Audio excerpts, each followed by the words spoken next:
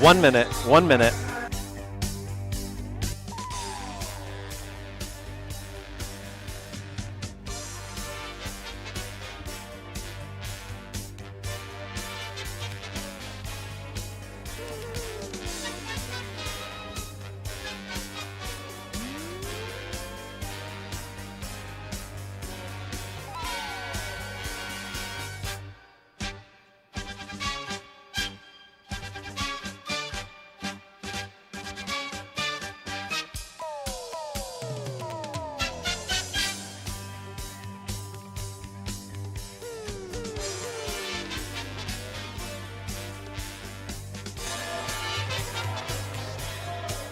Intro in 10.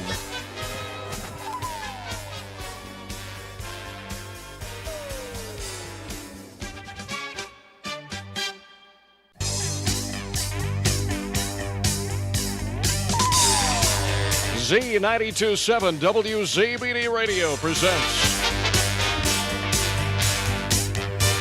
exciting high school wrestling. Brought to you in part by the many community-minded sponsors you'll hear. And now to the gym for the exciting action. Well, welcome, wrestling fans, here live from Mishawaka High School in the Cave, the oldest active high school gymnasium in the state of Indiana. And we are underway here in the semifinal round at 106 pounds. We've got 4 Bellmont Braves to follow throughout the day. And I am privileged to tell you who I'm sitting next to, and that is none other than Hall of Famer Rex Brewer. Thank you, sir. After a 2-hour drive up here, I had plenty of time to think about what happened yesterday. I was at the girls sectional at Muncie Central, which I thought went swimmingly well. I thought they had a great crowd, and that gym is probably nearly as old as the Cave here, and it is a wonderful venue to have that girls sectional in, and follow on to the regional next week as well. Yeah, and it's one of those things, too, where, the IHSAA made the switch last year to 3 levels of the state tournament. And the wrestling, not all that great at the beginning levels of the tournament. But let's be honest, we've been to some boys tournaments where we're just ready for it to get over at the sectional level as well. You know, and I had A.J. Bradley on and throughout the day.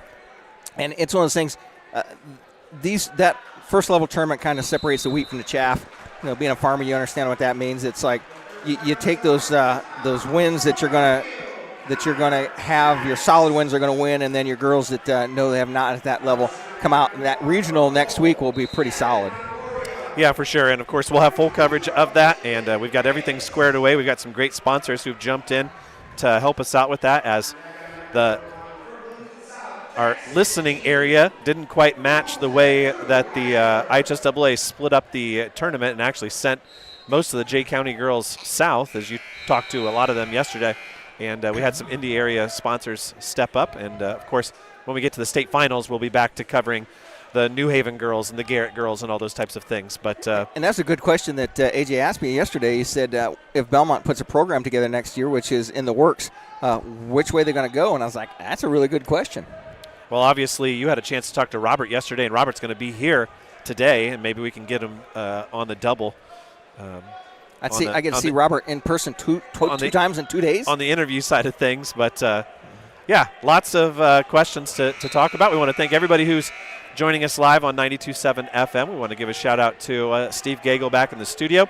And a happy 2026 to everybody. We hope you enjoyed our preview show yesterday at 9 a.m. We've got lots of friends here with us today, and we'll talk to many of them throughout the day. I see Wade McClurg strolling across the gym floor. And Rex, a little bit of an anecdote from yesterday. Tensions run high on the first day of Mishawaka, and when they call it a blood round, there's blood, there's sweat, there's tears, and there's a lot of shouting and yelling. And there was some excitement yesterday that I think has spurred, and it was partly inspired by some Bellmont antics. There's been a movement by the new Mishawaka Athletic Department to severely limit the number of people down on the floor here today, and to keep things under a watchful eye. You can see the gentleman standing over there in the corner. I don't think it's any coincidence that he's near the Bellmont section. So the old rule is they make a rule because there was a problem. Yeah, and it may end up getting named after a certain person, but that's okay. We'll laugh about it as it happens.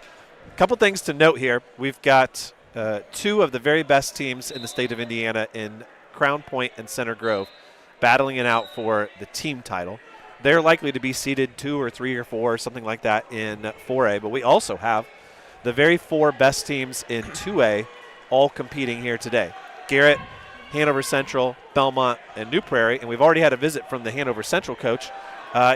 You always got to shake hands and be polite to the people who make big decisions. And it's a big, friendly world out there. You and I are kind of the ambassadors of it. We try not to pick sides. We know our roots. We know where we came from. But as a High School Wrestling Weekly, your goal was to not just talk about Bellmont Wrestling or Adams Central Wrestling. And we've gained a lot of fans throughout the state. I just shook hands with a big fan of ours who is a huge TikTok influencer, Nate Spangles, and I thanked him for his support of the girls' tournament yesterday with his advertising. And it's like we've really branched out. And if you'd asked me 7 years ago with this little thing called the High School Wrestling Weekly would turn into what it has, I think you were crazy. Well, it's been a lot of fun, and certainly it's good to have what we love, Adams County Wrestling and Adams County Wrestling teams, put in the perspective of everybody else across the state and connecting what we have locally with coaches and programs around the state. That there are probably I can't imagine that there's another program out there that's not ranked number 1 or number 2, because everybody knows about those programs, right? Everybody in the state knows Bellmont intimately. They know Adams Central's schedule, partially because of what we do. So anyways. I have talked with Coach Oberlin down there, and we were talking about Team State, and sometimes I step on my toes because I don't realize who's in Team State and who's not. And he's not in Team State, but he was kind of pitching out there. He said for next year he'd like to pitch. He said that he has no problem with the Modern Days and Cathedrals wrestling in 4A, but if you take 2 spots for a true 4A team that wants in, he thinks that you should bring 12 in. And I said, what's the downside to that? There's no downside. If you bring 100 fans with you, all you're going to do is increase the revenue of that tournament. So why prevent 2 more teams from coming in? Well, I would say the counter argument to that has been that there have been a group of very solid 4A programs in the last 2 or 3 years who have declined their invitations, who have refused to participate. And I think a lot of people think that the further you go down the line, but I certainly agree with your assessment that the more people you bring, the deeper the tournament is. Look, most of the teams that go to Team State know they're not going to win it. Yeah. And they come anyways, and they enjoy it anyways. And I think that's a testament to the program. So, well, other than 3 coaches that came here today, did you think you were going to bring your team here today and win this tournament? No, and no. Everybody. And I heard your interview with Mike Reiser yesterday, and you're talking about Coach Oberlin. You talked to him, and this is his first time. He's like, "What is a good day, Dane? I don't know what a good day is. Getting 2 guys through, 3 guys through. I mean, I don't know the feel for what a good day is. So you bring your kids here. You don't expect to win this, but your kids are getting quality matches. I mean, if they're getting wins here, they're pretty much quality wins." Well, with that, we will play a round of messages here, and we'll catch you up on what's happened so far at 106 and 113. And we're obviously working our way towards a consolation quarterfinal. You got your timer, brother? Between no, we're on YouTube today. Oh, okay. And, I'm sorry. That's okay. And we're getting ready for Henry Ferrote. We'll tell you more about who the Bellmont boys wrestle today, and we'll bring you all 4 first-round matches today. Xavier Palacios in the semifinals still has a chance to break Bellmont's streak of not having a champ here for a long time, and 3 more guys who are still having a chance to finish in the top 3. So we'll be right back after this.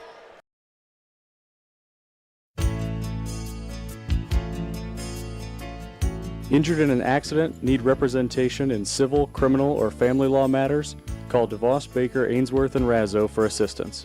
Our office has experienced trial lawyers who can guide you through the litigation process and provide you with quality legal service at competitive rates. Call 724-2129 to schedule an appointment with one of our attorneys, or visit our website at devoslaw.com for more information.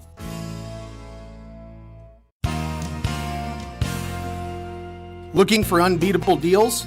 Head to Kelly Auto Mall of Decatur. With over 70 years of trusted service, we offer Ford, Chevy, Chrysler, Dodge, Jeep, and Ram all in one location. Enjoy free car washes for life, a huge selection of new and pre-owned vehicles, and limited time offers on our remaining 2024 inventory. Deals this good won't last. Hurry in today. No matter your age, health and life insurance can be confusing and overwhelming. This is Derek Bailey with Bixler Insurance.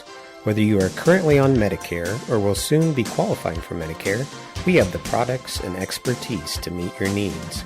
Under age 65 and looking for health coverage? Interested in protecting your family from an unexpected loss with a life insurance policy? We can discuss options to assure your peace of mind. Call Bixler Insurance today to schedule your free appointment. Most of us take clean water for granted, but the plain truth is cities work hard to keep our waterways and stormwater sewers as clean as possible. In the field and around the neighborhood, you are the city's eyes. What you casually observe can make a difference. So if you see signs of trouble, including odd odors, unnatural water color, or signs of dumping or spills, please notify the city immediately. Be proactive. Choose to make a difference. Get more ideas on the web at DecaturIN.org. Indiana Physical Therapy is your independent local choice for physical therapy. There's no referral needed to come see us, and we accept all insurance. With direct access, you can just walk in and request an appointment at any of our 18 convenient locations. Our team of expert therapists are here to help you recover and get you back to doing what you love. Visit us online at indianapt.com to request your appointment. Indiana Physical Therapy, where people go to get better. Welcome back here to the semifinal round of this year's Al Smith Classic. And there's a lot of discussion about what to call the champions of this year's Al Smith Classic. You can't say, well, I was the 2024 champ and I was the 2026 champ, because somebody's going to be the 2026 champ in about 12 months from now. I guess they're going to call him the 2025 champ, even though they're going to win it in 2026. It's semantics. They were seeded in 2025. I guess that's as close as you can get. So I get confused sometimes when you talk about you're a 1978 state runner-up. Well, what year was that? Well, is that 77, 78? Correct. Yeah, especially with things that happen in fall sports, right? Somebody wins a football state title in 1995. They're the senior quarterback. You think, oh, he graduated in 95. No, actually, that was 96. So let's get you caught up here on where we are on the semifinals. Connor Maddox, maybe the best wrestler in Indiana, to be honest with you, with the accomplishments that he's had. He tech falls Joe Hamilton 17-1 and reaches the finals at 106, while Kennison of Crown Point gets the fall over DeLuna of Hanover Central. And you'll notice, Rex, if you're on the dashboard right now, that Sam Wolpert's name shows up because, of course, as I called yesterday in the show at 9 a.m., Sam Wolpert will be the last person wrestling in this tournament on day one, and it's exactly what happened. It happened last year, actually, is what inspired me to make that prediction. But I'll tell you what, I had a conversation yesterday with, actually my wife had the conversation with Sam's dad and Ed, and Ed just expressed some dismay at how much pressure Sam had been putting on himself to get through to the second day.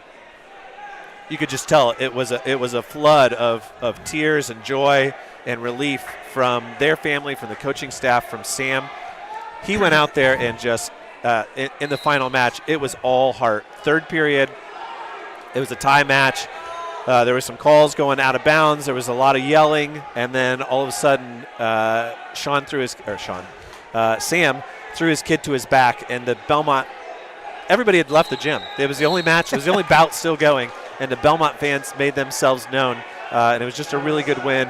And I don't think Sam is done. I'm going to predict it's not going to be an 8th place finish for Sam Wolpert. He wants to show that he belongs, and he wants to use this as a springboard to making it to state this year. You know, that's different than the conversation that we had with Coach Oberlin. It's like he didn't know where the Fighting Oberlin should be. But like I said, Sam understands the pressure, and he understands the legacy that this tournament is. And it's like, where do you want to fall as one of the Bellmont faithful, and how did you do it, Al Smith? And they understand that pressure.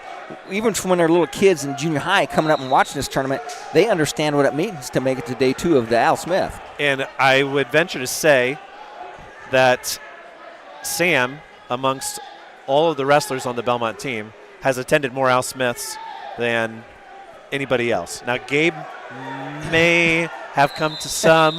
When he was little, I think he got kept home a lot of years when Tim wasn't the head coach yet. But, yeah, you're right. Sam is very much cognizant of where he stands in the overall historical perspective of Bellmont wrestling. That can be a good thing. It can be a bad thing if you let it get to you, but I don't think that it has gotten to Sam. Obviously, he's had some injuries over the years that have kept him, and I think he really wants to be defined, his career defined, by what happens over the next 6 weeks, beginning yesterday, and not some of the injuries that have kept him out and made him miss some matches. I digress a little bit, but you talk about the history of Bellmont at the Al Smith. My good friend Tony Roman, the very first ever Al Smith champion, lost his father this week, so condolences go out to the Roman boys. And Tony's a big fan and somebody who's always listening to us. We know that it's early on Saturday, but if you're a wrestling fan, you got to get into the habit here of listening on Saturdays. Put a headset on this guy. You got 1 minute? I'll dial him up here. We're joined by the head coach of the Hobart Brickies, and we talk to you every once in a while by text, every once in a while on the show, but it's nice to see you in person. How'd your team do yesterday? I'd say the big guys did pretty well.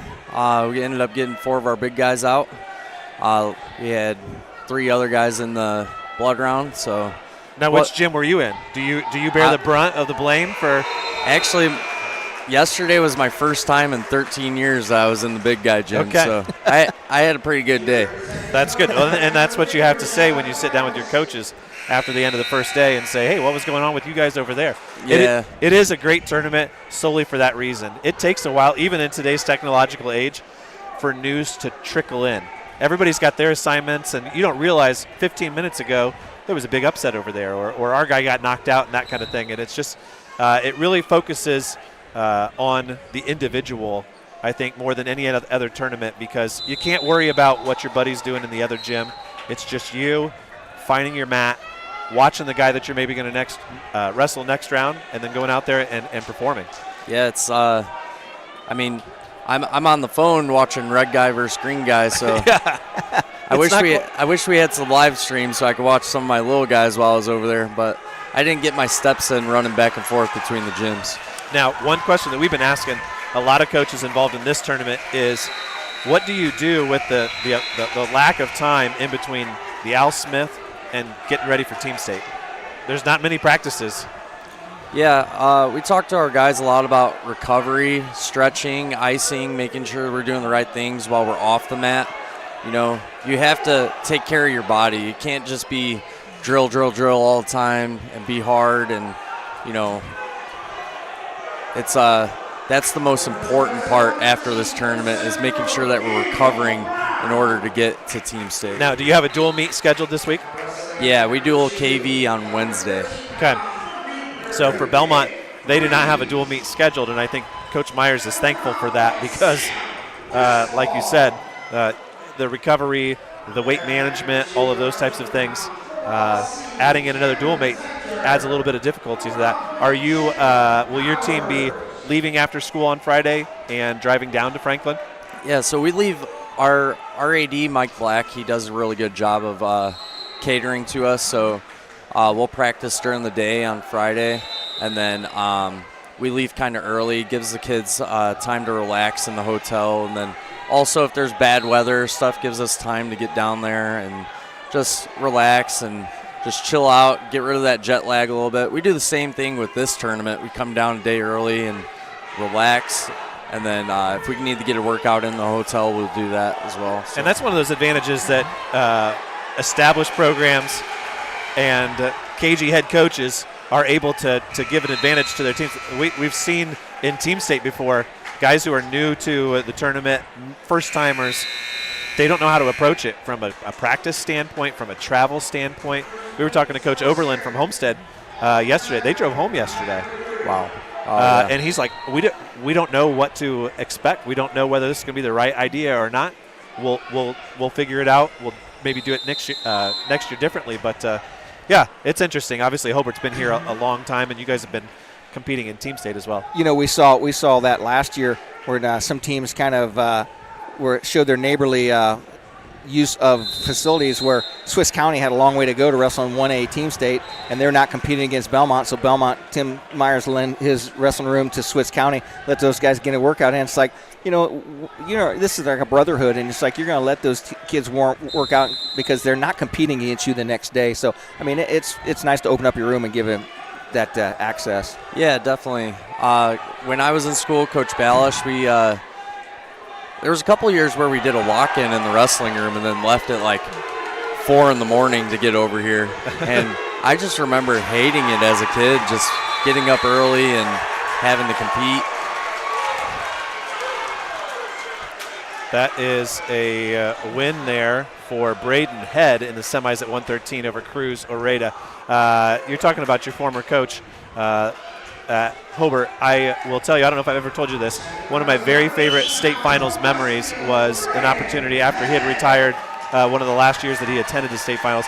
I just, by random chance, ended up sitting next to him in the stands and just spent probably 4 or 5 hours talking high school wrestling, fatherhood, life with him, and just a ton of respect for him. What a great guy he was. Yeah, absolutely. He was like another dad to me, and it's pretty great. Like, he gives me a lot of God winks. You know, like my daughter was born on his birthday, and then out of weird, like, world stuff, like, his daughter bought the house next to me without even knowing that.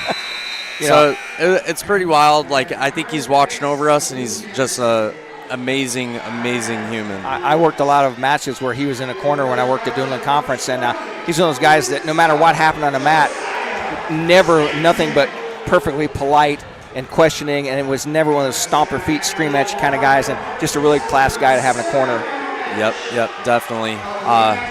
Never had to worry about that with Coach Balish. I had the opportunity to even coach with him, and he'd be the guy pulling the back of my shirt, like, "Hey, you need to sit down. Don't go to the table. Just relax." Well, Coach, we wish you the best of luck with the brickies that you have available, and then of course you'll have your whole team down at Franklin on Saturday. We wish you the best of luck. Appreciate it, guys. Always love talking with Coach Zach Johansson, and watching the Hobart Brickies here at the Al Smith.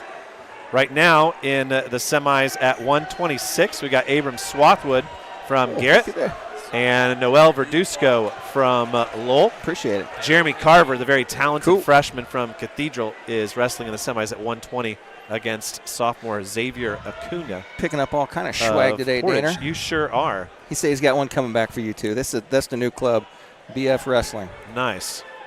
With that, we'll send it back to the studio for a round of message. We'll be back with more coverage of the Al Smith as we get ready for Henry Froat's match at 138 right after this.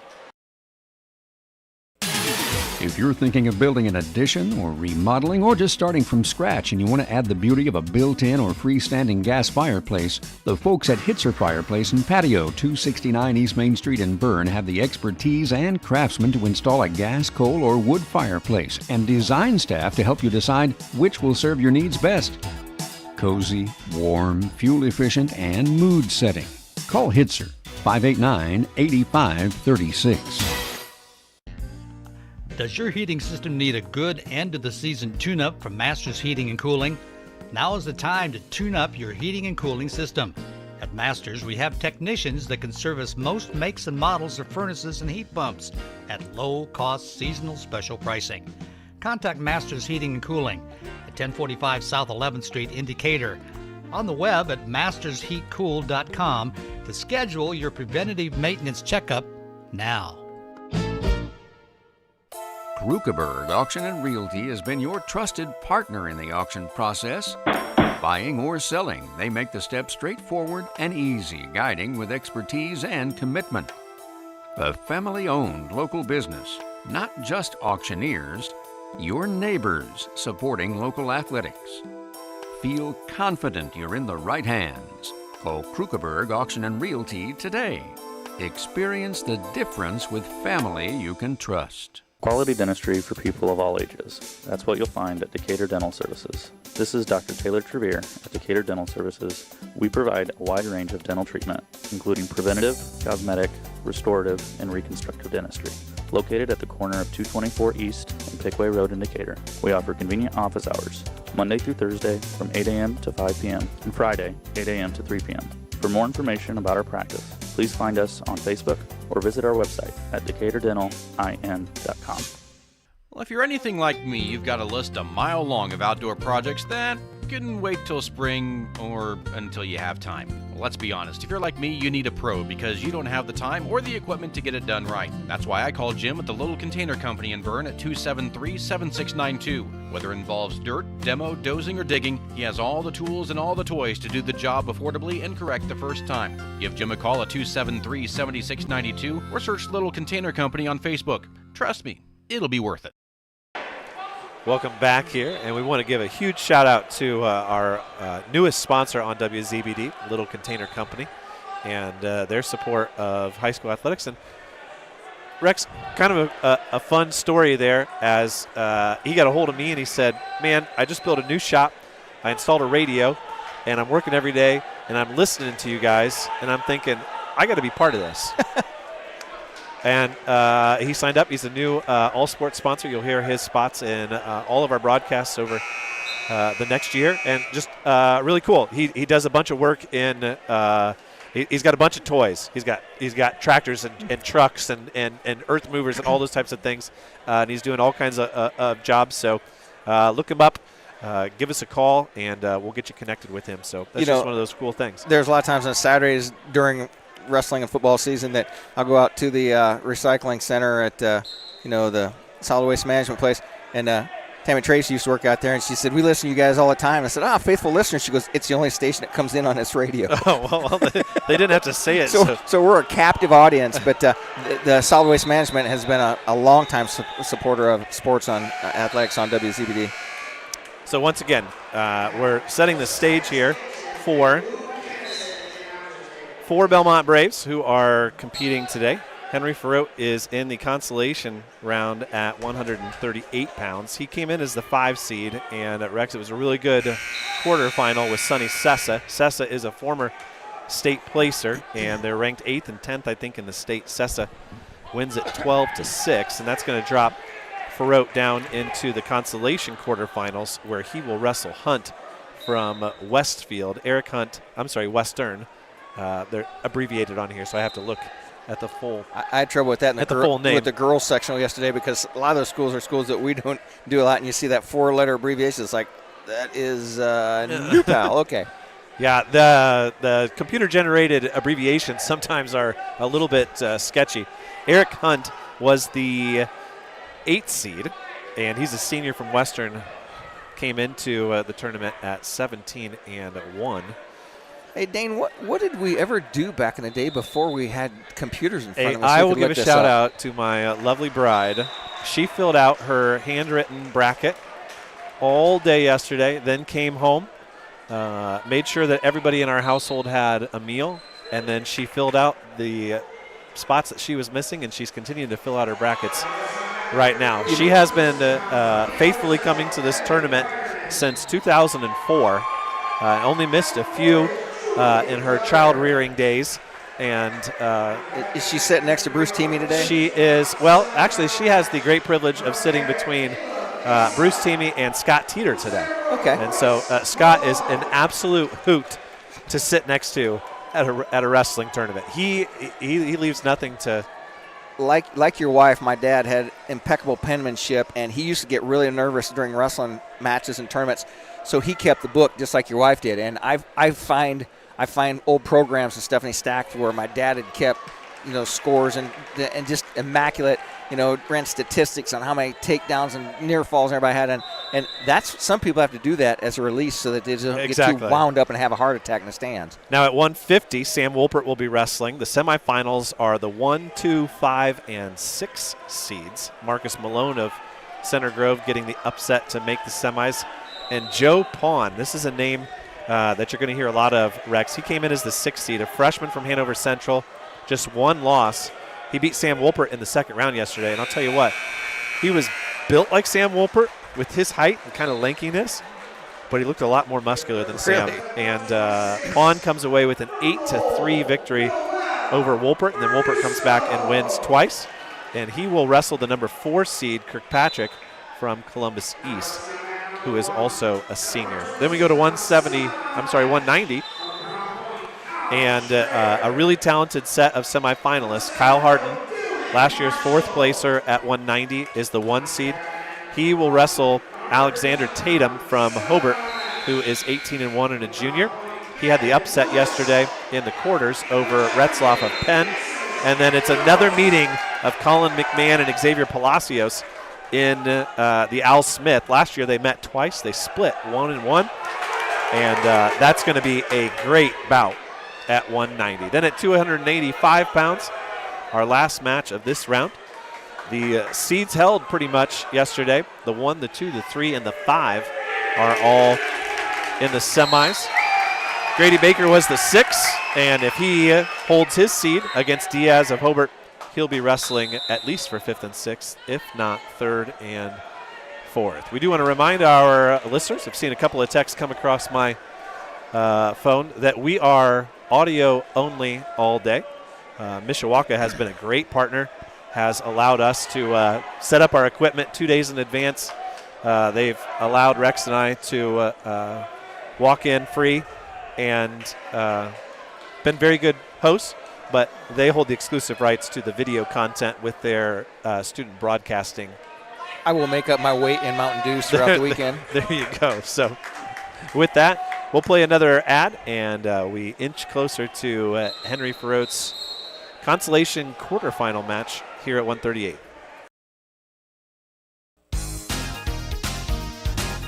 At Three Rivers Federal Credit Union, we're focused on empowering you to achieve financial wellness by offering the resources and support you need every step of the way. We're equally committed to bettering lives in our region through volunteerism, community funding and partnerships, college scholarships, and more. We give back to the people, places, and ideas that matter most to you. Learn more at threeriversfcu.org. Three Rivers is federally insured by the NCUA. Join the team at Smith Brothers of Bern, where they pride themselves on providing their employees with a family atmosphere. Smith Brothers is currently hiring with a Monday through Friday work week in an air-conditioned environment. Employees are not required to wear uniforms and can listen to music while they work.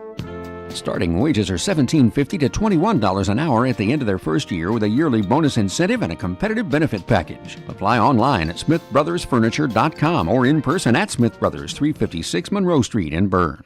We select our insurance companies the same way you do, very carefully. When you work with us, you can count on receiving fast, courteous, and professional service and quality protection through Auto Owners Insurance. For a no-problem approach for your life, home, car, and business insurance needs, ask us about the No Problem Company, Auto Owners Insurance. See Toby, Mark, Kyle, or Barb at Graber Insurance with offices on Highway 27 North in Bern and 623 West Monroe Street in Decatur. Hey, do you know when and where we can recycle in Adams County? Well, I know you can recycle from 8 to 4 weekdays and Saturday 8 to noon at the transfer station next to Golden Meadows. Okay, where else? In Decatur, behind D&D Marathon on the east side of town on Thursdays, Mondays at Simon Manufacturing 27 South in Bern, and in Monroe on the third Tuesday at the fairgrounds. Plus, you can always get the latest info at adamscountyswmd.com. Thanks. When you need building materials, you need Arnold Lumber, 425 Winchester Street in Decatur, featuring lumber in a wide choice of sizes, plus doors, windows, roofing, and more. Whether it's a complete new home or remodeling, a new deck or deck repair, a new kitchen or a kitchen update, whether it's an erected or materials-only garage or pole barn package featuring quality metal, free professional designs and estimates. Arnold Lumber provides it all. Open 7 to 5 Monday through Thursday till 4:30 on Friday and 11:30 on Saturday. Welcome back here to the Al Smith. Dane Filling, Rex Brewer with you live. And Rex, we're inching closer. We're not quite there yet. But Henry Ferrot will be up here eventually. And who do we got on the mat right now? Across the way on mat number 1, it's Maximus Quiros versus Gavin Lewis. That is Crown Point versus Chesterton. That's a 132-pound match at 126. On mat number 2, it's Joshua Kite, senior from Mishawaka, wrestling against Jet McGuire from Warren Central. That match is 0-0. And on mat number 3 is Julian Duggar from Portage, wrestling against Evan Kreiderman of Hanover Central, and Kreiderman with a 7-0 lead right now in the third period. Yeah, we've got just a few more bouts to go. Have we seen, let's see, what, I think they're going first available mat, are they not?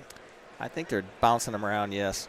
I just did see Coach Sean Froat and Tim Myers come in. I think I hear Henry is going to be on mat 2. That's one thing I like about USA bracketing. They give you on deck and in a hole down below each match. There is a fall from Evan Kreiderman of Hanover Central. He advances at 126 over Duggar. Now, the losers of the consolation quarterfinals, then, they're done until the placement round. They'll wrestle for 7th and 8th. The winners of this round in the consolation side, they will go into the consolation semis. Well, they'll meet the losers of the semifinals. And obviously, if you win the semifinals, you're in the finals. So. And you're looking for some of those guys to come back and steal a match here, because some of those guys that get beaten in the semis a little bit down, and they may not wrestle as well in that consolation wrestleback. Yeah, we saw Max Quiros for Chesterton at Goshen.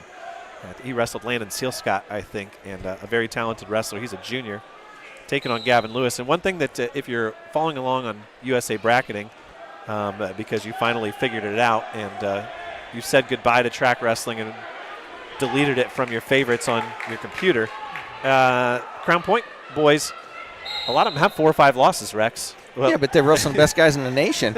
That's what you need to keep in mind, and many of them were rewarded with good seeds. I thought that Joe and Mike did a good job.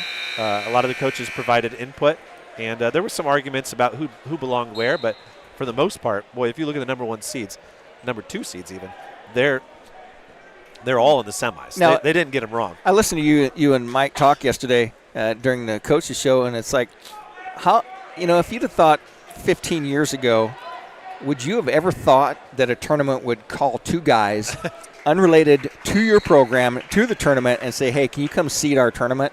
I mean, that's only because what they do in Indiana Mat, and because they have 4 guys in 4 semi-state areas ranking that, and Mike pulls all that information together. I mean, why wouldn't you have those guys come in and do it when they have the knowledge base that you, as a guy that sits in this office, in this room, in this high school, doesn't know everything about the rest of the state? Well, look at him across the way from us. I'm going to send a picture of him. Bunch of dorks sitting across the way. Bunch of dorks.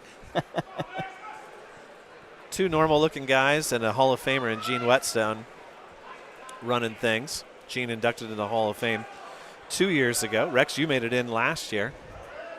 Henry Wilkes, a Hall of Famer. He's officiating today.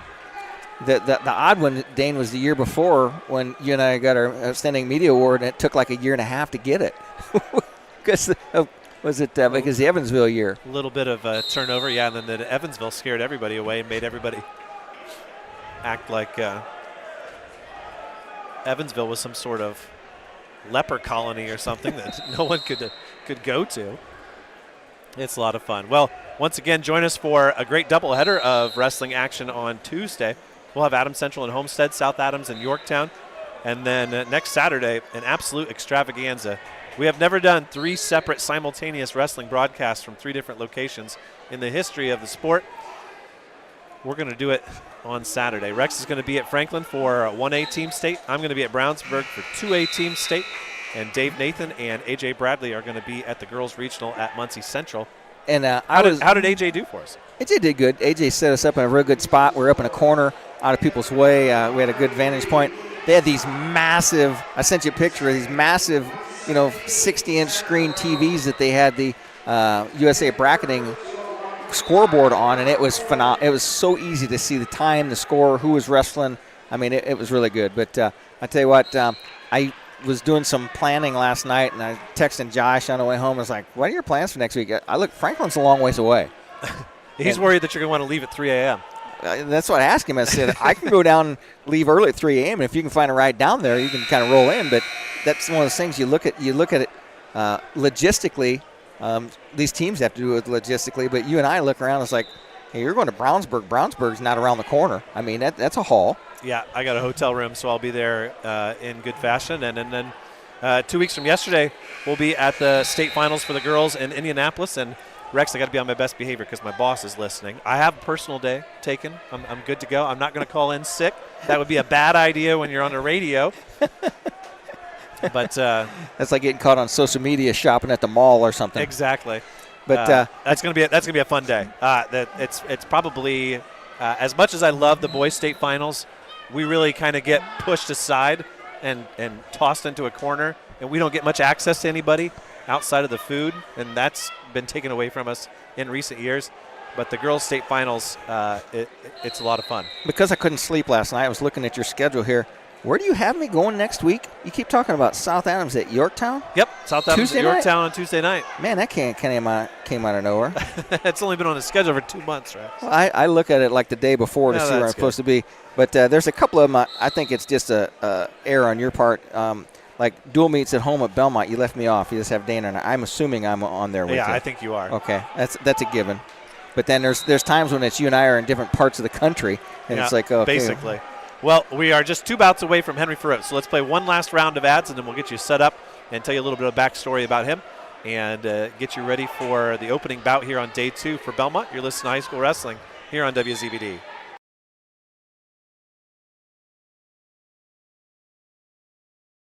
Hi, this is Jennifer from Manly Meats. Did you know that Manly's offers specials throughout the week? On Monday and Tuesday, we have our 10% discount on convenient prepackaged frozen beef and pork. Wednesday is Senior Citizen Discount Day. Thursday afternoon offers our hot off the grill specials, and every day is Military Discount Day. Savings and enjoyment on the finest cuts of meat is a great reason to shop at Manly Meats. Just 5 minutes east of Monroe off Highway 124. See you soon.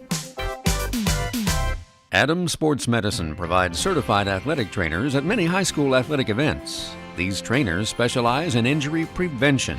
Dr. Robert Kinney is board certified in physical medicine and rehabilitation as well as sports medicine, while Dr. David Coates is board certified in orthopedic surgery. Both Adams Medical Group physicians will be there to provide non-surgical and surgical care. Visit adamshospital.org or call 1-833-724-DOCS to schedule an appointment. 9 miles from Monmouth and 9 miles from Fort Wayne, situated on 27 just south of 469, sits 9 Mile Restaurant, your home for great meals since 1837. Providing home-cooked meals to travelers between Decatur and Fort Wayne for over 180 years, 9 Mile has stood the test of time as an institution on the southern edge of Allen County. With seating on the family side, the bar side, and outdoors, there's always a reason to stop and have a meal. 9 Mile also has a full-service bar and a professional service that can cater your next event or party. The next time you're on your way to or from Fort Wayne, stop in. If you've gone the distance, welcome to 9 Mile. This holiday season, our Best One team is especially thankful for you. And no matter what time of year it is, we're here to provide you with peace of mind every mile of the way. Right now, get a Valvoline full synthetic oil change for just $39.99 after rebate. Plus, enjoy the lowest tire prices around to keep you safe and road ready for every holiday drive. Because peace of mind shouldn't come with a big price tag. From our Best One family to yours, thank you for trusting us, for choosing local, and for letting us keep you rolling safely through every season. Best One in Monroe, selling tires, serving people. Don Myers Plumbing and Heating in Bern is your American Standard home comfort dealer. American Standard has been in business for more than 100 years and welcomes Don Myers Plumbing and Heating of Bern as one of their independent dealers. Don Myers Plumbing and Heating and American Standard will provide your home or business with energy-efficient heating and cooling equipment, saving you money. Don Myers Plumbing, Heating and Cooling at the east edge of Bern on Adams County Road 000, your American Standard heating and air conditioning dealer.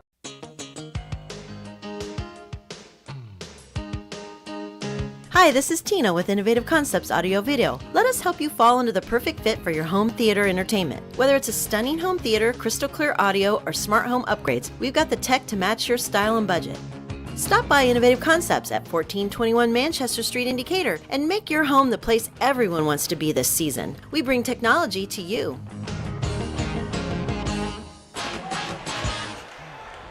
Welcome back here as we sit through some injury time over there on the mat that is awaiting Henry Farote, but they are back underway, so we're creeping closer to Henry's bout here. Evan Stanley out with a big lead over Sonny Sessa on mat number 2 in the middle there. He has a 6-1 lead as the junior from Lowell showing why he's ranked high in the state. Jet McGuire of Warren Central, who transferred there this year, is up 6-1 over Josh Kite of Mishawaka. And Rex, I got to show you this one. I didn't send this to you yesterday because we were so busy. Saw a new one over at the Big Boy Gym, and I thought you'd get a kick out of it. Oh, I think I took a picture of it with my camera. It's a young man on the Mishawaka team. He's got a senior banner over there because they usually wrestle their home meets over there in the Big Boy Gym. It's him shooting a basketball in a singlet. What a goofy kid. Is that a play on words or what? What's that mean? It's just funny. He's got a good shot, apparently. If you've ever seen a wrestler play basketball, it's not a pretty thing. I saw Ty Haney's brother. What's Ty's other brother's name? He was the only kid on the Bellmont team I knew that could slam dunk a basketball. He was like a 6'5", 177-pounder. Rex, how about a team score update before we I'll bring it to you. We'll keep your dashboard open. Crown Point has opened up a 22-point lead on Center Grove. And Center Grove has a 57-point advantage over Bloomington South, who are in third. Bloomington South a few points ahead of Cathedral in fourth, and then comes Westfield. Then there's a gap between them and Lowell, Columbus East, and Garrett. Garrett into the top 10, and talking to a couple people after yesterday, I think Garrett has pretty much clinched the number 1 seed in 2A. Well-deserved. Their showing this weekend has been impressive. Portage is under them, and then it's Maryville, New Prairie, Zionsville, and Hobart. And then Bellmont are in 16th place. So that's where we stand. Now, Dane, we're learning with USA bracketing. Our buddy AJ showed me something yesterday. If you go up and you hit that right there, it takes you back to this homepage. I didn't know that. Yes, that's what you need. You got to find the right buttons. You hit that button and it takes you, and it gives you all your options right there. So that's where we stand, and once again, we are awaiting Henry Farote as he will take on a young man from Western. And we're just one bout away from that. Right now, Warren Brown of Maryville is in the first period against Dylan Wills of Warren Central.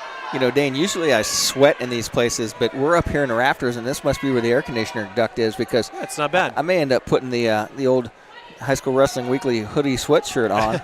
Speaking of that, I think you got to come to the Al Smith and Layers, Rex. I think the new I need a new one. I got a couple of food stains on my other one, so I'm looking forward to that new one. And if you're out there listening and you want to get your gear, your High School Wrestling Weekly gear, get that taken care of in the next week or so. We'll probably close that down, so we got our gear to wear through the tournament series. So go online, and Dane has posted the link several times. But if you need that link, just text me or Dane, and we'll send you the link to the catalog for the Team Mantra Wear High School Wrestling Weekly gear. Hunter Mallory is trailing Isaiah Bakima of Hanover Central. And Rex, one of the things that we said is we got to keep track of a lot of these 2A teams as they're all going to be attending the 2A team state at Brownsburg next Saturday. And kind of a unique setup in that the top 4 teams in 2A are all here in this tournament, and a lot of them wrestling each other at various points in the tournament. And so some familiar faces, and we're going to be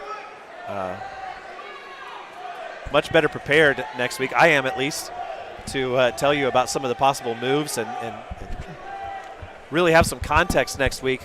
I know I'm sure anybody who's listening to the Bellmont broadcast next week is going to hear a lot of me saying, well, this kid finished this place, or he made it to this round on the first day, and using that as kind of the measuring stick.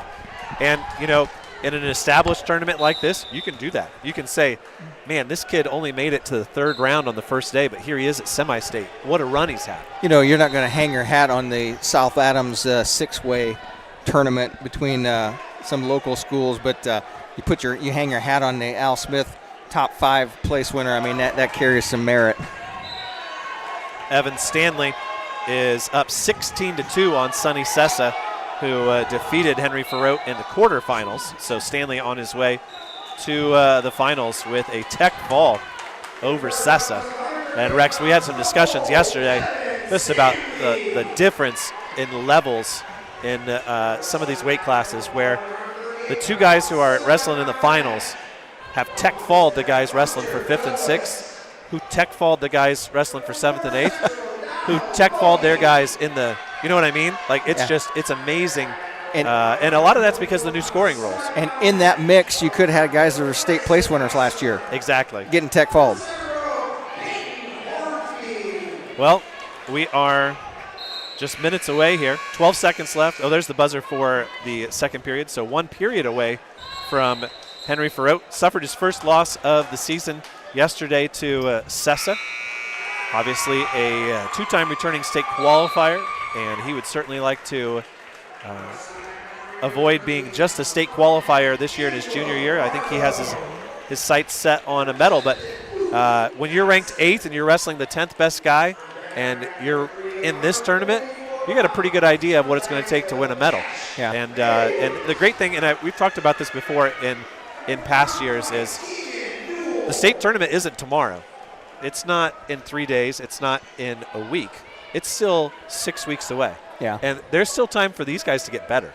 There's still time to improve and learn something in training. Good match here in the middle, Matt. Here on mat number 1, it's Donald Bowie, the freshman, he's a junior, undefeated from Warren Central Wrestling, undefeated 21-0. Hunter Douglas from Homestead, as Douglas ranked high in the state at 138 pounds, ranked number 1 in the Fort Wayne semi-state. Warren Brown still leading there with 90 seconds left over Dylan Wills at 132. Belmont's 132 yesterday was Luke Rubel. And Luke wrestled hard, just had 2 tough matchups, and I'd have to look back at the bracket to see how far those guys went, but it just seems like he was not in a position where he was going to compete with either of those 2 guys. Trevor Humberg beat him in the first round, and he was defeated in the second round. Where did that drop him? By Witry of Lake Central. Witry got knocked out by Brown in the blood round yesterday, and Humberg also got knocked out in the blood round. So there you go. That's just kind of the way it works, especially when you come in as a first-year participant in the tournament. Hunter Douglas was in on a tough leg attack, and he had Bowie on the edge of the mat and couldn't finish inbound, so they're back up on our feet neutral, no score, with about 16 seconds left to go in that first period. That match at 138. That was a semifinal match. Yesterday we saw a couple of bouts where you can just tell the Warren Central kids come in here and they have a different attitude than a lot of the other teams. Coach O'Neill has kind of instilled that in them. They don't, somebody booing them, they don't care, bring it on. And we saw that from Bowie yesterday in a match against New Prairie. And they're tough kids, and that's a great program, and it's been a great program. The program has persevered despite coaching change after coaching change. You know, you think about the Tante days, right, when they were at their very peak. Coach O'Neill comes in, and that's just the tip of the iceberg as far as the Warren Central program. See, I go back to the Carmen Hurley days. I go way back. So Henry Farote ranked number 8 in the state. He's taken on Eric Hunt, a senior, and his first loss of the year, his only loss of the year, has been to Evan Stanley by fall. The Indiana MAT rankings have changed. Now they're up to 30. I don't know if you noticed that. And Hunt makes it into the state rankings because of that at number 28. You're going to have to wait a little bit longer, though, to hear Henry Farote because these two are headed to overtime. here at 132. That is on mat number 2, which is to our left on your radio dial. No, that's to our right over there. That's to our right over there. You know, I was just would hope that they would put the mats in line with the screen on bracket wrestling. Well, it just depends on where you're sitting, though, Rex. If you're sitting over there, then they're not in order. Well, they got mat number 1 is in the middle. Yeah, mat number 1 is the one controlling the scoreboards.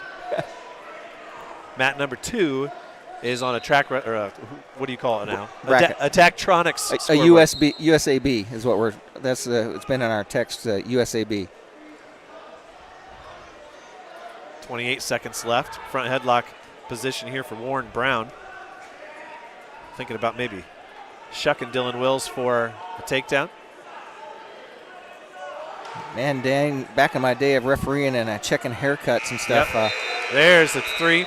That haircut would not make it back in the day. Warren Brown will wrestle in the consolation semifinals at 132. Dylan Wills will wrestle for 7th and 8th. And we're about to get underway. And to call this match for you, Hall of Famer Rex Brewer. See, did Bellmont get some new unis? Those are the new middle school singlets. Coach Myers really likes them, and he's allowing them to use them on the 2-day tournament so that they don't have to worry about laundry. So it will be Henry Ferrote, and he will be wrestling against Robinson of Lowell. Is that right?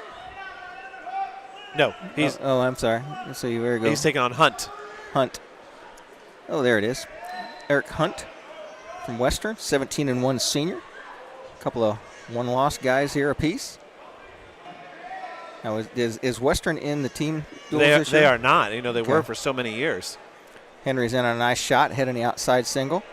Getting cross-face there. He's going to try and work his way back up. Has his opponent on his hip. Hunt trying to fight out of it, and Henry's going to come up through the middle and finish Iranian. Henry's got the lower leg, comes up, bundles up 2. Now he's going to come back and try and hit a side cradle here. Bring him back in. Henry's trying to maintain that control of his leg in there. Now he comes up around the waist. There's 2. There's 3. Henry calls him out.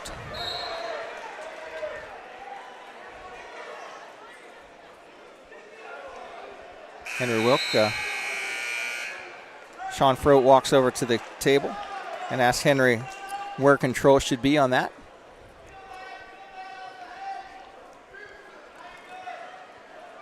Nothing changes. 0-0 is the score with 13 seconds left to go here in the first period.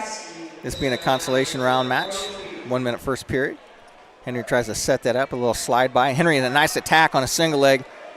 Works his way up. He's got 5 seconds left to finish this off here. Reaches up, grabs the other ankle. Comes up. Time expires, and a whizzer hangs in. And as Eric Hunt is going to able to hang on and fight off that second attack of Henry. Choice goes to the corner of Western. He defers, goes to Bellmont. I'm sorry, vice versa. And Eric Hunt takes the down position. Quickly, Hunt up with the first point of the match as they escape. Very little resistance there by Henry. Henry's been in on a couple of really nice shots. There's a shot by Hunt. And Henry's going to try and scramble out of this. He's going to go between the legs, squirrel up here. Gets in that scramble situation. He's going between the legs. Now he's going to come up and finish Iranian on Hunt. He's going to turn in. Frote's in pretty good position to finish this here. Frote was in trouble at giving up that takedown. And Henry comes out the back door and gets the takedown. Great job by Frote. They're on their feet. Henry's going to give him escape. So 3-2 is going to be the score here. With a minute 26, Henry on a nice shot, heading the outside single, trying to post on that back leg. Henry's got Hunt on his hip, and Henry's going to get the takedown. So Henry's going to take a 6-2 lead here. That one. Thought I had it. You back in? Yeah, I'm back in. I was taking some pictures. Henry going to cut him loose. It's going to be 6-3. Henry's been in some really nice shots there. There's a nice shot by Hunt. And on a double, Henry's going to try and fight him out of that. Henry's on his hip. Going to give that up a little bit. He's got a minute to go. Henry gets his leg back out of there. Better position now. Hunt's in on that single leg, and Henry's going to cross-face him out, try and power his way around. Henry's got a side cradle locked up. See if he can get his head down into the position. See if he's going to take Hunt back to take his him back. right over. As Henry looking to see if he's going to try and flatten him out. No control given yet by Henry Wilk. Don't get my Henrys confused here. Henry Farrow now has him on his hip. That's got to be 3, and he's going to work his way in for some near fall. He's going to get a 4 here. Oh, comes back off his back. He got 2 quick ones. He's still got, oh, no, he lost the hold. So he's going to get 2 out of that. So a takedown and 2 makes it 5. Farrow's starting to He's open locked us it up. back up. He doesn't have it locked up, but he's got the leg trapped, and just as good, he's got him twisted up, got him leg split. Going to come up and force him back with 1 second left to go. No near fall. Henry ends the second period 11-3. Henry takes the down position. You know, Dane, you take a match, it was that close at the beginning of the first period, and Henry to take down a couple of sets of near fall, really starting to stretch this thing out, 11-3. Henry, no real first move. Eric Hunt tries to break him over on his hip. Froat tries to stand up to his base. Froat working on some hand control. Hunt's got a hook, overhook. Got that chicken wing locked up. Froat's got that broken back down out of there now. Hunt runs a spiral ride. Dane, this crow's nest view is a little bit different to call matches from. It gives you a different perspective, doesn't it? Yeah, you're definitely up in a different angle than what you're used to. So Froat stands up, tries to turn in. Hunt's got a bear hug locked up on him, no change. He's still got the lock. It'll put Henry back down in the down position. Henry with a minute 25 left to go in his match, and Hunt says, nope, I'm going to cut him loose, put him up, go for the big throw. Henry with a 12-3 lead now. Henry, both wrestlers shoot at the same time. They come back up after they recover. Henry shoots on a leg and catches Hunt off balance, and Henry slides around, gets a single leg, cuts him loose. 15-3, 15-4 with the escape. Hunt tries to throw a little fireman's carry, and Henry goes up over the top. They're in a scramble situation here as Henry rolls through the leg, and Henry's going to try and come out the back door here. No control here. Froat's trying to come up and out of there, and Henry's going to come out the back door. And Dane, these guys scramble so well. They intentionally go in, dive between the legs, grab that leg. Now Froat's going to take that. Still in a scramble, no takedown. He's going to catch him right to his back. He's going to tech him here. He's got an 18-4 lead and some near fall, 3 near fall, and that's going to do it. Henry Froat, 21-4 is your tech fall win here at 138 pounds. So Henry now will have an opportunity to wrestle in the consolation semifinals. We'll tell you more about his opponent and get you ready for Sam Wolpert right after these messages. The staff at Haggard, Hershey, and Zelt Funeral Home is honored to serve the community we love and live in. Locally owned and operated by Ryan Hershey and Eric Zelt, we understand that each family we serve and each life lived tells a unique story. Our goal is to offer comfort, care, and dignity to all who entrust their loved ones to our care. We are proud to call Adams County our home and look forward to serving you for generations to come. Why lose out to pain? Visit Dr. Carla Grody at Grody Chiropractic, 320 West Monroe Street, Decatur. She's a specialist in the utilization of proven non-force techniques to treat injuries of all kinds requiring professional chiropractic care. Call 724-2510 for an appointment with Dr. Carla Grody. Open Monday through Thursday, closed Friday and Saturday. Grody Chiropractic, 320 West Monroe Street, Decatur.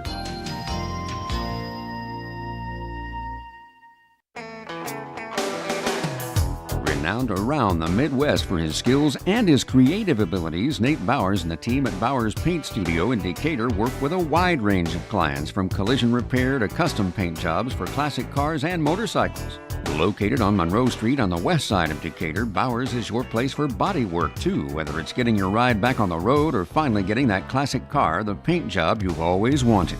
Stop by or give Nate a call to put the best in the business to work for you. Two Brothers Bar and Restaurant, located on the corner of 3rd Street and US 224 in the heart of downtown Decatur, is your home for great meals, a cozy atmosphere, top-of-the-line catering, and now free meals for kids. That's right, this summer on Tuesday and Wednesday nights, kids under 10 eat free with the purchase of just one adult meal. Whenever you come, Two Brothers is the place to sit and enjoy a meal. Offering burgers, wings, chili, ribs, appetizers, and nightly specials, Two Brothers has a banquet room, a bar side, and a family side. For your next meal, visit Two Brothers Bar and Restaurant in Decatur. Expert Transmission on US 224 in Decatur and on US 124 in Bluffton is the place to go for not only transmission help, but also full-service general auto and truck repair. Matt, Corey, and Tyler at Expert Transmission are experienced and ASE-certified mechanics who can diagnose and fix your family or work vehicle. Call Steve or Dustin soon to set up an appointment.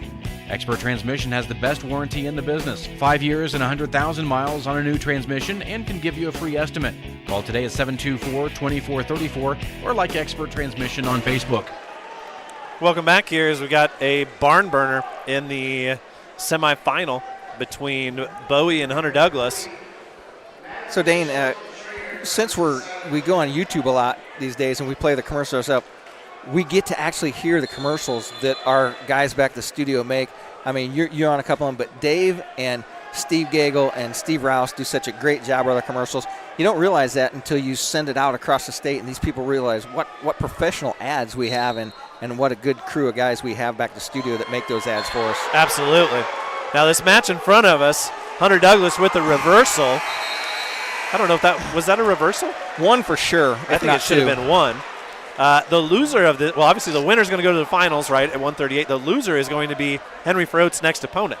Yeah. And so obviously Henry and Hunter Douglas have a long history with each other back from his days at Norwell when Henry was a freshman. Well, and so that would be a very intriguing matchup. Jeff Colburn's official, and I've refereed with Jeff Colburn long enough. Jeff Colburn called it 2, and that guy can talk to him all day long, and that's still 2. Well, when they came up and the buzzer went off, he was in a single leg position, trying to treetop it. But he had control before that. And I think that's what's ultimately going to be the difference. So the score is 3-1, and it'll be Bowie's choice, and he'll need to go you can't go neutral. Yeah, he can. You can't. He can. I say no, you can't. You can't go neutral. You got to go top or bottom. Top or bottom. You have to write him out. You can cut him loose. You can give him 1 and go neutral. How, as a coach, do you not know that? And the guy at the bench says you can't go neutral. You can cut him loose and give him 1. Can't go neutral. So Bowie is going to go down.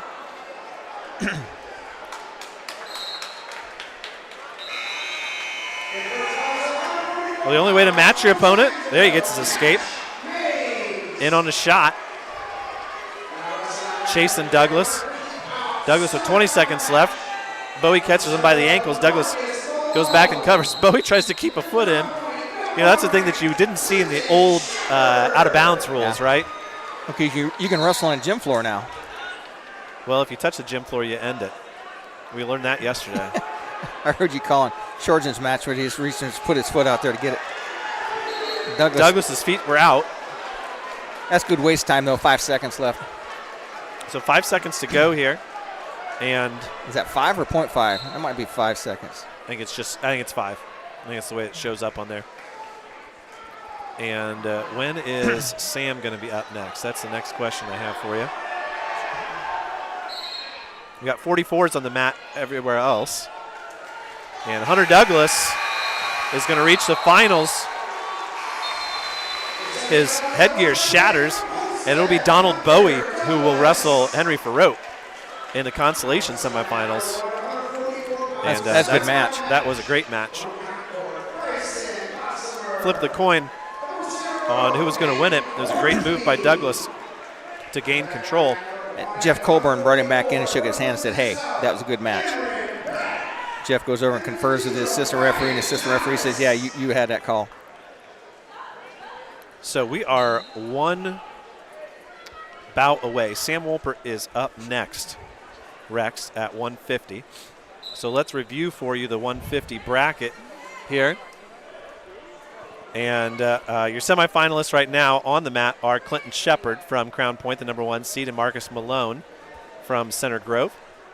Joe Pawn and Hank Fennessy are wrestling up next on the other mat. In the consolation semifinals, then, it's Sam Wolpert and the #4 seed, Caleb Kirkpatrick. Kirkpatrick was defeated by Malone 4-2 in the quarterfinals yesterday, and then, like Wolpert, came back and won in the blood round. Now, Sam took a different path, as I told you. He won his first match and then got knocked out by Pawn from Hanover Central. And then Wolpert had an 18-1 tech fall over a young man from Plymouth, a 12-2 win over Scott from Western, and then that, I believe, if I remember right, Rex, and it was a long day yesterday, so I apologize if I'm not completely recalling all the details. I'm not here, so I don't know. So I'm pretty sure it was a 4-4 match.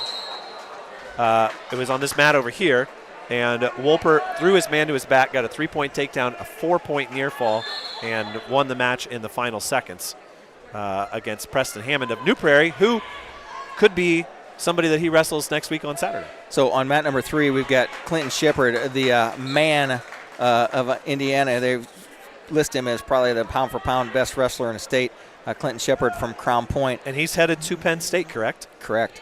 And he has a 9-2 lead over Marcus Malone from Center Grove. Just one loss on the season. Those are a couple of studs right there, Dane. Wrestling in the semis here.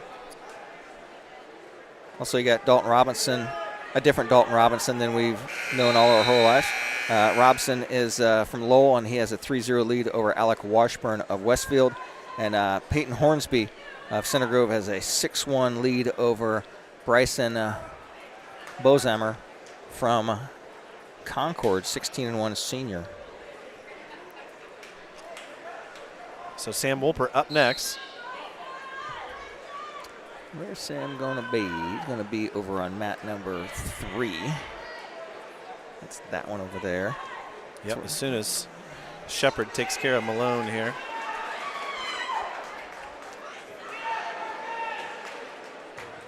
Some near fall picked up there by Hornsby of Center Grove over Bozummer of Concord. Dana, I want to make this little point here. I saw on Facebook the other day, Concord named a new head wrestling coach, Colin Kroom, son of my old wrestling buddy in college, Jim Kroom. His brother, Great Jimtown Jimmy. Nick Kroom, state champion for the Jimmies. And usually Jimmy's sitting over in his corner someplace. I saw him over here last year. I'll text him and see if he's here. Great friend of mine, wrestled SMC with him. You see the guy sitting next to Bruce over there on the opposite side of the aisle? I gotta find Bruce. Where's Bruce? Bruce is in the break over there, in between the two sections. No, that's not him. Okay. Good. Great friend that we lost last year in Kern. Coach Kern. I remember that as I turned onto Kern Road on the way up here today. So 2 minutes left to go here in this match between Shepard and Malone. The other semifinal now getting underway. And Rex, here's that pawn that I was talking to you. He's in the Hanover Central. He's a mere pawn of life here, Dane. Mongo say. He's talented. Now, Fennessy is also a very accomplished wrestler and a senior. But it's amazing how some of these ninth graders come in and they can just wrestle with these 18-year-old guys who feel like they're veterans of the sport. I didn't shave until I was a freshman in college, Dane, and that was once a year. 13-2 is the score on a match where Sam will show up. That's Clinton Shepard with a 13-2 lead over Marcus Malone of Center Grove. There's that Jack Davis guy they've been talking about from Nate Spangle's team, the Bishop Chittard, what are they? He's the expert of mascots. They're the Bishop Chittard somethings. Trojans. They're Trojans. The Bishop Chittard Trojans. They were in action on the girls' side yesterday. So big Dane, shout out to Hamilton Southeastern. They were the champs yesterday. So Dane, what as a coach, what makes you decide you're going to put your guys in Connorsville, drive up to the Al Smith, put them in the Al Smith, and like a couple of days later, put them in Team State? Who did that? Bishop Chittard. They wrestled at Connorsville? Yeah. Connorsville here. Go back and they have to get ready for Team State. Well, some of that has to do, I think, with football, right? And that they can't get their season started right away because they got some guys who are active in that. We talked to him earlier in the season. You know, when he shows up, we're going to get an interview with him later. I'm going to ask him, what were you thinking? What were you thinking? He's a glutton for punishment. Your parents, your wrestlers go, What were you thinking? I got to go. All right, here we go. Rex, this one's all you. I got administrative things to take care of here. So Sam Wolpert. Tell you what, those all dark black unis make them look really thin. I know Sam's a tall, lanky kind of guy anyways. I think they're a dark navy, but I agree. Pretty basic, just the old school Bellmont across the front of the chest. I like the striping. A little subtle striping on the legs. It's Caleb Kirkpatrick from Columbus East, 17-2 senior versus Sam Wolpert, the senior. And we're underway here. Wolpert in an all-navy uniform and Kirkpatrick in the solid orange uniform of the Columbus East Owls. Wolpert in with a nice slide by single, picks that up, and he almost got caught in a throat, and Sam's going to slide out the back door. Sam's behind him, just needs to return him to the mat. It's Kirkpatrick trying to get to the mat. Kirkpatrick's going to step out of this, and Wolpert tries to get him in a knife throw situation, and Wolpert loses the head, and Kirkpatrick gets the takedown with 1 foot in bounds on the other side. Wolpert was in good position there, and these guys scramble so well. Kirkpatrick comes up, gets the takedown. He leads this thing 3-1. 3-0, I'm sorry, as he pulls him back inbounds with 10 seconds left to go here in period number 1. Remind everybody that we are in the consolations in these first two bouts. So they are 1 minute first periods. Dane, we get a text from some people back home thanking us for covering this. And it's one of those things, back in the day, Dane, just like you go out and you clean your garage, you turn the wrestling on and listen, and it's like, just makes you feel like you're right there. We've been doing it for decades at WZBD, and we'll continue to do it all season long. And the score is going to be 3-0 as we start the second period neutral on our feet. Wolpert was in a really good position on a shot and gave up a defensive takedown to Kirkpatrick. Wolpert with a shot, Kirkpatrick with a reshot, fake shot. Kirkpatrick's in on a low leg shot. Wolpert's going to try and drape over the top. Kirkpatrick's going to try and work his way up through the middle. Wolpert's hanging on with a gut wrench. Wolpert got to be careful of giving up his back here. Kirkpatrick back to his base. Wolpert up over the top in that waterfall situation. Sam has to be careful not to pinch his legs together there. Wolpert doing a good job trying to hang on for a stalemate. Wolpert's going to roll between the legs and come up just like Henry did and come out the back door. And Sam's in a lot better position here now as Kirkpatrick up over the top of him. Kind of a scramble situation here with 1:10 left to go. Thanks. Well, now we feel more along the lines of the rest of the press box. Hey, if you start bringing sandwiches up, let us know.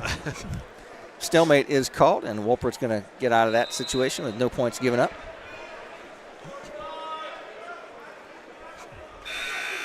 I don't think we would have got the same treatment if we were here by ourselves, Dane. 59 seconds left to go here in period number 2. Shot by Kirkpatrick, and Wolpert's in on a attack, and Wolpert was in real good position. And then next thing you know, Kirkpatrick comes up on top. Kirkpatrick's got his legs stuck underneath here, and Wolpert trying to work his way around. 40 seconds left to go here. Wolpert trying to get a stalemate out of this maybe. Kirkpatrick trying to get his leg back. These guys get in such snaky positions here, Dane. Back in the day, it's like you'd be thought of in really bad position, but potentially dangerous on a knee is going to get Sam out of this situation right here. 3-0, still the score. 26 seconds left to go here. Wolpert's been on some good shots, but both these guys great defenders. Kirkpatrick tries to hit a little duck under. Wolpert catches his arm there. A little throw by attempted by Kirkpatrick. Wolpert catches the hooks. Throw by attempted by Kirkpatrick. Wolpert a nice double leg. He's got his head right in the middle, and Kirkpatrick dives out of bounds. Backs out with 3 seconds left to go. Ends that attack. So 3 seconds left to go. We're going to finish off period number 2 here. Wolpert's going to trail 3-0 here as we go into the final stanza. See Craig or Wes at Johnson's Auto Sales, the corner of Adams and 13th Street in Decatur for your next car, truck, SUV, or van. Johnson's Auto Sales wishes all wrestlers good luck today at the Al Smith. Hey, read that in 2 extra times today because I think I forgot to read them yesterday at the girls' tournament. Craig and Wes at Johnson's Auto Sales and Rebecca Cochran, CPA at 165 North 2nd Street in Decatur, in case I forgot you yesterday. Wolpert takes the top position, works a spiral ride here. Kirkpatrick kind of come up to his base. Wolpert tried to throw the hooks in. Wolpert needs to try and take him back down to the mat. As Kirkpatrick comes out, gets the escape. 4-0's the score. Wolpert's going to have to catch him here. Wolpert fakes a shot, feints. Kirkpatrick's went in defense mode here. Sam's got him backed up to the edge of the mat. 2-on-1 Russian arm tie by Kirkpatrick. Throws him by. Wolpert circles back in bounds. Sam's on attack. Nice duck under attempted there by Kirkpatrick, trying to step over. Wolpert's got the gut wrench locked up here. Going to try and throw a crotch lift on him and throw him up over the top as Kirkpatrick's in tight on that leg. He's trying to roll Wolpert over the top. Got a scramble situation here. Wolpert still draped over the top. Wolpert takes that leg and throws it over his head, and he's going to come out of bounds here as his opponent tried to power his hand down, and Wolpert gets caught on his back. Wolpert's trying to come out of there, and there's the fall. It's one of those things in that scramble situation. You got his arm caught. I mean, you had to go for broke and try and get that. Yeah, well, giving up the fall. If he's in that scramble in the first period, he doesn't do that. Yeah. But you got to go for it. You got to find a way to score with just a minute left, and the fall is a result of that, not necessarily a condemnation of the way Sam wrestled in the match overall. So Caleb Kirkpatrick of Columbus East, your winner by fall over Wolpert at 150. So with that, we'll play a round of messages, and we'll get you set up for where Sam will wrestle next and get you set for 190 right after this.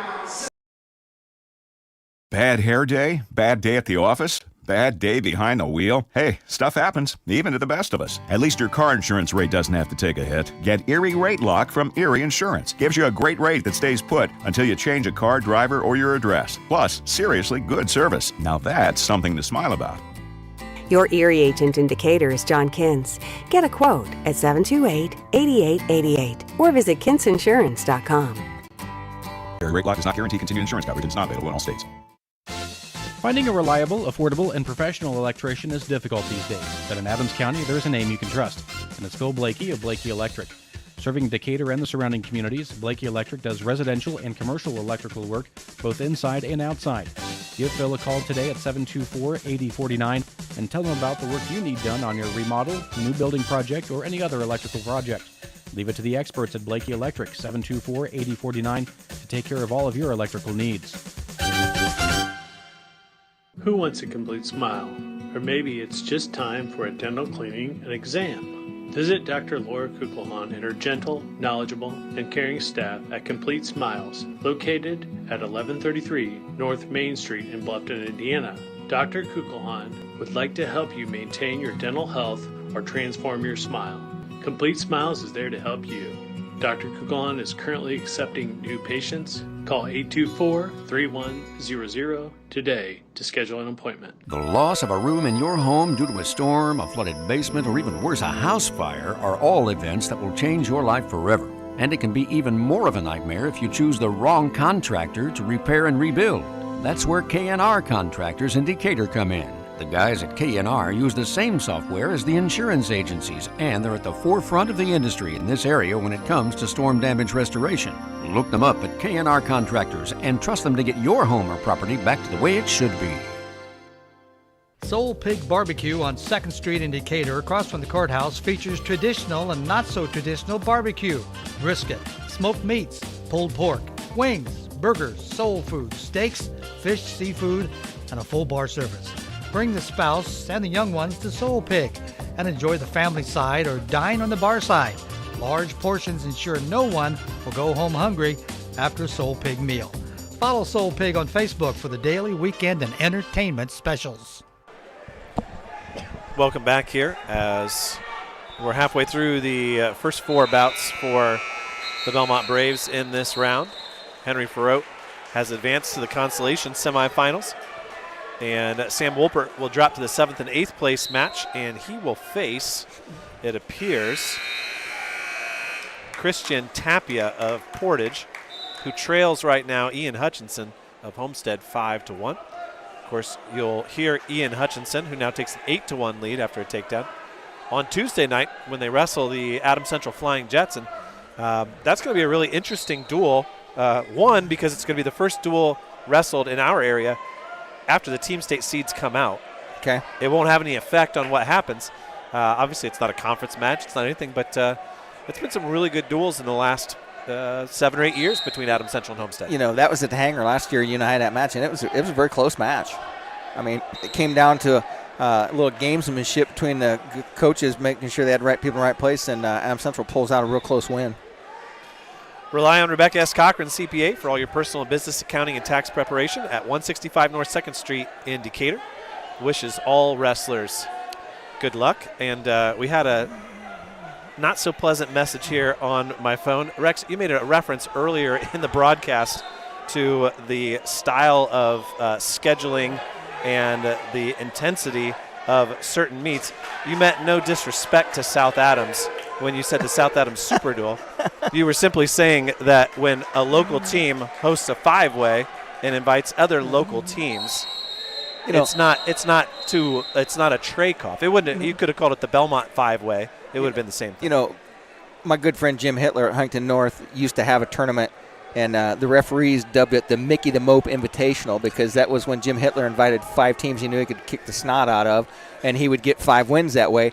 And he knew it was that way, and he created a shirt. And then when each of us referees retired, he'd give us our Mickey the Mope Hall of Fame T-shirt. So I've got me a Mickey the Mope Hall of Fame shirt at home, and this guy in his headgear's all tore up, and he's got a black eye, and he's got tape on his ankle, and he's just not your quality wrestler. But I was referring to the fact that even a good tournament on some levels is not this level of a tournament. Yeah, and certainly there are lots and lots of teams around the state who do exactly that. They schedule a Saturday 5-way against teams who drive less than an hour, and they run through, and they get seating for sectional and for conference and those types of things. So, who sent that text to you? I'll go takedowns with him. I'll go takedowns with him. Don't worry about it. We spend. I went takedowns a long time. I'll go takedowns. We spend all of our spare time covering these 3 teams, and one thing taken out of context turns into a controversy that doesn't need to be so. There's hardly 2 people in the state who spend more time talking about South Adams wrestling and talking them up than we do. But it just reminds me that I have to drive to Yorktown on Tuesday night today. Kind of didn't look at the schedule on, and it's like, oh, I got to go to Yorktown on Tuesday. Yeah, and you'll notice that the witness will be nowhere near that match. Just saying. Can we be on video with that one? Yeah. Okay. As long as Yorktown allows us to. They let me in the building. So we're awaiting Xavier Palacios' semifinal match as we have a little bit of time here. Jeffrey Hoiver is on the mat, getting a drink of water from the trainers, and that's a good one. Wyatt Cooksey is a very talented wrestler. They're only 30 seconds into that one. And Hutchinson did get the win there, so it will be Tapia of Portage. Hoiver trails 2-0 to Cooksey down here. And I did not see that. It was Hoivert's injury time. They just updated that. And it's in the 3rd period, 50 seconds to go. Oh, I see the update now. Jack Davis is trailing William Vander Lutgaren, who knocked Gavin Davis out of this tournament last year. You said that with some German teacher in you. I think it's more Dutch. Oh, okay. Vander, I think that's Dutch. Close enough. Yeah, Jeffrey Hoivert, undefeated on the year, obviously. Just tied it up.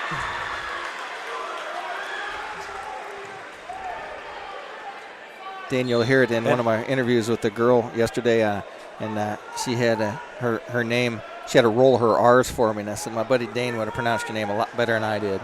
Now, I got a great text here from a certain someone, longtime Belmont wrestling fan. She says the way you're moving, she'd go takedowns with you any day. So I don't know what you think your chances are against Helen, but she's got that feistiness in her. I always give them the first one just to make them think to get there and come back and take them 2-3. We love bringing matches to you on the radio. She was in front of me in church the other day. I could still take her. So she was with Mary Freet's mom. So So that brings up Anthony Bustamante of Maryville. Let's see what happens here in this Hoivert match. He does get a takedown finally. Anybody who can get into the third period without allowing a takedown against Jeffrey Hoivert is doing something right. Caleb Cooper and Tyler Lavin wrestling at 157. Caleb Cooper, the senior of Columbus East, is the one who knocked Charlie Farrow out of the blood round yesterday. Charlie had a great day. You know, you get to the blood round and you're 2-2, and you felt like you've just been absolutely hammered. And then you got to wrestle a guy in a mask from a tough school like Columbus East. Locking up a cradle over there is Bustamante against Griffin Ablin of Crown Point. And Hoivert's going to win this one 5-3. Man, Cooksey did everything he could, and Hoivert just rode him like a tight jacket. It'll be Hoivert and Vander Lutgaren in the finals at 157. Well, Rex, I see Vinnie Freeman's name up, so they're already to the 175s on the bout sheets. 190s coming up soon. We'll play our round of messages and tell you about the 190 semifinals right after this.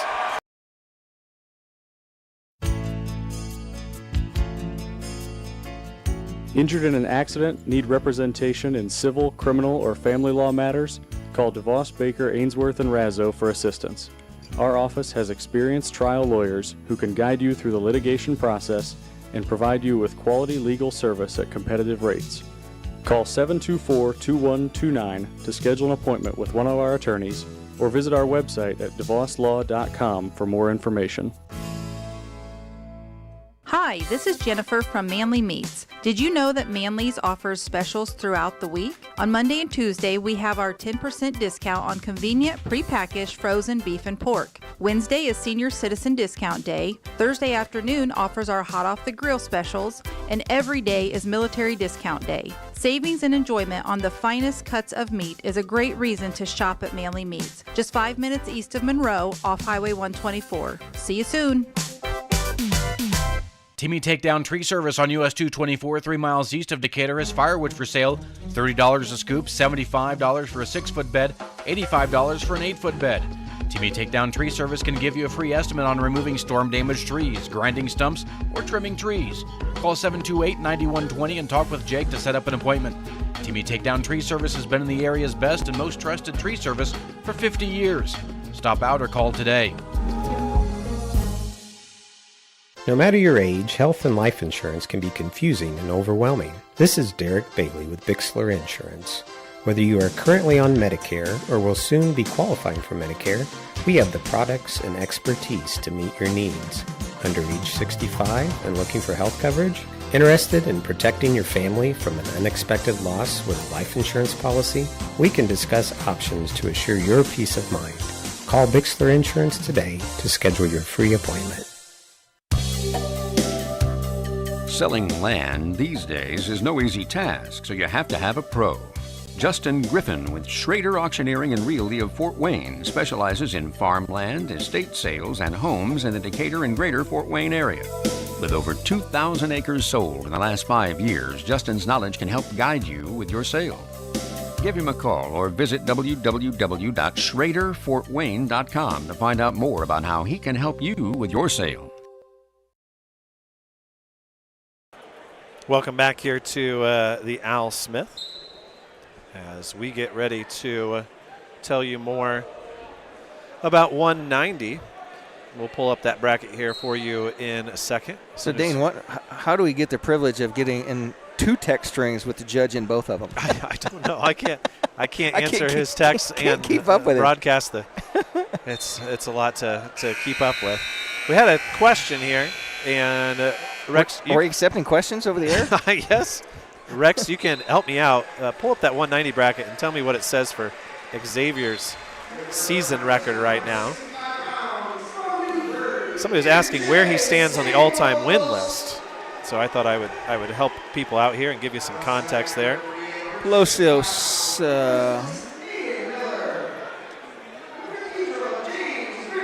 started out the tournament 25-0. That'll be his current record. It'll update. So Okay. 25? 25-0. So that puts them at 136, if you were wondering. And If you're keeping track at home. A couple of names that are up there. Jason Baker's at 137. I know Paul Gunsett and Bryce Bumgartner are together at 141.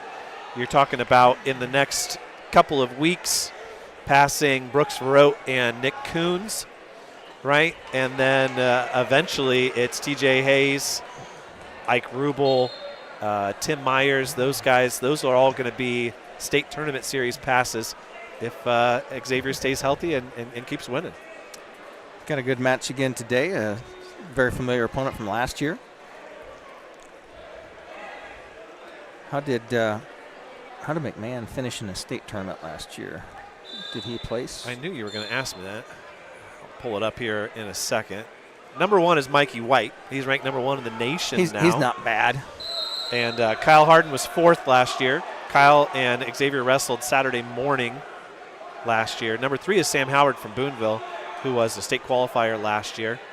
And McMahon last year was just a qualifier. McMahon is ranked 6th in the state right now. From Columbus East, he's ranked 6th behind Xavier, who's 4th. Brody Wingate of East Central is in between them. So Xavier making his way up the list, that's for sure. Kyle Harden from Indianapolis Cathedral on the top half of the bracket, ranked number 2 in this weight class, right behind Mikey White.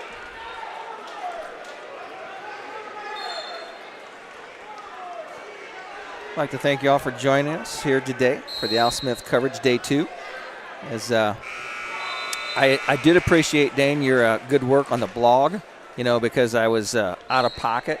I started following the blog on my way home and was able to keep up, and did a great job of letting everybody know. The problem is that people have to know to go to the blog instead of texting you and I asking what's going on. You're giving the judge a hard time now. Yes, I didn't say anything. Columbus East making their presence known here in the middle to upper weights. Talked to Coach Cooper last night after he had settled in his hotel. They went 5 for 5 in the blood round yesterday. That's good. I said, great job. He said, well, I think it was a case of we should have had a few more guys in the semis instead. I said, nah, when you're wrestling and your butt's on the line and you're going to be a guy who lost on the first day or a guy who made it to the second day, I said those are valuable matches. It don't matter if you lost one. You gotta step back on the mat and make it happen.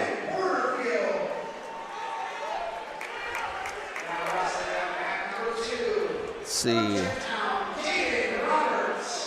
We got 157 pounders on the mat right now, along with a 165 pounder match.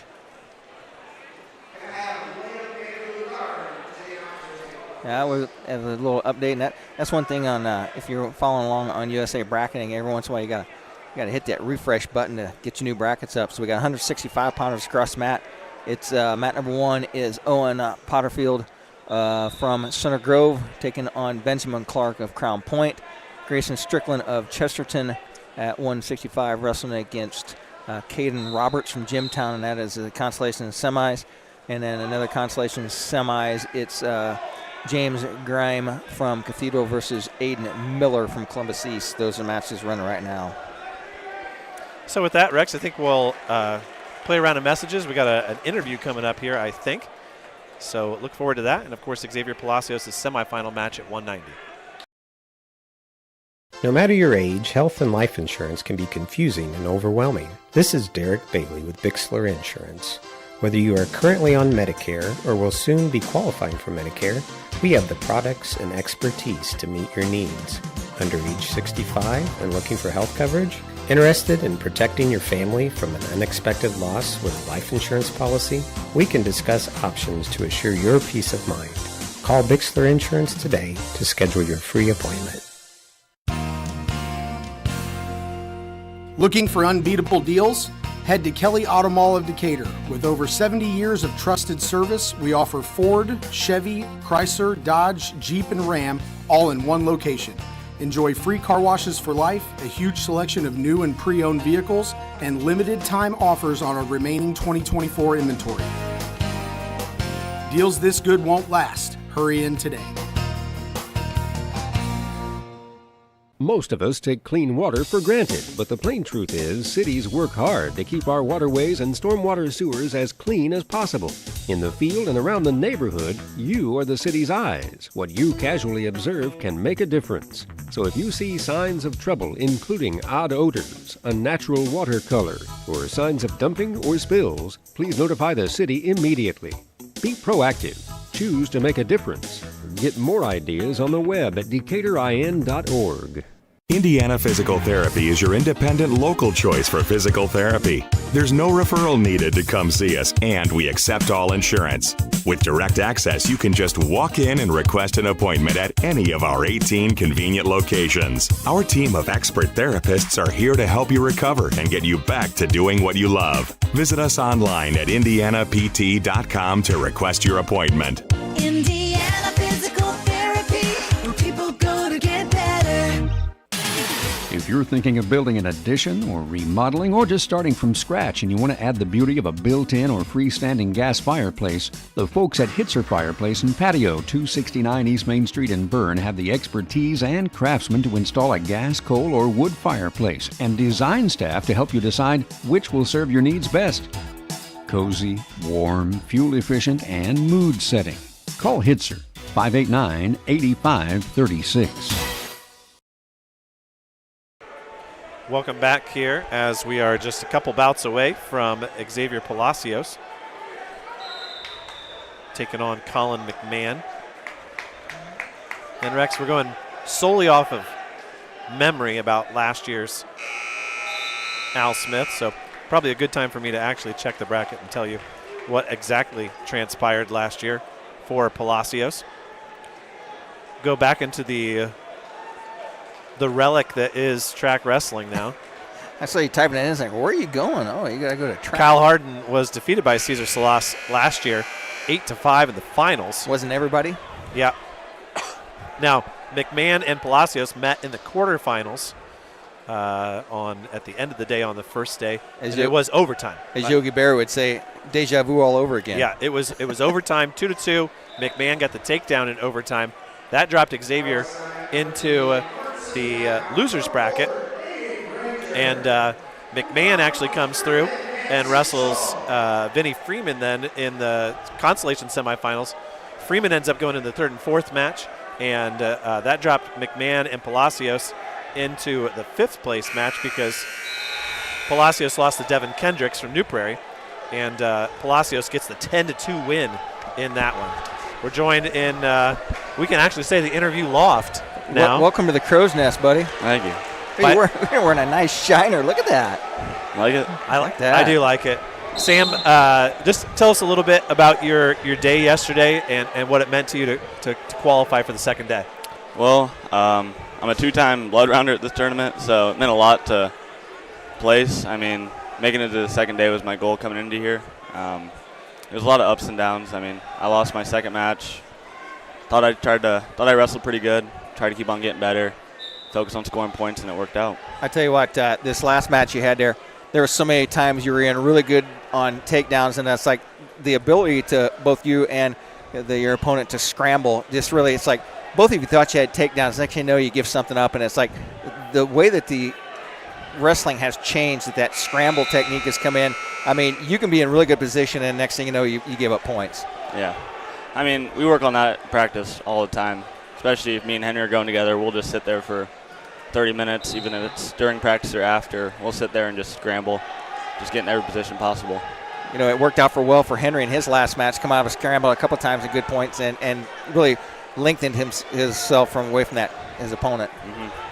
Now, we talked a little bit earlier in the broadcast about you having attended many Al Smiths even before you were on the high school team, and we just thought that was a good storyline to talk about you coming here as a middle schooler, as a younger wrestler, as a high schooler, and understanding what it means to really to qualify for the second day and sort of the occasion that brings.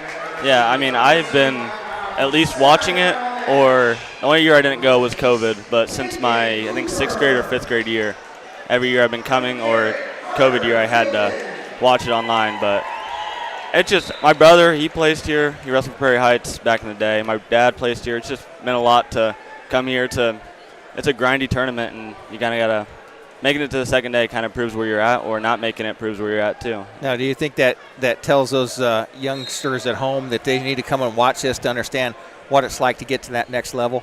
Yeah, I mean, I think everybody should go to state for sure. Every wrestler should definitely go to state, but if for some reason you can't go or you just want extra wrestling, this is the second best place, and even better than semi-state in my opinion. I mean, halfway state's what we call it sometimes. I mean, you're not going to find these guys until you get to state. Great point. So where'd you pick up the shiner at, Sam? I think it was against that Hanover Central kid. I'm not sure, though. We hit heads really hard. I don't remember getting it then, but it showed up like an hour and a half, 2 hours after that. Now you're wearing it well. That's a kid that you're potentially going to see again here in another week. Yeah. He's awfully talented. You guys are kind of built the same. You got the same height, and you kind of had the same look. He makes it into the finals against Shepherd. It's a really good freshman for Hanover Central. Yeah, I'm excited to wrestle him again. I think I can get him next week. I think I need to work on a couple things and watch my match, but I think I have no doubt myself that I can get him next week. And I think it's really key for you guys over the next week. No matches, no weigh-ins, just 5 good days of practice and then a trip to Brownsburg. I have no doubt our practices are going to be the best in the state. Well, Sam, thank you for coming up. We want to give you an opportunity to go down and root your classmate Xavier Palacios on. Okay. And he's coming up here next. Sounds good. Thank you, guys. Once again, that was Sam Wolpert, who'll be wrestling for 7th and 8th here later on this afternoon. You'll hear that on WZBD 92.7 FM. And Rex, the X-Man is on deck. He is up after Cooper and Fielton. And that's going to be a good one. Now, the match here on mat 1 is the semifinal at 165. And the scoreboard reads 9-8 in favor of Owen Porterfield of Center Grove. Ben Clark, the loser, it looks like, for Crown Point. But once again, Center Grove, Crown Point, it is almost a guarantee that they're going to wrestle each other next week at Team State again. Yep. Crown Point picks up a win over there with Van Tickelt over Aiden Granger. Hard to believe that he's in the consolation round. It's a name we've heard for a long time. And you'll like this young man from Hanover Central that's up next as well. Built like Big, strong built kid. like a brick house. Israel Sanat.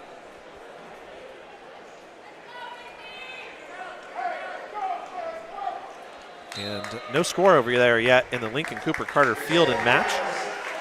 And Rex, with that, I think it's a great time for us to play our last round of commercials here. And when we come back, Xavier Palacios will be on the mat wrestling in the semifinals for a spot in the finals for the Bellmont Braves. Does your heating system need a good end-of-the-season tune-up from Masters Heating and Cooling? Now is the time to tune up your heating and cooling system. At Masters, we have technicians that can service most makes and models of furnaces and heat pumps at low-cost seasonal special pricing. Contact Masters Heating and Cooling at 1045 South 11th Street in Decatur. On the web at mastersheatcool.com to schedule your preventative maintenance checkup now. Krukeberg Auction and Realty has been your trusted partner in the auction process. Buying or selling, they make the steps straightforward and easy, guiding with expertise and commitment. A family-owned local business, not just auctioneers, your neighbors supporting local athletics. Feel confident you're in the right hands. Call Krukeberg Auction and Realty today. Experience the difference with family you can trust. Quality dentistry for people of all ages. That's what you'll find at Decatur Dental Services. This is Dr. Taylor Trevere at Decatur Dental Services. We provide a wide range of dental treatment, including preventative, cosmetic, restorative, and reconstructive dentistry. Located at the corner of 224 East and Pickway Road in Decatur, we offer convenient office hours, Monday through Thursday from 8 a.m. to 5 p.m. and Friday, 8 a.m. to 3 p.m. For more information about our practice, please find us on Facebook or visit our website at DecaturDentalIN.com. At Three Rivers Federal Credit Union, we're focused on empowering you to achieve financial wellness by offering the resources and support you need every step of the way. We're equally committed to bettering lives in our region through volunteerism, community funding and partnerships, college scholarships, and more. We give back to the people, places, and ideas that matter most to you. Learn more at threeriversfcu.org Three Rivers is federally insured by the NCUA. Well, if you're anything like me, you've got a list a mile long of outdoor projects that can wait till spring or until you have time. Well, let's be honest, if you're like me, you need a pro because you don't have the time or the equipment to get it done right. That's why I call Jim at the Little Container Company in Bern at 273-7692. Whether it involves dirt, demo, dozing, or digging, he has all the tools and all the toys to do the job affordably and correct the first time. Give Jim a call at 273-7692 or search Little Container Company on Facebook. Trust me, it'll be worth it. It'll be worth it. It'll be worth it. Trust me. To make the wait for Xavier Palacios, and he's trying to become the first champion for the Bellmont Braves since Brad Bussey more than a decade ago. Right now we've seen a pair of takedowns from both wrestlers in Vinnie Freeman and Sean Breedlove, Center Grove, at 175. Carter Fielding from Garrett trails 2-1 over there, but he's trying to work some near fall over here. Got a 1 count from Henry Wilk. And Rex in the semis at 175 are numbers 1, 2, 3, and 6 in the state. And Israel Sanat wrestling. He's ranked 4th. He's in the losers bracket, correct? Yeah, he got a fall down there though to finish that Mishawaka wrestler off. So just a really talented group. Sanat and Van Tickle will be wrestling for probably 3rd and 4th.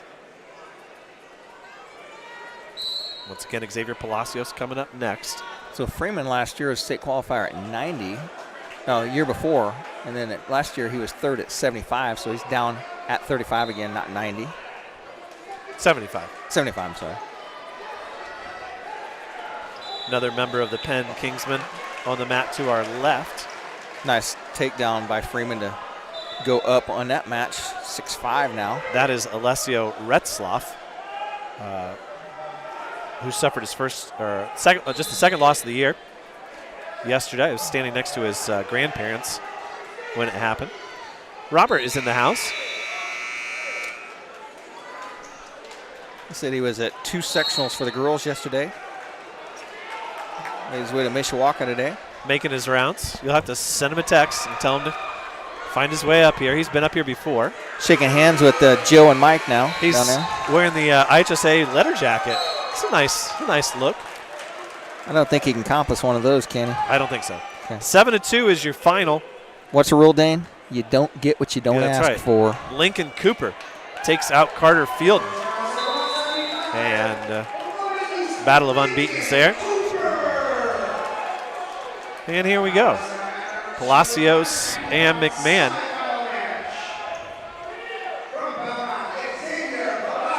The X-Man straps the green ankle band on his right leg, and he's ready to go against the bleach blonde, long curly locks of Colin McMahon. Bright orange singlet, and Xavier in the traditional varsity singlet now for the Bellmont Braves. McMahon 17-1. Xavier 25-0. They tie up in the middle of the mat. These are 2-minute first periods because we're in the winner's bracket there. McMahon working on that right arm of Palacios. Palacios trying to get it free. It's at an angle against McMahon. Now he faces. They separate. Once again, these two split last year at the Al Smith. An overtime match in the quarterfinals, and then a big major decision by X as he took care of business on the second day. On his way to 5th place in a very talented bracket last year. It's just as talented this year, so a spot in the finals would be quite an accomplishment. Still no score here. We're 1 minute in. Once again, when they're tying up there, Rex, McMahon has a little bit of an advantage, it looks like. Working on the arm of Xavier. Xavier thought about a snap down there, but McMahon's got some height on X. X now in on a shot. He's got McMahon on his hip. They're on the edge of the mat. Can Palacios finish this? He's going to keep his feet in. Referee's looking. He's thinking 3. And he blows the whistle immediately. Ray Pettit comes in to have a word with him. Stands. And it will be Palacios who scores the takedown. Xavier stands over his opponent now, waits for the call to be ready. And Rex, I got to bring my scoreboard up here so I can keep track of other matches. I'll make sure my hip doesn't pop out of joint. So I thought I was the old one. Palacios leads 3-0. 16 seconds left to go. It's Freeman 7, Breedlove 6 here in the semifinal at 175. McMahon gets to his feet with 7 seconds, turns, faces Palacios. This is going to be a tough one. 3, 2, 1. Xavier at the buzzer. Gives up 2. At the buzzer. That was a good call. It was right. The buzzer was actually going off. So 2 reversal for McMahon. And it needed just 1 less second there, and he would have given up nothing. Almost like you need to bunny hop up and get a better handle on that leg.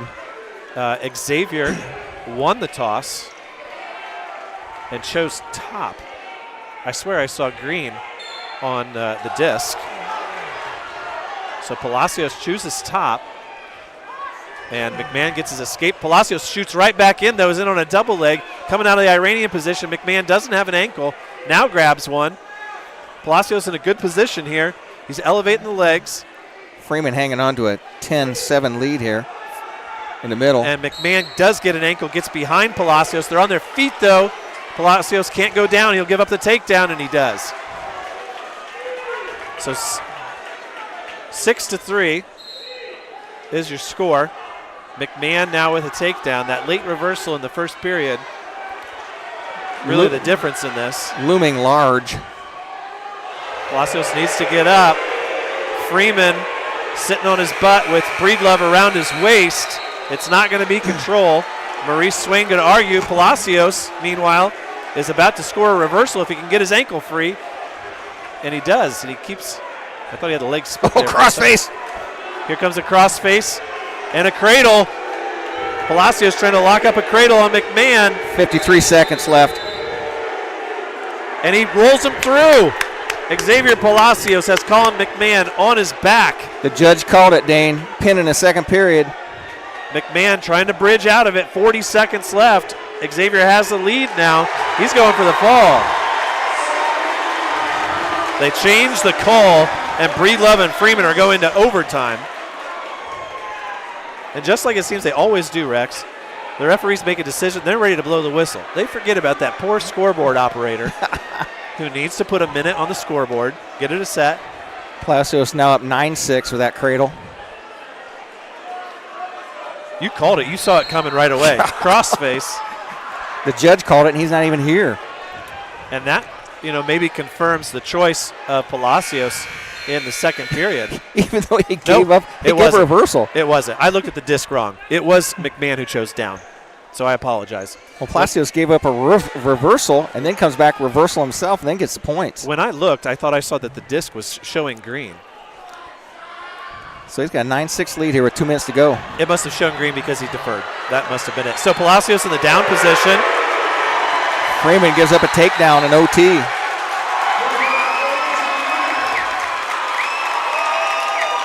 So Sean Breedlove remains undefeated for Center Grove and takes out the number 1 ranked wrestler in the state at 175. Palacios in good position here. Down 9-6.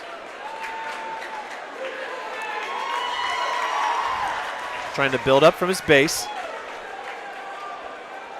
Now McMahon thinking about putting a boot in from the right side. Palacios keeping his hip down there. Good job. Oh, don't get that turn there. Now McMahon under an arm, and he's going to try to build Palacios over. Palacios not giving up the angle, though. Palacios got a defensive fall there on McMahon. Now McMahon with both legs in. Tough loss there for Vinnie Freeman. The change from the officials at the end of regulation takes it to overtime. McMahon trying to power half Palacios over. Palacios trying to elevate a leg with 50 seconds left. You don't want to find yourself in a position where you give up 4 near fall and trail by a point going into 30 seconds. Now Palacios trying to hip into McMahon. Trying to elevate a leg and turn the corner. McMahon trying to better his position. And He rolls through, and Palacios now down on his belly. And McMahon does what Palacios did to Max Nussbaum last week, puts the legs in, raises his hands up like he's at the rodeo, gets a stalling call. It's not going to be enough, though. Palacios, I think. McMahon trying to power half. Palacios close to giving up the angle. 5 seconds left. And it's not going to be it. Xavier Palacios going to be in the finals at 190. Great win. That cradle is the difference. He points to the Bellmont faithful in their traditional corner of the gymnasium. Shakes Colin McMahon's hand. Good job, X. Good job, X. And X moves to 26-0. It's the cradle, faithful cradle, got him there. He will wrestle in the final later on this afternoon. And we'll look forward to bringing that to you on 92.7 FM. We're going to play a round of messages and get you set for Grady Baker right after this. Join the team at Smith Brothers of Bern, where they pride themselves on providing their employees with a family atmosphere. Smith Brothers is currently hiring with a Monday through Friday work week in an air-conditioned environment. Employees are not required to wear uniforms and can listen to music while they work. Starting wages are $17.50 to $21 an hour at the end of their first year, with a yearly bonus incentive and a competitive benefit package. Apply online at smithbrothersfurniture.com or in person at Smith Brothers, 356 Monroe Street in Bern. We select our insurance companies the same way you do, very carefully. When you work with us, you can count on receiving fast, courteous, and professional service and quality protection through Auto Owners Insurance. For a no-problem approach for your life, home, car, and business insurance needs, ask us about the No Problem Company, Auto Owners Insurance. See Toby, Mark, Kyle, or Barb at Graber Insurance with offices on Highway 27 North in Bern and 623 West Monroe Street in Decatur.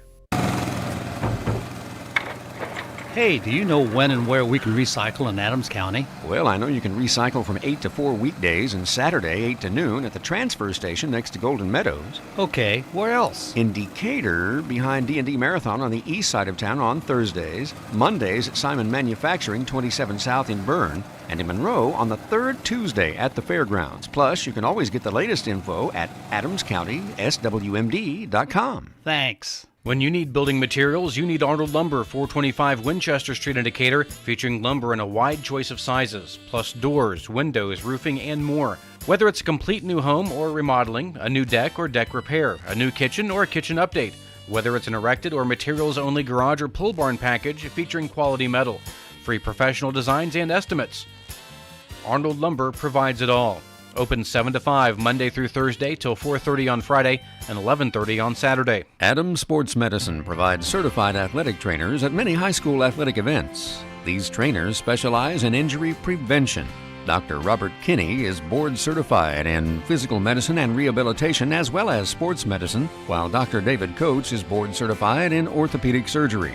Both Adams Medical Group physicians will be there to provide non-surgical and surgical care. Visit adamshospital.org or call 1-833-724-DOCS to schedule an appointment. Welcome back here as we've just had one of the more exciting matches of the season. Xavier Palacios picks up the victory and moves into the finals at 190 pounds. His possible opponent, Kyle Harden from Cathedral, number one ranked. Number one. No, he's not number one. Mikey, number 2 ranked in the state, has a 5-0 lead over Alexander Tatum, the junior from Hobart. Yep, White number 1, Harden number 2, and Sam Howard of Boonville. Tatum looks like he hurt an ankle here. He walked back to the center pretty gingerly, as our coach we just had an interview with is in the corner asking if he wants to take some injury time out. Cesar Salas down there on mat number 3 has a 6-1 lead over Miguel Flores of Center Grove. And the Hobart wrestler is going to take some OT on a knee there. And Rex, now that we have more space up here, we can let everybody know that we had to be on our best behavior because we were seated directly next to, I was seated directly next to Marcus Freeman, the head coach of the Notre Dame Fighting Irish. And we wanted to make sure we didn't say anything badly about Vinny. He might have taken us. Now, if you think Helen could beat Rex, So here's my story, Dane. I like to tell people I wrestled in college. I went to Notre Dame and drove right past Notre Dame to SMC, which is 15 miles north of South Bend. So yes, I went to Notre Dame every week and just kept right on going. So we're getting ready for Grady Baker. He's going to be taking on Diaz of Hobart. You ever hear the name Fran McCann? I don't think so. He was the Notre Dame wrestling coach for years and years and years up in the day, and Notre Dame used to bring their squad up and wrestle us up there. Nice. Not known for their wrestling prowess as they are their football. Josh Diaz is the opponent, and this will have my young son excited, as this is the 6-7 matchup between Baker and Diaz. Baker the 6th seed, Diaz the 7th seed. Grady had a heck of a match against the Cathedral heavyweight yesterday. That was a 1-0 heavyweight win. The old ride 'em for 2 minutes for the victory. You weren't listening to the girls. Madison Gage from Jay County is wrestling in the finals, 155, and she's wrestling against Sophia Gropp, who we've interviewed many times. They wrestle to the ultimate tiebreaker, both girls choosing top in their 32nd period. They both ride each other out. Love that. They go to the final period, like the 7th period. It's they give the choice to Gage. She's riding her out.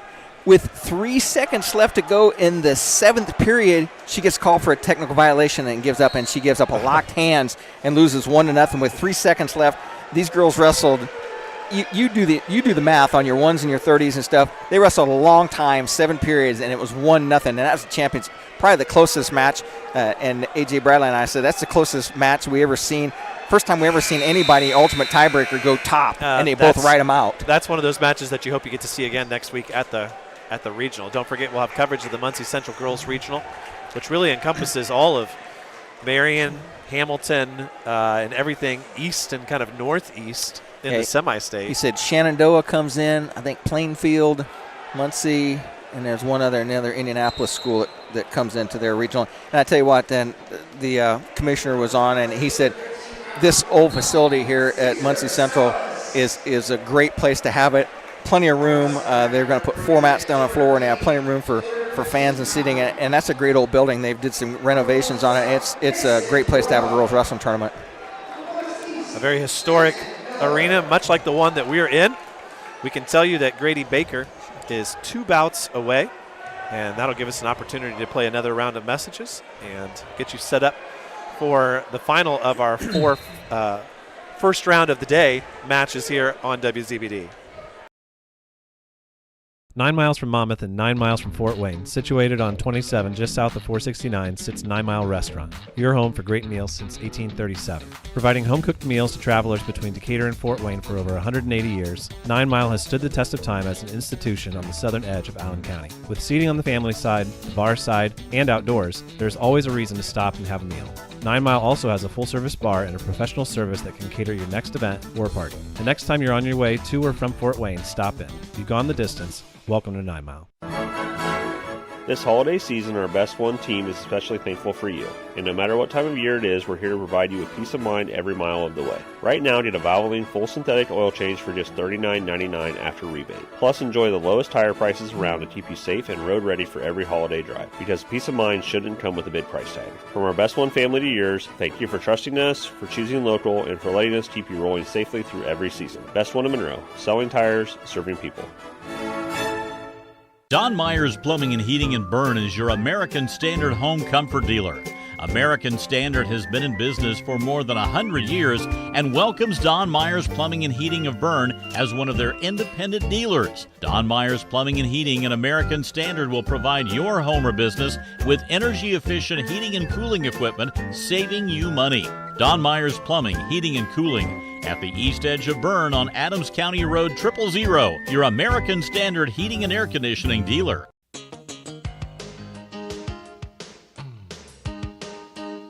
Hi, this is Tina with Innovative Concepts Audio Video. Let us help you fall into the perfect fit for your home theater entertainment. Whether it's a stunning home theater, crystal clear audio, or smart home upgrades, we've got the tech to match your style and budget.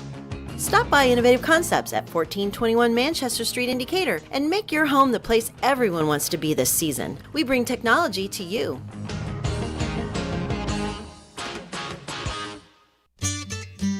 The staff at Haggard, Hershey, and Zelt Funeral Home is honored to serve the community we love and live in. Locally owned and operated by Ryan Hershey and Eric Zelt, we understand that each family we serve and each life lived tells a unique story. Our goal is to offer comfort, care, and dignity to all who entrust their loved ones to our care. We are proud to call Adams County our home and look forward to serving you for generations to come. Welcome back here as we take you through 285 here in the semifinal round. And some names that you should know if you're a wrestling fan. Cameron Haslett, last year's sensational story of a freshman heavyweight state champ, is the #1 seed. Already has 2 losses from their out-of-state tournaments to show you what kind of competition that he's been on. He's going to wrestle Tony Brooks from Crown Point, who has 3 losses, right, as Crown Point's gone all over. Brooks beat Hank Redmond from Columbus East in the quarterfinals. That was the 5-4. And Jacob Reynolds seems to have Grady's number. He's pinned him twice now in the last 2 matches, once yesterday and the other one at semi-state last year. Grady will hope that he'll have an opportunity to reverse that at Team State next week. So Reynolds in as the 3 seed in the semifinals. He's taking on James Hartleroad, who once upon a time wore a DeKalb singlet, has transferred to the magnet that is New Prairie, and is finally eligible with the higher ups. And Rex, he's ready to go. And they forgot to tell Hartleroad to take that black sweater off. There's a lot of body hair there. He's a big man. He is a man, that's for sure. And Reynolds and Hartleroad, that's a former in-county matchup that now has a little bit different flavor. And Reynolds is going to lean back on Hartleroad. Oh, Hartleroad might give up a defensive takedown. He's going to get near fall out of it. That was close. Especially when your back is about 3 foot wide. It's easy. That's a pinning surface. And Hartleroad now. Hartleroad's a real deal. I mean, he's like a Fargo champ, isn't he? Yeah, he's missed out on the opportunity to wrestle the last couple of years because of his transfer. He was wrestling at a high level someplace else. They weren't letting him wrestle in high school, but he was wrestling someplace else at a very high level. So once again, Grady Baker coming up here. Stick with us, and then we'll give you an update on what our coverage looks like for the rest of the day. We are going to take a break here as we'll have some downtime, and that'll allow the studio to go back. So Steve back at the studio. We'll be communicating with you via text and to let you know when we'll be back on. Rex and I both are going to have to go to the bathroom and talk to some people, get some calories in us to get ready for the consolation semifinal for Henry Farote. It's not very often that I miss getting calories into me, Dane. And we hope a consolation semifinal for Grady Baker if he can pick up a win here against Diaz of Hobart.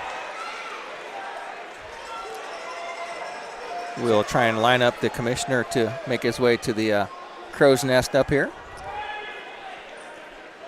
And Dane, for those fans that have never been to the cave and seen a crow's nest, literally, it is a crow's nest. It is a. You don't want to drop anything. It is a structural beam hooked to the ceiling, and we are hanging over the gym floor. And I estimate we're 30 feet up, probably. We're over there. One of my favorite parts of the whole deal is I always appreciate the sawzall craftsmanship of whoever cut out the divider between the two. Not a skill saw, but a sawzall, as it makes that wavy. It definitely was a sawzall. There's no doubt about it. You know, but if you're on a 40-foot extension ladder and that's all you have, that's how my cut would look too. Pretty sure they brought in a lift, I would think. I would hope. So Brody Ashleman of Zionsville has a lead on Derek Morrison of Wawasee. You heard Morrison in your very first match of the year of our coverage. Clayton Miller of Columbus East. I didn't. Picked it. No, you were. I was at football. You were in a different time zone. I was listening to you though. I was sitting in a soccer cover in the end zone in the rain at Andrean, listening to you on my phone. You know those little benches the soccer players sit on? It's got the little, looks like a little bus hut. I was sitting in one of those in the rain. I had my phone listening to you on YouTube. That's funny. Like I say, a different time zone. A couple of long-time servants of the sport from the South Bend area. I can't remember the gentleman's name who coaches at South Bend Adams. What's his name? He's just talking to Robert. He's down here talking to blue sweatshirt. Austin Faulkner. I can't remember. He and Bill Flatt have been carrying the flag of South Bend Wrestling for 40 years. Boom! Harbor Road just put Reynolds into the bleachers, and the bleachers took the bad end of that deal. Oh, wow. You could hear that. We had Troy Hahn refereeing yesterday, and everybody said that they could hear his hand slap through the thunderclap. microphone. They couldn't hear it. They could feel it. You know, it's like smell-o-vision. It was a sound of it. You could feel the thunder slap. Harbor Road trying to stay out of a roll. Reynolds rolls him, but Harbor Road too strong for that. Comes up and catches him, takes him back. Harbor Road with a 10-0 lead right now. I don't know if Mike Poppy would have survived a roll with Harbor Road being put on his back. The Poppy. Down had a little conversation with he and Yee Daddy but in between us before this round started.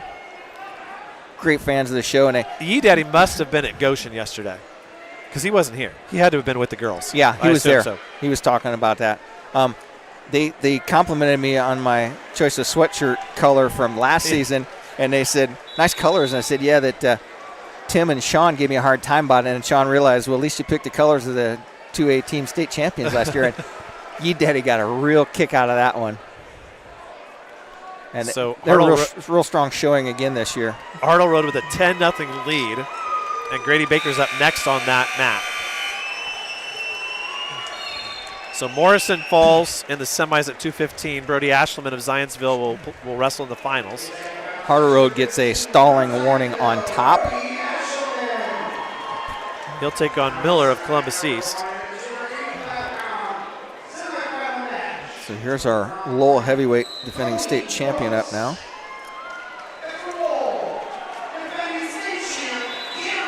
Yeah, and I think everybody's looking forward to that one at 285. Harbor Road gets the fall on, he just grabbed the arm, sucked Reynolds back to his back, gets the fall. That should be legal wrestling a black sweater like that. Okay, Rex, we set the stage now. Here comes Diaz and Baker. Take it away. Diaz, a full-size heavyweight, big, strong-looking kid. Probably has a little bit of weight on Grady. I think Grady trimmed down a little bit. I think he tells me he's about 245, 250, but he's a solid heavyweight, big, strong kid. Put a lot of time into hitting the weights.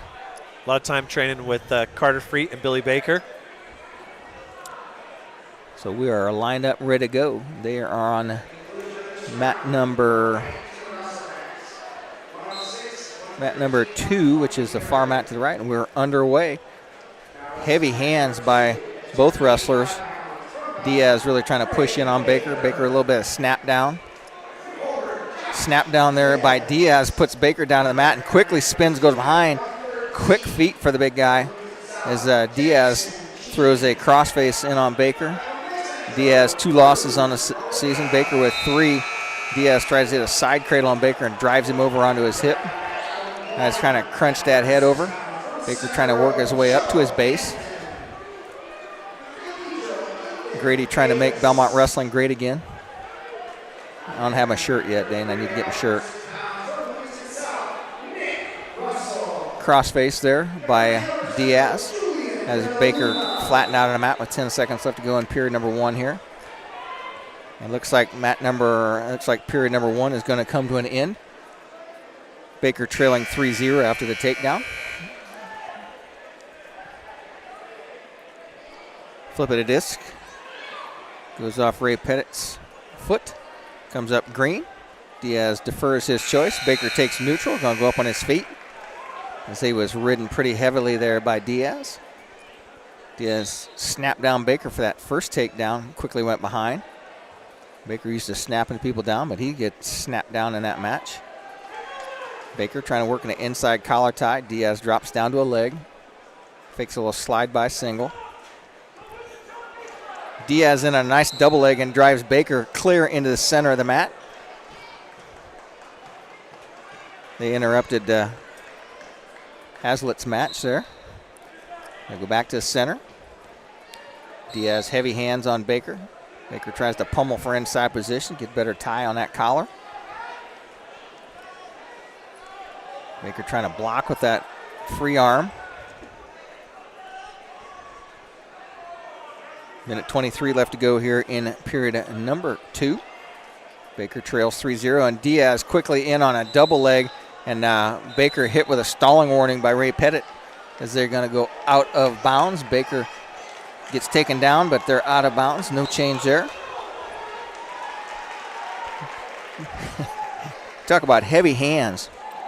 Throwing that heavy hand. Baker puts a little shot of his own in there. Baker trying to hit a little snap down of his own. A minute to go here in period number 2. Baker trying to get the physicality level back up. Both guys kind of slamming headgears. Baker fakes a shot down on one knee. This is a fight.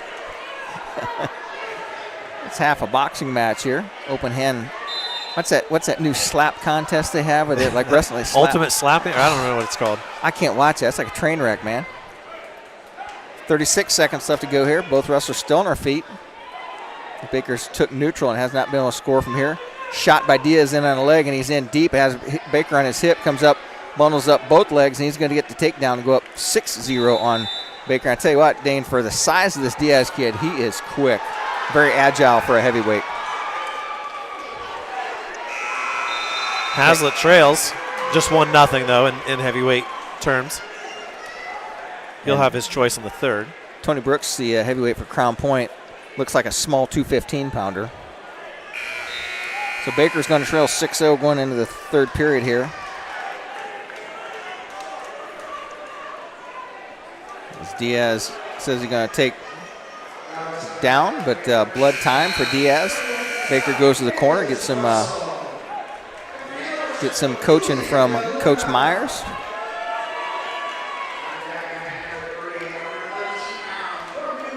Hazlitt will be in the down position to start period number 2.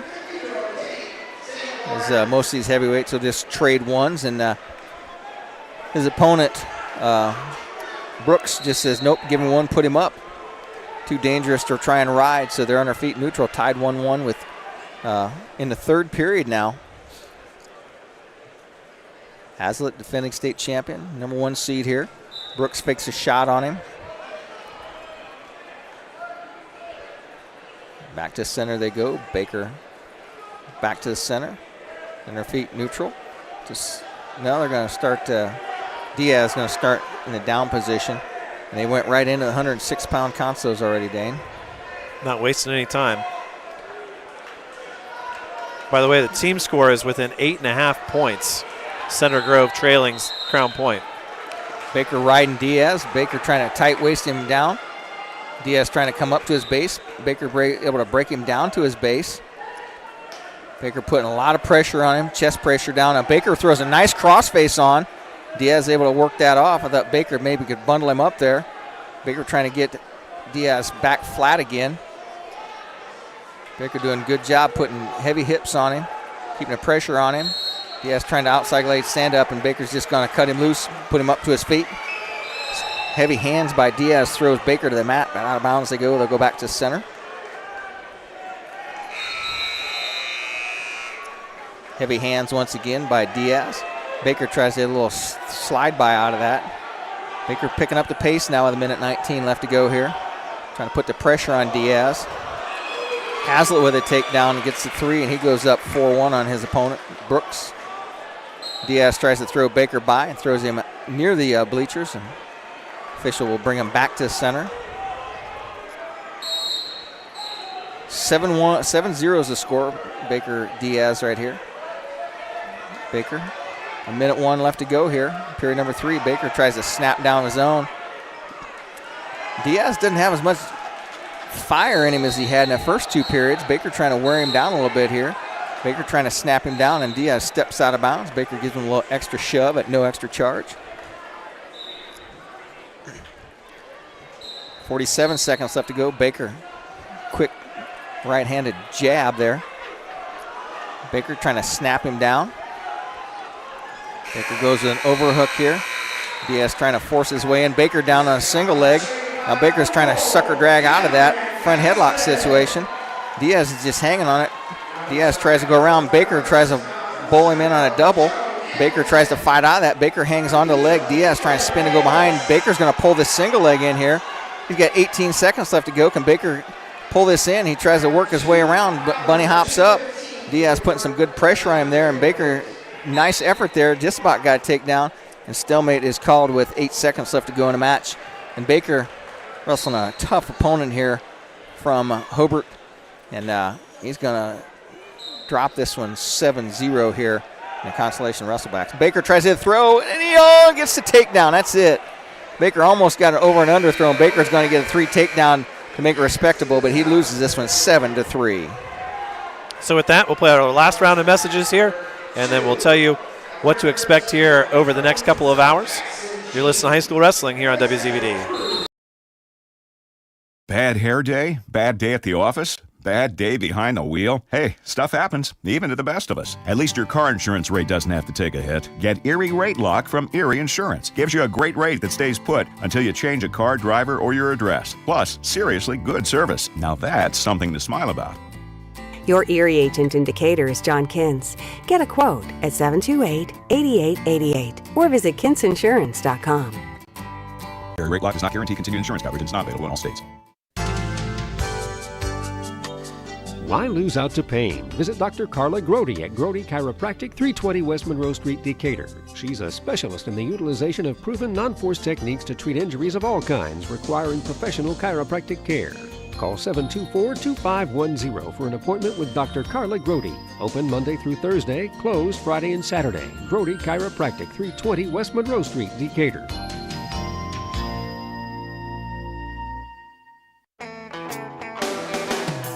Renowned around the Midwest for his skills and his creative abilities, Nate Bowers and the team at Bowers Paint Studio in Decatur work with a wide range of clients, from collision repair to custom paint jobs for classic cars and motorcycles.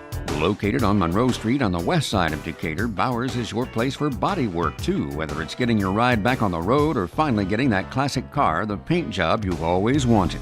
Stop by or give Nate a call to put the best in the business to work for you. Finding a reliable, affordable, and professional electrician is difficult these days, but in Adams County, there's a name you can trust, and it's Phil Blakey of Blakey Electric. Serving Decatur and the surrounding communities, Blakey Electric does residential and commercial electrical work, both inside and outside. Give Phil a call today at 724-8049 and tell him about the work you need done on your remodel, new building project, or any other electrical project. Leave it to the experts at Blakey Electric, 724-8049, to take care of all of your electrical needs.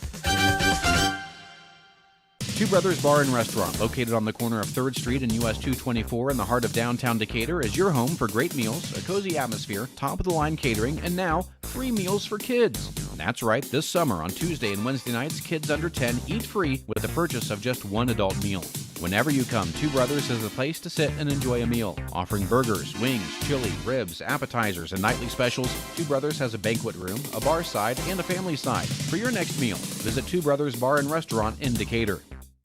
Expert Transmission on US 224 in Decatur and on US 124 in Bluffton is the place to go for not only transmission help, but also full-service general auto and truck repair.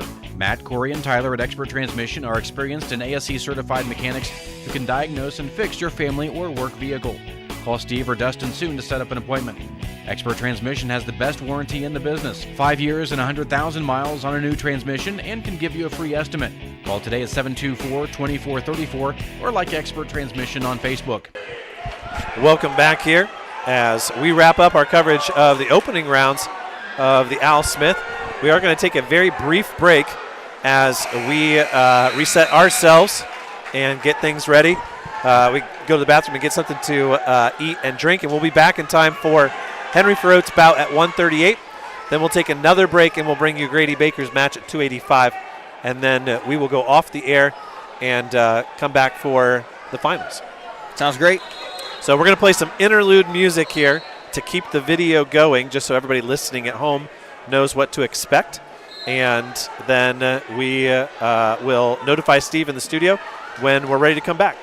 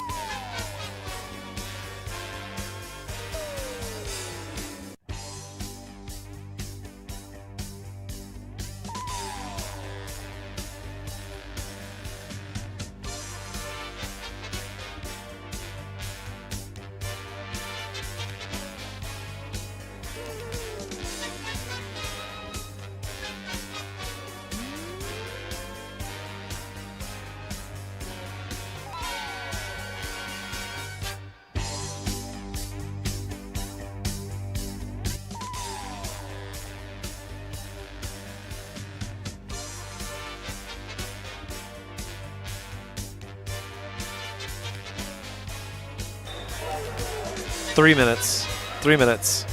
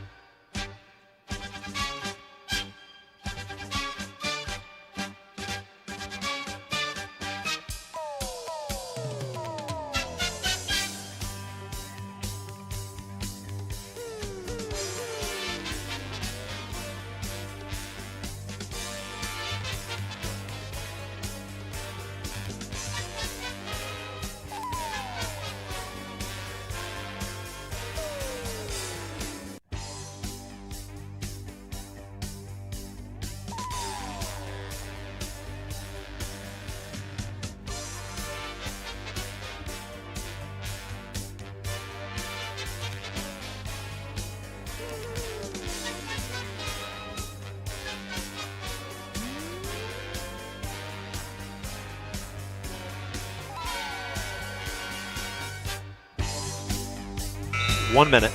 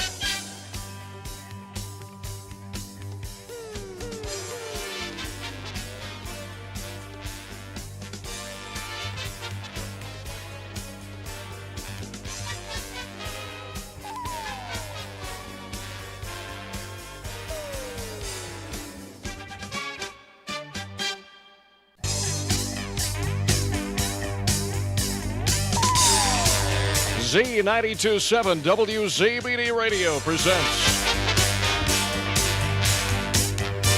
exciting high school wrestling. Brought to you in part by the many community-minded sponsors you'll hear. And now to the gym for the exciting action. Welcome back, wrestling fans. We are just a few minutes away from Henry Ferrot's opportunity to wrestle in the Constellation semis at 138 pounds. I'm going to correct Jeff O on that. Not back to the gym, back to the cave. That's right. We're Welcome back in the cave. Now, last year, Henry Ferrot lost this match and ended up wrestling for 5th and 6th and won that. Trying to go one better and make it into the 3rd and 4th place match. And it would be quite an accomplishment because it's just a crazy stacked lineup. In the finals, you're going to see number 1 Evan Stanley against number 5 Hunter Douglas. Henry will have to beat Donald Bowie, who's ranked number 6 here in the Constellation semis, to get there. Sonny Sessa also on the other side of the bracket. Stanley looked very impressive in his win earlier. Stanley, as I said, in the finals. Sessa will be wrestling Vargo from Penn. And we got some blood time. Here's David Maldonado gives some instructions to his young man. Yes, I'm still watching. The boss is here, Dane. Oh, he is. Oh, we should probably give him a chair, shouldn't we? Just make him stand. Oh, sorry. You're fine. Make sure you don't hit your head coming through the high beam over there. That's perfect timing. I don't have to worry about that beam. I fit right underneath that. But, Robert, you're a little bit taller than I am. I've had to worry about that a couple times. Well, hopefully, Commissioner Falcons, you're getting paid mileage like Rex and I are, because you're putting a lot of miles on. I don't know what you're driving these days. You know what? This is absolutely the best time of year for me with respect to the regular season. The amount of wrestling that's going on right after Christmas and in the New Year. Normally, I do the Al Smith one day, and I go down to Evansville the next day. Then got Mooresville. So it's kind of fun. It's a lot of excitement. Great wrestling all the time. And it's probably nice for you because it's not an IHSAA sanctioned event. You don't have a lot of work to do. You can just sit back and be a fan like the rest of us. Yeah, and if you see me, I've just been pressing the flesh, hugging and kissing, and just trying to make nice with people and getting them ready for the tournament. So this is a much more relaxed experience for me than normal. Yeah, it picks up here in a couple weeks for you. Yeah, well, the girls started yesterday. Yeah, remember? I know. So we were there. I got a little bit of excitement with the girls already. So adding the girls has added another 3 weeks to my stressful life. But it's fun. But this is a great experience, being back near home and then having this as an opportunity for kids. This is some great wrestling, great atmosphere.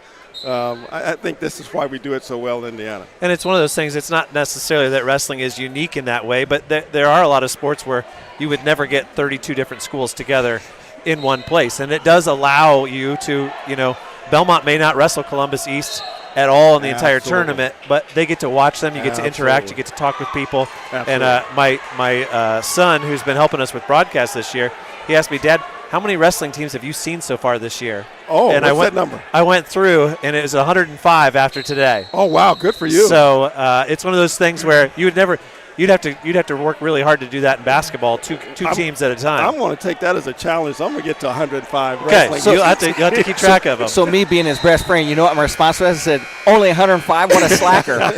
What a slacker. But, Connorsville had 49 teams in it. Yeah. And, again, we have some great opportunities for kids to wrestle. And I was just talking to a coach down on the corner, and he said, this today is like Saturday morning at Indianapolis. Oh, yeah. These are the guys you have to beat to win a state championship, and this is pretty cool.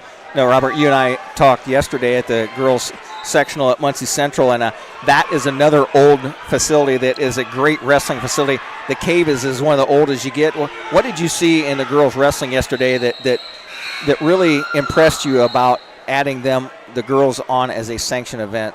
The wrestling is so much better than it was 10 years ago. The technique is better. The girls know what they're doing. And you know what? The beauty of it is there's such good sports about it, too. Yeah. And they go out there and they battle. When it's over, they pick each other up, give each other a hug, and go on about their business. But when they're on the mat, they get after it. I'm just very, very pleased with how they've progressed technically, how they know the sport anymore. And we've got some pretty good wrestlers in the state of Indiana on the girls' side. And I heard a speech in the coaches' meeting before it started, and the referee came out and said, this is not a girls' wrestling tournament. This is a wrestling tournament, and it will be handled the same as anything. There's nothing different about it. The calls are the same, and we expect the same from you in a corner as a coach as we would at any other tournament. And I love the way that's why they're feeling about it. Well, and that's one of the big struggles we had initially was that we want to and Sarah said it best to the coach. She said, coach these girls as wrestlers and not as girls. Yeah. And for that same reason, we're going to officiate them as wrestlers and not as girls wrestlers. And I think that's been a big help in making the progress that we've made. And one thing, Robert, that I've always noticed about you is you always have a good rapport with officials. I see you down there talking to Roger Griffith and Jeff Coburn and some of those other guys. And that's an important part of your job, too, is making sure that the officials around the state are on the same page as you as far as how you want tournaments run, what you want to allow as far as celebration, what you want to allow as far as arguing, and when to call it quits. Yeah, and that is we worked really hard. The officials and I mean, they had to teach me a lot. I mean, I came into this job, I didn't know much about wrestling. I wrestled in the 6th and 7th grade, and that was it. So when I took this job, they were the ones who taught me the sport, taught me the things I need to look out for. and they're very, very good about getting better at what they do, and I have to really applaud them for that. And that's, if they're going to work that hard, I'm going to work that hard as well. You know, years and years and years ago, when I was a referee, we had our big meeting, and we had a new commissioner come on, and he walked in, and he said, I'm a basketball guy, and we're going to run it just like basketball. And all the officials just dropped their heads like, no. And that didn't last very long, and for a reason it didn't last very long. Absolutely. Bobby Cox came in after that. We had a real good rapport with Bobby, and you have to treat every sport different. I don't care if it's baseball, if it's cross country, if it's golf. Every sport is different, and you have to treat it differently. Absolutely. And then when you treat it differently, it's because you have to officiate it differently. Yeah. You know, think about baseball. It's a pastime sport. It has its own rhythm, and then this is so intense. Spurt intensity, and you've got to be able to manage that. And then just the emotions of winning and losing on this side and that's part of what we've worked with our officials, how to handle that emotional piece of it and not let it get out of the way. So Caleb Asik picks up the win over Warren Brown in the consolation semis at 132, and that brings up Henry Farrow. He'll take on Donald Bowie of Warren Central. And we'll keep the commissioner here with us for a few minutes as we go through. This is the best seat in the house, Robert. Well, I tell you what, yes, it is. Yes, it is. And when I first saw it, I was like, is this going to hold me? Is this going to hold me? No, this is really good. You can, when you're down on the floor, you can't see up above you, but here you can see all the fans, you can see the wrestlers. This is a great seat. So Bowie drops into the consolation round after a loss in the semifinals. He had a spirited match against New Prairie in the blood round yesterday, right down there over there in the corner where the mats are stacked up, Rex. And it was one of those things. Brett Smith was sitting in the front row as these two feeling each other out right now, not really taking any shots. Brett Smith, the retired coach now from Prairie Heights, and I found that out last week. And I didn't know. He was leaning up against the railing. I said, "You guys are like two Romans at the Coliseum, just watching the battle." Well, you got over here in this corner, you see Royce Deckard. I mean, there are so many old heads here that it's phenomenal to see it. Royce was coaching at Lawrence North when I was refereeing back in the day. You can see his love of the sport still. Absolutely. Front headlock position here by Bowie with 2 seconds left, and we're going to go into the second period scoreless. Robert, that question came up yesterday. When you're in a consolation wrestleback like that, it's really important in some of those third and fourth place matches, and there's been talk about adding that extra minute back to the first period. Is that ever a discussion? Yes, but in order for us to do that, we've got to get approval from the National Federation. Okay. But first, the coaches have to make that proposal. And so if that's something they want to do, we'll certainly entertain that. Give us, especially during the tournament series. Yeah. They just can't talk about it. They got to do something. They got to do something about it. Exactly. So Bowie gets to his feet, and Farrow lets him up, and he pushes him right out, and they'll go back in the middle. Henry Wilk tells Bowie, let's put our toe on the line and go, and we're back underway. Bowie fakes a shot. Farrow gets down on all fours. A little different style of hand fighting, Rex, than what we saw between Baker and Diaz. Farrow wearing the middle school singlet we were talking about earlier. 5th place last year at the Al Smith. Trying to get into that 3rd and 4th place match here at 138. Robert, trying to get a good friend of mine at home. He didn't know where to look for track wrestling. I said, well, you got to go to USA Bracket. USA Bracket. Shot now by Bowie, fought off by Farrow. And we're a minute into this. And the only point scored is the escape by Bowie with his choice here in the second. Has that been a pretty good transition? Farrow's got his foot on the line. He's waiting for Bowie. Yeah. It's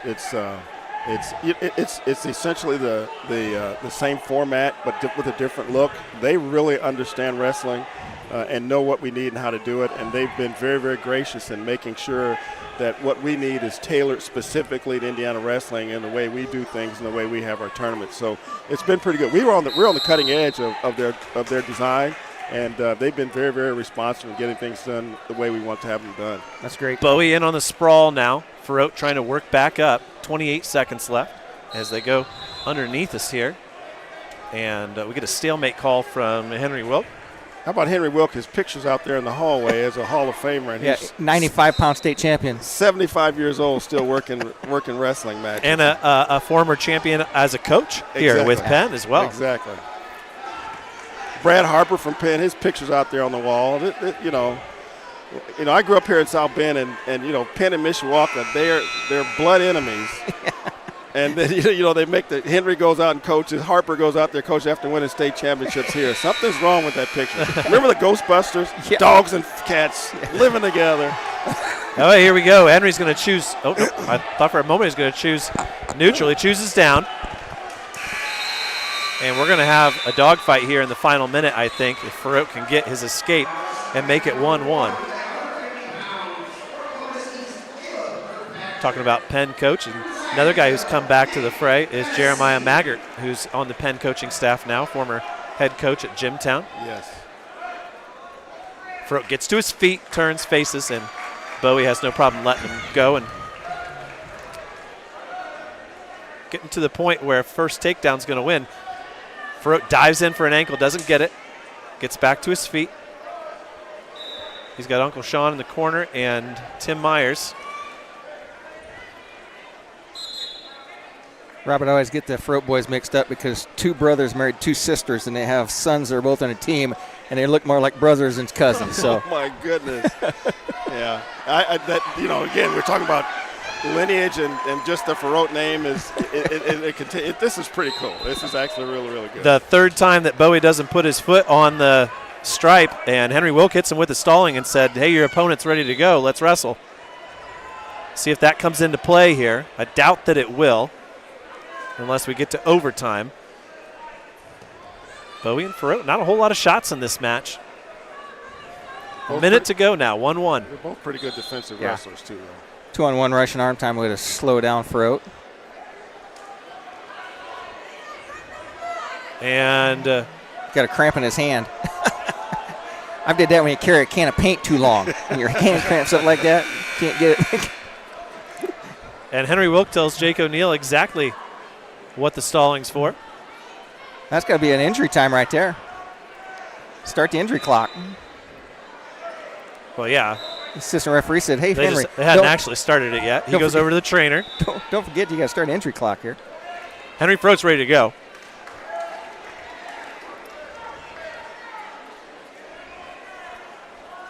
Every once in a while, head coach Tim Myers can say a lot without saying nothing. And every once in a while, he gets that stare in him saying, okay, let's get this going. Minute to go. And away we go. 1 minute to decide who's going to wrestle for third and fourth here at 138. This weight class is just stacked. Yes. They stay separated. Farouk's dove in for ankles a couple of times. He doesn't really want to tie up with Bowie. They're going to wait for the last 10 seconds and pull the trigger.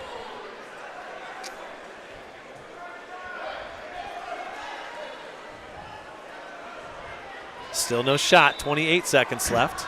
Bowie comes up from a knee. Farouk wipes off, now gets in on an ankle in an Iranian position. Bowie wrapped around the waist, and he's going to come around the back.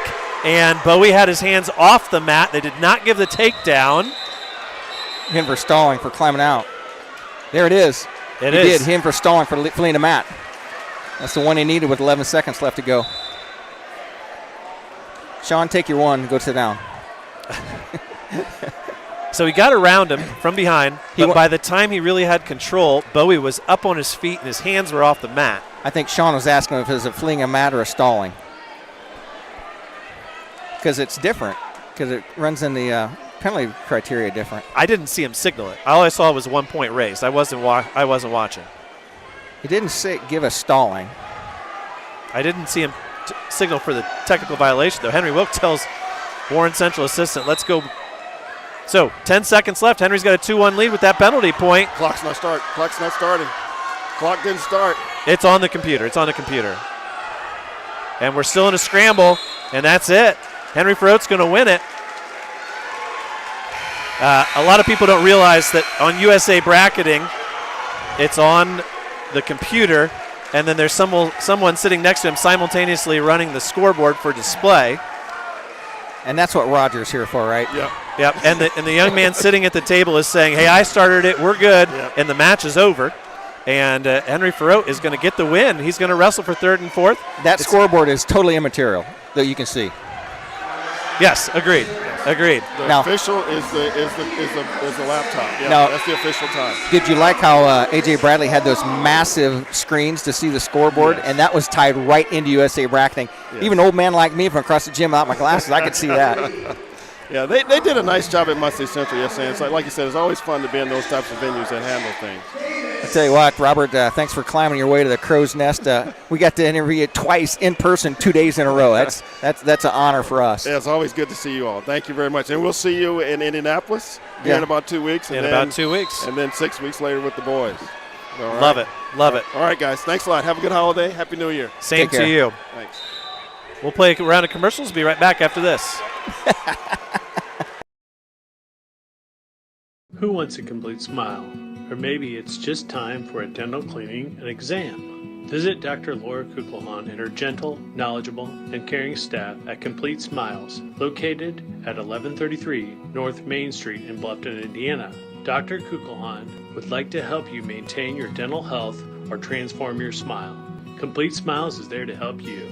Dr. Kugelhahn is currently accepting new patients. Call 824-3100 today to schedule an appointment. The loss of a room in your home due to a storm, a flooded basement, or even worse, a house fire are all events that will change your life forever. And it can be even more of a nightmare if you choose the wrong contractor to repair and rebuild.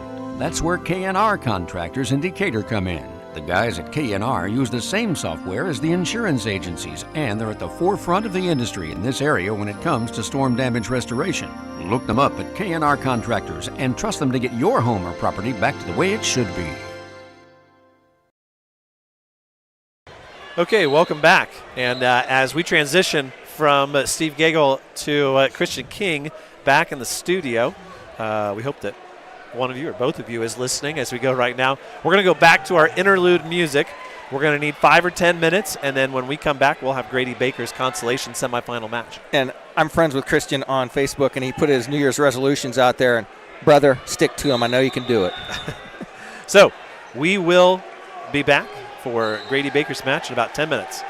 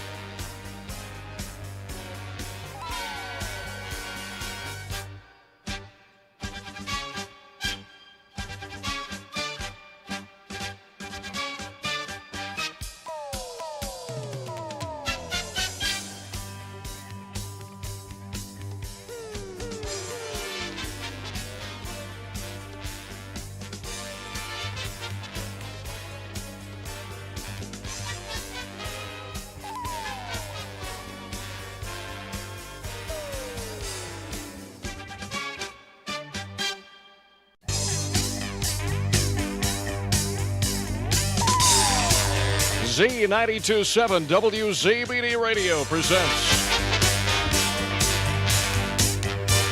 exciting high school wrestling. Brought to you in part by the many community-minded sponsors you'll hear. And now to the gym for the exciting action. Well, welcome back, wrestling fans. We are in the very brief 7th and 8th place round. And we're getting ready for Sam Wolpert here. And he's just a couple minutes away. And then Grady Baker. We did mistakenly tell you that Grady Baker was coming up next. It's been a long 2 days. We've covered, I know I've been to Lafayette and to here. You've been to Muncie and here. Trying to keep it all straight, so we apologize. Well, when you run a 32-team tournament, the bracket gets a little interesting anyways. And when the Constellation Wrestlebacks start through there, it's like you think, oh, he's at this level. No, he's got one more level to go after that. So yesterday they announced in the big boy gym about 1 o'clock, this will be the last round, and everybody started, huh? What? Did they change the format? And then the guy had to correct himself. So we are currently watching Chance Smith and Jacob Powers. Smith from Mishawaka, Powers from Crown Point, in the 7th and 8th place match at 120. We can tell you that Fielden has injury defaulted to Marcus Freeman. To Vinnie Freeman, sorry. We were just talking about Marcus. To Vinnie Freeman. I wouldn't want to wrestle either one of them, Dane. And Freeman, who came into the week ranked number 1 in the state, correct? Yeah. At 175. He takes a pair of losses and then doesn't get to wrestle number 2 in the state, Carter Fielden. So 1 and 2 in the state, finished 5th and 6th. If this team was easy, everybody would come. I tell you what, it's something. So we're getting ready for Sam Wolpert here at 150. And Wolpert, as we pull up our brackets here, will be taking on Tapia of Portage, as we told you about an hour ago. Before that, though, they'll have to wrestle one more match. The match at 138, where Hunt, who was knocked out of the consolation bracket and into the 7th place match by Henry Farrote, will be wrestling Johnson of Chesterton. I had a brief moment of conversation with Coach Myers and Coach Farrote and Coach Rubel in the lunchroom, and talked about Henry's next match. And they're glad to see that Sessa is not his next opponent. He said, yeah, everybody likes a little change of pace. If you come to this big tournament and wrestle tough kids, you want to wrestle a tough kid twice. It happens more often than you think when it comes down to the way those brackets work. But so, Rex, let's catch our breath here, and let's cue up a couple of commercials as we're into an executive session here of this broadcast, as we're kind of picking and choosing our spots here. But we'll play a round of messages, and Christian King's got us on the radio back at the studio, and we'll be right back after this. Renowned around the Midwest for his skills and his creative abilities, Nate Bowers and the team at Bowers Paint Studio in Decatur work with a wide range of clients, from collision repair to custom paint jobs for classic cars and motorcycles. Located on Monroe Street on the west side of Decatur, Bowers is your place for body work too, whether it's getting your ride back on the road or finally getting that classic car, the paint job you've always wanted. Stop by or give Nate a call to put the best in the business to work for you. Why lose out to pain? Visit Dr. Carla Grody at Grody Chiropractic, 320 West Monroe Street, Decatur. She's a specialist in the utilization of proven non-force techniques to treat injuries of all kinds requiring professional chiropractic care. Call 724-2510 for an appointment with Dr. Carla Grody. Open Monday through Thursday, closed Friday and Saturday. Grody Chiropractic, 320 West Monroe Street, Decatur. Well, if you're anything like me, you've got a list a mile long of outdoor projects that can wait till spring or until you have time. Well, let's be honest, if you're like me, you need a pro because you don't have the time or the equipment to get it done right. That's why I call Jim at the Little Container Company in Bern at 273-7692. Whether it involves dirt, demo, dozing, or digging, he has all the tools and all the toys to do the job affordably and correct the first time. Give Jim a call at 273-7692 or search Little Container Company on Facebook. Trust me, it'll be worth it. Bad hair day? Bad day at the office? Bad day behind the wheel? Hey, stuff happens, even to the best of us. At least your car insurance rate doesn't have to take a hit. Get Erie Rate Lock from Erie Insurance. Gives you a great rate that stays put until you change a car, driver, or your address. Plus, seriously good service. Now that's something to smile about. Your Erie agent in Decatur is John Kins. Get a quote at 728-8888 or visit kinsinsurance.com. Erie Rate Lock does not guarantee continued insurance coverage and is not available in all states. Finding a reliable, affordable, and professional electrician is difficult these days, but in Adams County, there's a name you can trust, and it's Phil Blakey of Blakey Electric. Serving Decatur and the surrounding communities, Blakey Electric does residential and commercial electrical work, both inside and outside. Give Phil a call today at 724-8049 and tell him about the work you need done on your remodel, new building project, or any other electrical project. Leave it to the experts at Blakey Electric, 724-8049, to take care of all of your electrical needs. And we're back. A couple minutes left here in this bout at 1:38, and then we'll be up and at it for Sam Wolpert going for 7th and 8th place match, and we probably won't even have time for a commercial break by the time we get to the 285s. What'd you say, there's one match per weight class in this round? Yeah, they're just wrestling the 7th and 8th place matches because they go with a 3-mat formation, and they like to do 1st and 2nd in the middle, 3rd and 4th, 5th and 6th. Just to confuse everybody. Yeah, well, I talk like I've been here for 30 years, like I know everything that's going on. Now, Dane, when they open the doors, do all the Bellmont people run to their corner like they do at the state finals? Or? It was a late arriving crowd for Bellmont, with no lightweights really in the second day. It felt like it was a little bit late arriving crowd. Now, we have been impeded by the New Prairie faithful, who have sort of taken over our corner and pushed us a little bit more towards the middle. Oh, sounds like the pen. Sounds like side. a turf war for Team State. Yeah, it could be. And, of course, it's going to be a much different Team State setup when you think about the big powerhouses, New Prairie, Hanover Central, Garrett, and Bellmont, and then they all go to Brownsburg. It's not going to be the same type, not going to be any real hometown vibe. See how many fans show up. I was going to say, that's quite a haul from New Prairie down to Brownsburg. That's a 5-day horse and buggy ride, isn't it? 45 seconds left here in the second period. What else can we talk about, Rex? It would probably be a good time now to tell you what the team score is. Right now, Crown Point continues to lead, and they've increased their lead to 24.5 points. I'd say that just about does it. Crown Point will come out of here with the title for the 6th straight year. I think they've won this. Center Grove will be second for the however many years they decided to come. And right now, Bloomington South has a 2-point lead on Cathedral. So we may break our streak of 1, 2, 3 places, as Cathedral's finished third, I think, the last 5 years as well. Columbus East in 5th. Lowell a half-point behind them, and Garrett has creeped up into 7th. New Prairie, of course, with Staples, Hoiver, and Hartle Road. They're all the way up into 8th. They were behind Bellmont all day yesterday. Yeah. But they're going to put those 3 guys under the lights. And to their credit, the Bellmont Braves have increased their placement. They're tied with Hobart for 14th. They've surpassed the 100-point mark. And I was looking at the standings earlier yesterday, honestly, and thinking there's like 16 teams here who are ranked in the top 25 in the state. If you can finish in the top 16, that's pretty good company. Yeah. And so Bellmont right now sitting in a tie for 14th. Regardless of your school class. And it looks like the only teams that could pass them will be Penn and Homestead. Bellmont will finish ahead of powerhouses like Mishawaka, Warren Central. They'll also finish ahead of a couple teams they've already beaten this year, Chesterton, Wawasee, South Bend Riley, and so on. And who's the unlucky loser? Who do you think it is? Elkhart with 15 points.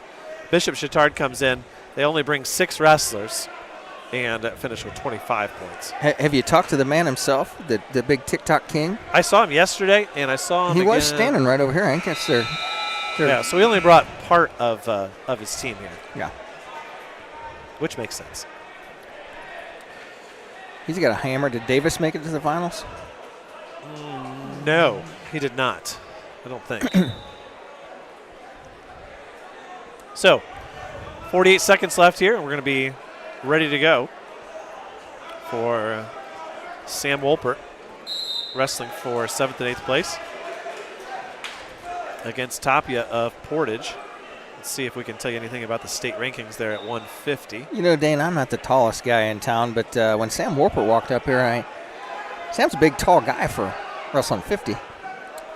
Sam, you might find this interesting, spent his fall break in Greece with his parents. Really? Had a really great time. Talked to Ed and Susie a couple weeks ago about their experiences and said Sam just eats it up. He wants to be a history teacher. Oh, really? When he graduates, and would love to come back to the area. So.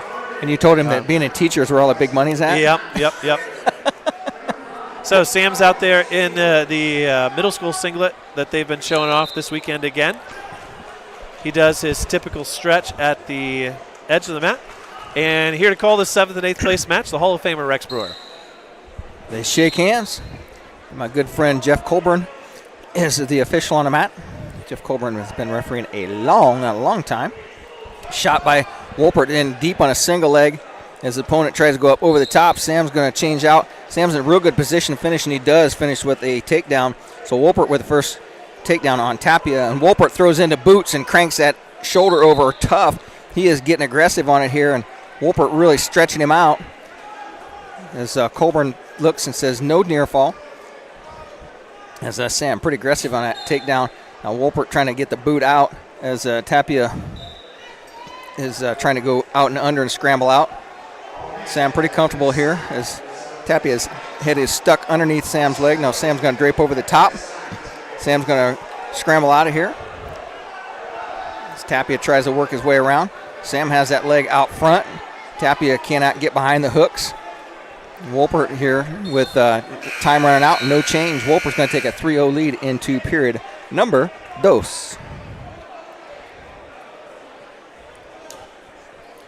Little coaching from Tim Myers from the corner there.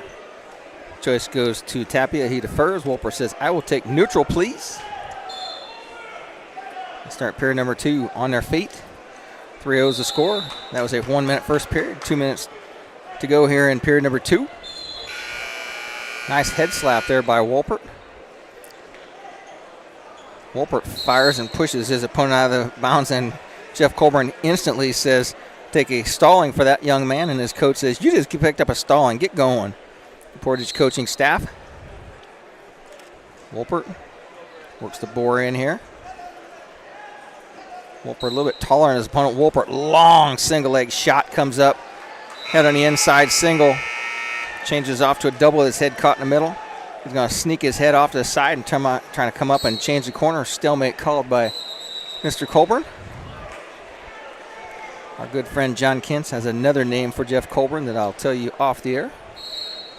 Minute 28 left to go here in period number 2. Wolpert with a 3-0 lead as they wrestle on our feet here. Wolpert bores in, pushes his opponent to the side of the mat. Shot by Tapia, and he misses. Wolpert O-laid him, and he gets the takedown. 6-0 is the score as Wolpert quickly goes into the legs and come up and chin rips him over. Tried to just do a facelift and take him to the back. Nearly scored points. Now Wolpert changes that off to a half Nelson, driving that power half, and Sam riding the legs pretty tough. As Tapia trying to shake him off the top. Wolpert's in good position here, locked up the legs pretty tight. Riding him tough, right on the edge of the mat. Wolpert's going to try and fire that half Nelson over. He's got 49 seconds left to go. Let's see how long Colburn lets this go before he calls a stalemate. Wolpert content to hang on, and Jeff says that's enough of that. They're going to go back to the center of the mat with Tapia in the down position. Trailing Wolpert 6-0.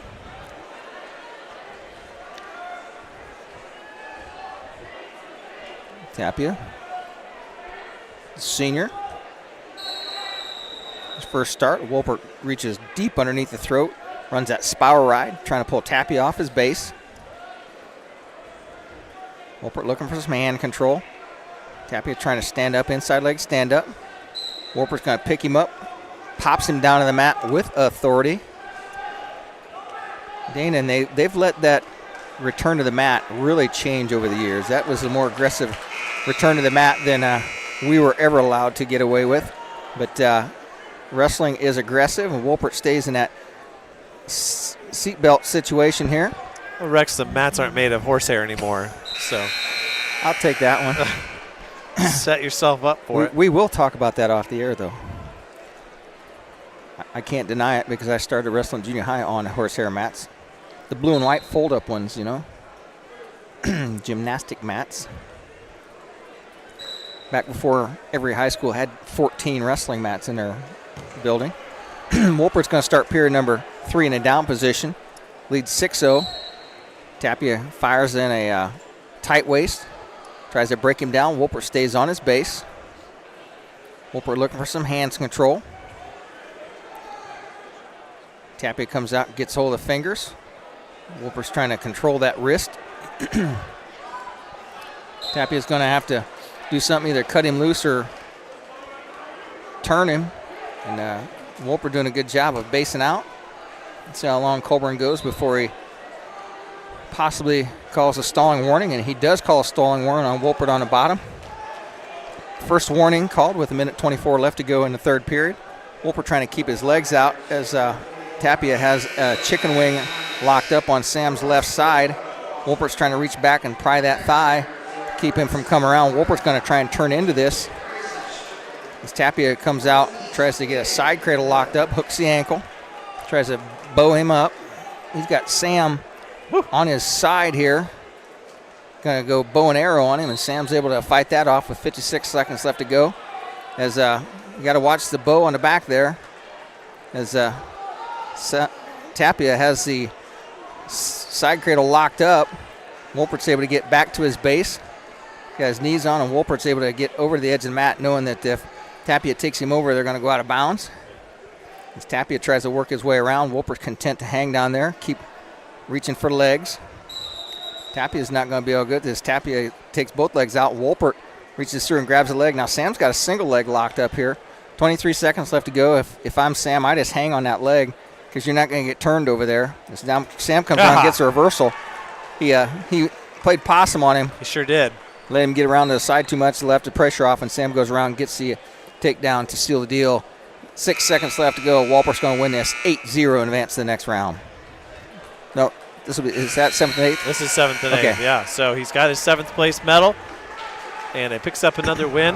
And points for the Braves. My prediction came true. Told you he wasn't going to finish 8th. I think he was going to give it everything that he had in these bouts. He wants to shake Colburn's hand. Okay, we'll take a quick break, and we'll be back with the 285 7th place match right after this. The loss of a room in your home due to a storm, a flooded basement, or even worse, a house fire are all events that will change your life forever. And it can be even more of a nightmare if you choose the wrong contractor to repair and rebuild. That's where K&R Contractors in Decatur come in. The guys at K&R use the same software as the insurance agencies, and they're at the forefront of the industry in this area when it comes to storm damage restoration. Look them up at K&R Contractors and trust them to get your home or property back to the way it should be. Soul Pig Barbecue on 2nd Street in Decatur, across from the courthouse, features traditional and not so traditional barbecue, brisket, smoked meats, pulled pork, wings, burgers, soul food, steaks, fish, seafood, and a full bar service. Bring the spouse and the young ones to Soul Pig and enjoy the family side or dine on the bar side. Large portions ensure no one will go home hungry after a Soul Pig meal. Follow Soul Pig on Facebook for the daily, weekend, and entertainment specials. Selling land these days is no easy task, so you have to have a pro. Justin Griffin with Schrader Auctioneering and Realty of Fort Wayne specializes in farmland, estate sales, and homes in the Decatur and greater Fort Wayne area. With over 2,000 acres sold in the last 5 years, Justin's knowledge can help guide you with your sale. Give him a call or visit www.schraderfortwayne.com to find out more about how he can help you with your sale. Welcome back here. As Grady Baker is already on deck. 285 7th place match. He'll take on Hank Redmond of Columbus East. Our buddy Troy Hahn is in the house. Made it back up from Muncie. We're back in his neighborhood. He's from Napanee. because that's where he said he was when he introduced himself yesterday at the girls sectional. And I asked Scott Billings, who was there yesterday, I said, did they have trouble filling all the spots? And he said they were about 4 or 5 officials short for the girls sectional yesterday, but they reached out to some guys that didn't apply due to thinking they couldn't get off work and stuff. And that's one thing you have to do is try and get that girls tournament to a Friday, off a Friday to a Saturday. Yeah, and obviously with the couple of tournaments choosing to go today and yesterday, it made a difference because some of these tournaments would have been December tournaments that were happening. We continue to await Grady Baker's match. Did want to note one significant match yesterday, and that was that Alexandria took a loss to New Haven. And that's significant because, of course, Adams Central holds 2 wins over New Haven. And Alexandria had been ranked 4 for the last couple of weeks, with Adams Central 5. And I think that pretty much cements Adams Central into a number 4 seed and a bye probably for Team State. And it also might be convenient for you because it will allow you, I think, to do the first round with South Adams without having to worry about something else. And then we'll be able to give South Adams some love early on. And then if they advance, then you'll have to do your best to go back and forth. But that's after I have to go takedowns with somebody. You got to do some takedowns. Yeah, probably. And I got Josh to help me, though. Well, yeah, Josh could take a few people down. I'm just telling you. There's a fall from Calvin Stewart over John Stryker at 190.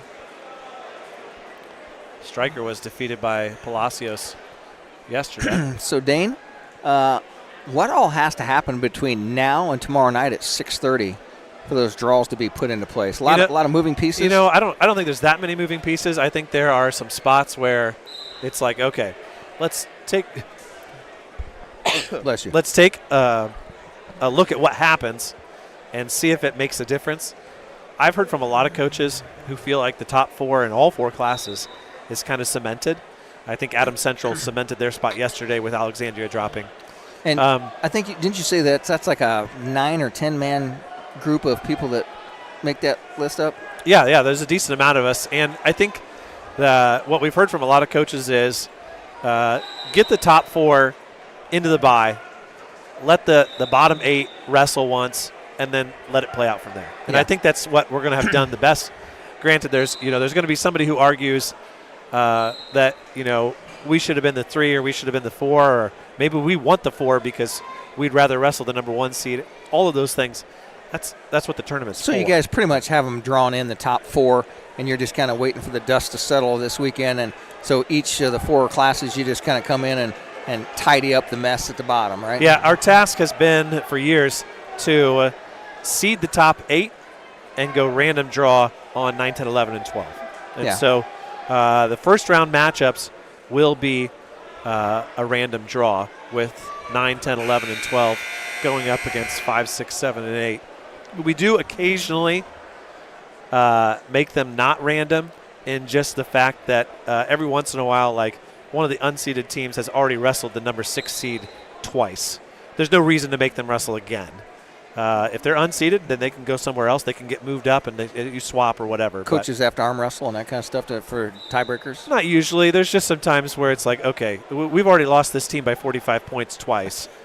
How about we wrestle someone else type of deal. We would never do that if the bout had been 38-32, or I'm sorry, the dual meet 38-32 or 36-35. You'd want them to wrestle a third time to settle the score. So do you have the format for tomorrow night? We were ready to go. We know who all is going to be there, and simulcasting, and we're going to have lots of kind of shaking hands and being good friends with our friends at Indiana Mat. Yeah, actually, I think, to be real honest with you, maybe somebody out there is just clamoring for it. But I think we're going to kind of have a stripped-down version of the show and just get to it, talk about the matchups, what the brackets are going to be. I think Joe's going to be back tomorrow night, and we're going to put him up. We're going to talk about him. We're going to give the girls a good half hour, I think, of the start of the show tomorrow to talk about that, to give them credit for winning sectionals, talk about some tough draws if the draws are out. And then we'll reveal those brackets. We'll talk about them, and we'll talk about all of the coverage that we have coming up in the next week. So it'll be a good show. I don't think it will go quite to the lengths that we went for the last teams in, which was a lot of fun. Yeah. We had watch parties and everything. I think for the most part, people are pretty certain, okay, we're probably going to be the 4 or the 5. Maybe we'll be the 6 or the 5, that kind of thing. Here you go, Grady, coming up. Another well-built opponent for Baker. Looks like a 215-pounder.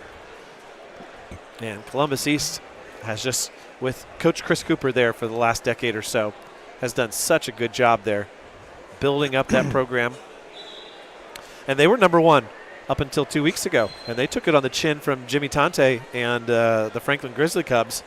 And Franklin looking very much like a contender for the 3A state title. So we're underway here in the first minute of the first period. Look at this guy. Look at a 3-man booth coming up here. Front headlock series by Redmond. He switches off to a single and knocks Baker down on his hip and covers and scores the takedown. He wrestles like a 215-pounder too. And Redmond going to town here on Baker early on. Grady trying to win a 7th place medal. Trying to build up from his base. 15 seconds left. Redmond hit that little duck under, little snatch single and took Baker down a little Japanese dump. So I think Baker will want to get to his feet to have a chance. Of course, last year he finished 8th, and we talked about this. There's no shame in finishing 8th. There's plenty of guys who got beat in the blood round who would happily finish in 8th place instead of sitting in the stands sucking on a lollipop. Baker's going to go neutral here in the second. I think it's a good idea. He got ridden out pretty handily in that last 45 seconds. Yep, and just a lot of aggressive hand and head fighting going on in these last couple of bouts for Grady. So much of wrestling heavyweight's done with your forehead when you're on your feet. Official Troy Hahn standing here next to us. He knows some of that head gets borderline on headbutting.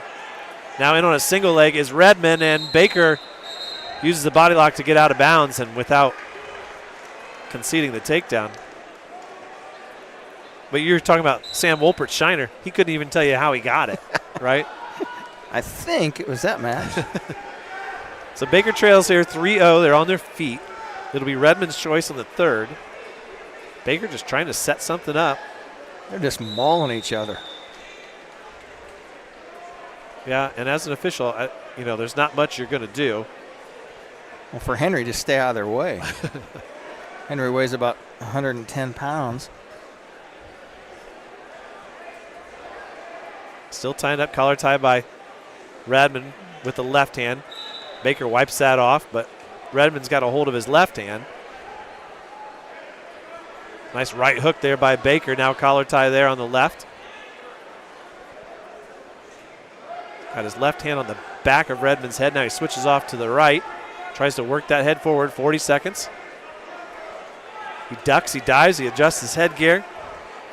Still working on the head of Redmond. The 4 Ds of dodgeball. Is there 4 or 5? I don't remember. Duck, dodge, dive, duck, and dive. Yeah, there's 5. 20 seconds left. Baker still trying to find inroads here with his choice. And obviously, you want to score with your choice, especially when you're trailing. And instead, it's going to be Redmond. And I have a feeling Redmond's going to go down here. Yeah. And the second period runs out. They didn't know it ran out. The immortal words of Patrick O'Houlihan. Rip torn. That's who played him in the movie. Hank Redmond is going to choose the down position as we predicted. Reached his fate when the Luck the Irish sign fell on him and crushed him. Caution on Grady for an incorrect starting position. And we're underway for the final 2 minutes here of Grady Baker's Al Smith career. Grady might be hoping that there's another minute in that career because overtime might be what he's shooting for here. Redmond gets to his feet. Baker follows and lets him up. And that'll make it 4-0. So he's going to need more than a takedown now. And they are just pummeling each other. Shared collar ties, fighting for head position. They're on the edge of the mat. Baker tries to get that inside tie. He tries to snap down on Redmond. We'll have a 30-minute break before we get to the finals. They're going to go neutral. They go out of bounds. They're too close to the bleachers there. And 1:10 left. Grady Baker still looking for his first point in this bout. He trails 4-0. Working on that snap down against Redmond.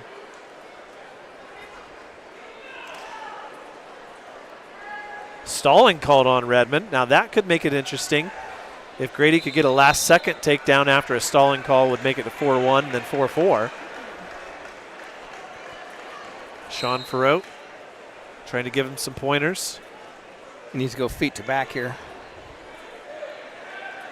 Redmond now doing a little bit more of the pushing. Now Baker. Now double underhooks there for Baker for a second. Redmond got out of that quickly. Now Baker tries to throw on the edge of the mat. He threw that over and under last match and got a takedown, all for naught. But at the very end, he did. So Baker off the whistle doing the pushing. See if he can elicit one more stalling call there from Henry, and then go for the tying takedown. Shoots in on a single. Sprawl by Redmond. Baker trying to find a leg to hold on to. There's only 20 seconds left. Redmond just reaching around the waist, and he's going to spin around. He's going to score a takedown that's going to wrap this one up. So Grady Baker falls in the 7th and 8th place match. He'll stand on the 8th place spot on the podium for the second year in a row. A great tournament for him. And Rex, it's time for us to take a break. We will be back so that you can hear the 3rd and 4th place match for Mr. Farrow and the finals for 190, and we'll provide you some coverage in between there. Any last words? It's been a good tournament for the Braves, I think. I think so too. And we'll talk more about the team score when we get into our next segment. We'll play our interlude music, and Christian, back in the studio, we'll let you know when we're about to come back on.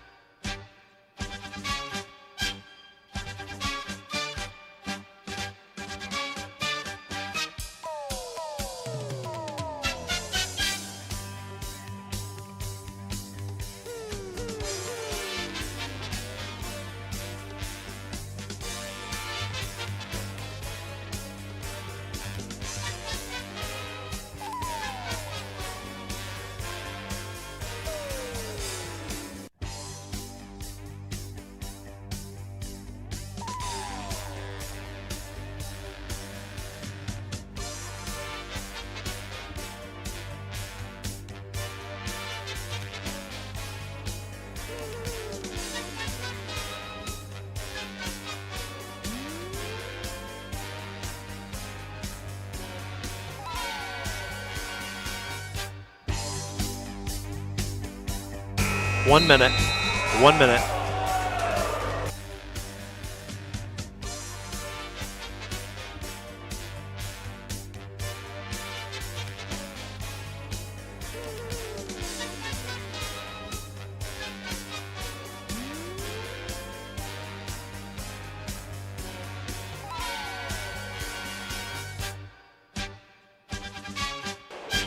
Thirty seconds.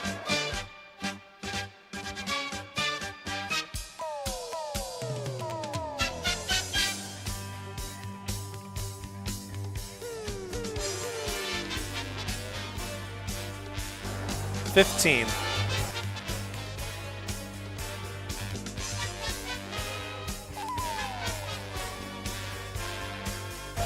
5, 3. This is Bellmont Wrestling on Channel Z 92.7 FM, and here are your Bellmont Braves. 106. Cameron Barger, Bellmont Middle School. 113. Bradley Baker, St. Joe Catholic School. 120. Oliver Farrow, Winnikin Lutheran School. 126. Ben Mills, St. Joseph Catholic School. 132. Luke Rubel, St. Joe Catholic School. 138. Henry Farrow, Winnikin Lutheran School. 144. Gabe Myers, St. Joe Catholic School. 150. Sam Wolpert, Bellmont Middle School. 157. Charlie Farrow, Winnikin Lutheran School. 165. Austin Manley, Bellmont Middle School. 175. Landon Rich, Bellmont Middle School. 190. Xavier Palacios, Winnikin Lutheran School. 215. Blake Kirshner, Bellmont Elementary. And at heavyweight, Grady Baker, St. Joe Catholic School. Welcome back, Bellmont wrestling fans and wrestling fans overall, as there are plenty of them, 1,000 plus packed into the cave here in Mishawaka, Indiana. Dane filling live with you for the placement rounds, and I'm joined by my Hall of Fame partner, Rex Brewer. Hey, Dane, I can throw one in there. Jacob Benniger, St. Joe Catholic School. Perfect. There you go. Little Jacob is back in the lineup. I apologize that I was like, oh, we'll play this instead of the usual intro just because we've had so many intros today. And then I thought, make so many changes. We haven't updated that in a couple weeks because Bellmont hasn't wrestled a duel in that many weeks. The only dual lineup that we've had to run is against Adam Central on December 23rd. That seems ages ago, Rex. That was like how many broadcasts ago? Yeah, it has been. So we're happy that you have joined us. A lot of people tuning in and asking, when are you going back on the air? When are you going back on the air? Well, we can tell you that we had a really fun first 2 periods in the 106-pound final, but it was all Connor Maddox after that. A couple of throws that didn't even result in points, just kind of got the crowd going. Not as excited, though, as the crowd got when they introduced Al Smith. Yeah. And Al is in the house, and he's sitting at the head table right now. And Jeff Goldburn, and the gentleman who did the national anthem has been doing it for decades, and he did it yesterday to start off action, and is a former state champion himself as a wrestler, and does a great job. You know, Dane, we talked about this off air. People who just throw out the name Al Smith, this is the Al Smith Classic, people don't stop and think about who Al Smith is. I mean, this tournament is named after him for a reason. He is a legend in this area. He coached here for years. I refereed many, many years with him in a corner, and you never met a more personable gentleman in the corner, aggressive, fighting for his kids, but never a crossword to an official. And you see the officials go home and shake his hand right now, and he's just a super class act. And he is as humble as any human you ever want to meet. You talk about all this, and he will play it down as much as possible, and it's great to see him here in the house. And lives right across the street from the high school and is still very much a part of the community here. And what a great testament it is. And you know, his footprint, his thumbprint everywhere in Indiana high school wrestling. When you think about Bellmont, you think about Denny Hayes and the effect that he had long term on Bellmont. I mean, you don't have what Bellmont has today without Denny Hayes. You know, John Gruden. Yep. And you've got a guy like Derek Snyder, who comes out of the Mishawaka program and is now the head coach at the most successful program in the state and one of the most successful programs in the country. That doesn't just come out of thin air. So, yeah. And a great tournament all the way around.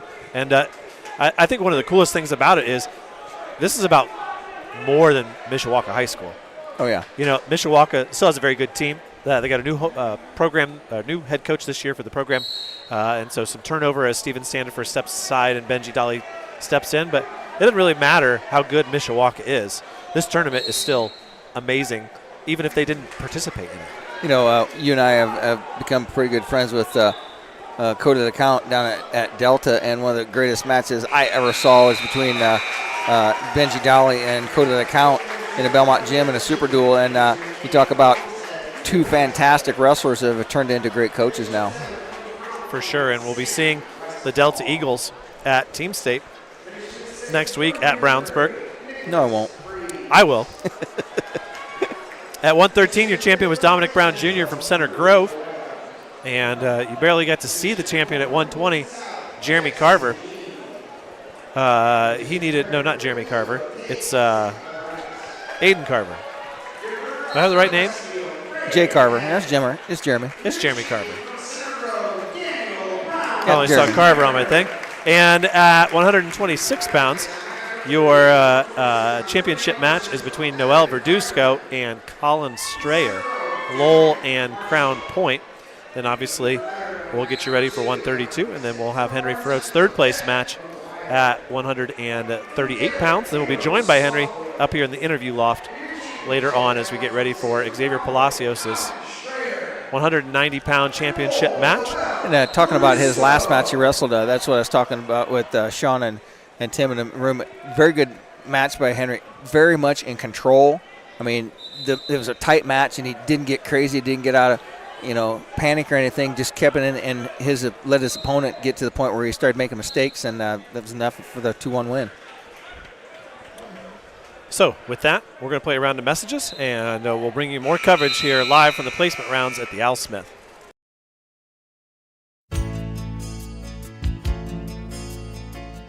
Injured in an accident, need representation in civil, criminal, or family law matters? Call DeVos, Baker, Ainsworth, and Razzo for assistance. Our office has experienced trial lawyers who can guide you through the litigation process and provide you with quality legal service at competitive rates. Call 724-2129 to schedule an appointment with one of our attorneys, or visit our website at devoslaw.com for more information.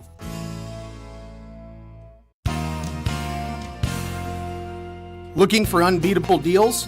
Head to Kelly Auto Mall of Decatur. With over 70 years of trusted service, we offer Ford, Chevy, Chrysler, Dodge, Jeep, and Ram all in one location. Enjoy free car washes for life, a huge selection of new and pre-owned vehicles, and limited time offers on our remaining 2024 inventory. Deals this good won't last. Hurry in today.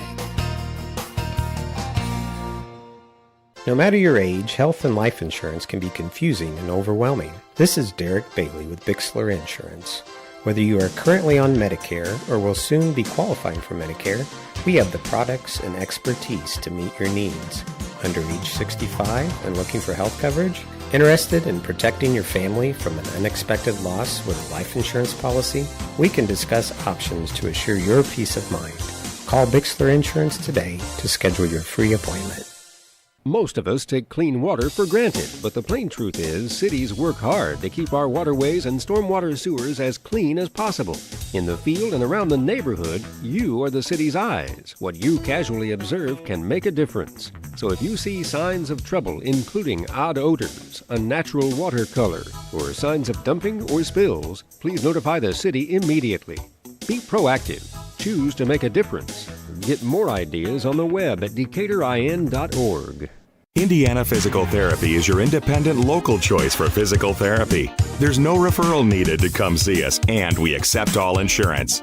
With direct access, you can just walk in and request an appointment at any of our 18 convenient locations. Our team of expert therapists are here to help you recover and get you back to doing what you love. Visit us online at indianapt.com to request your appointment. Indiana Physical Therapy, where people go to get better. Welcome back here as we continue to work our way towards Henry Ferrot's third place match at 138.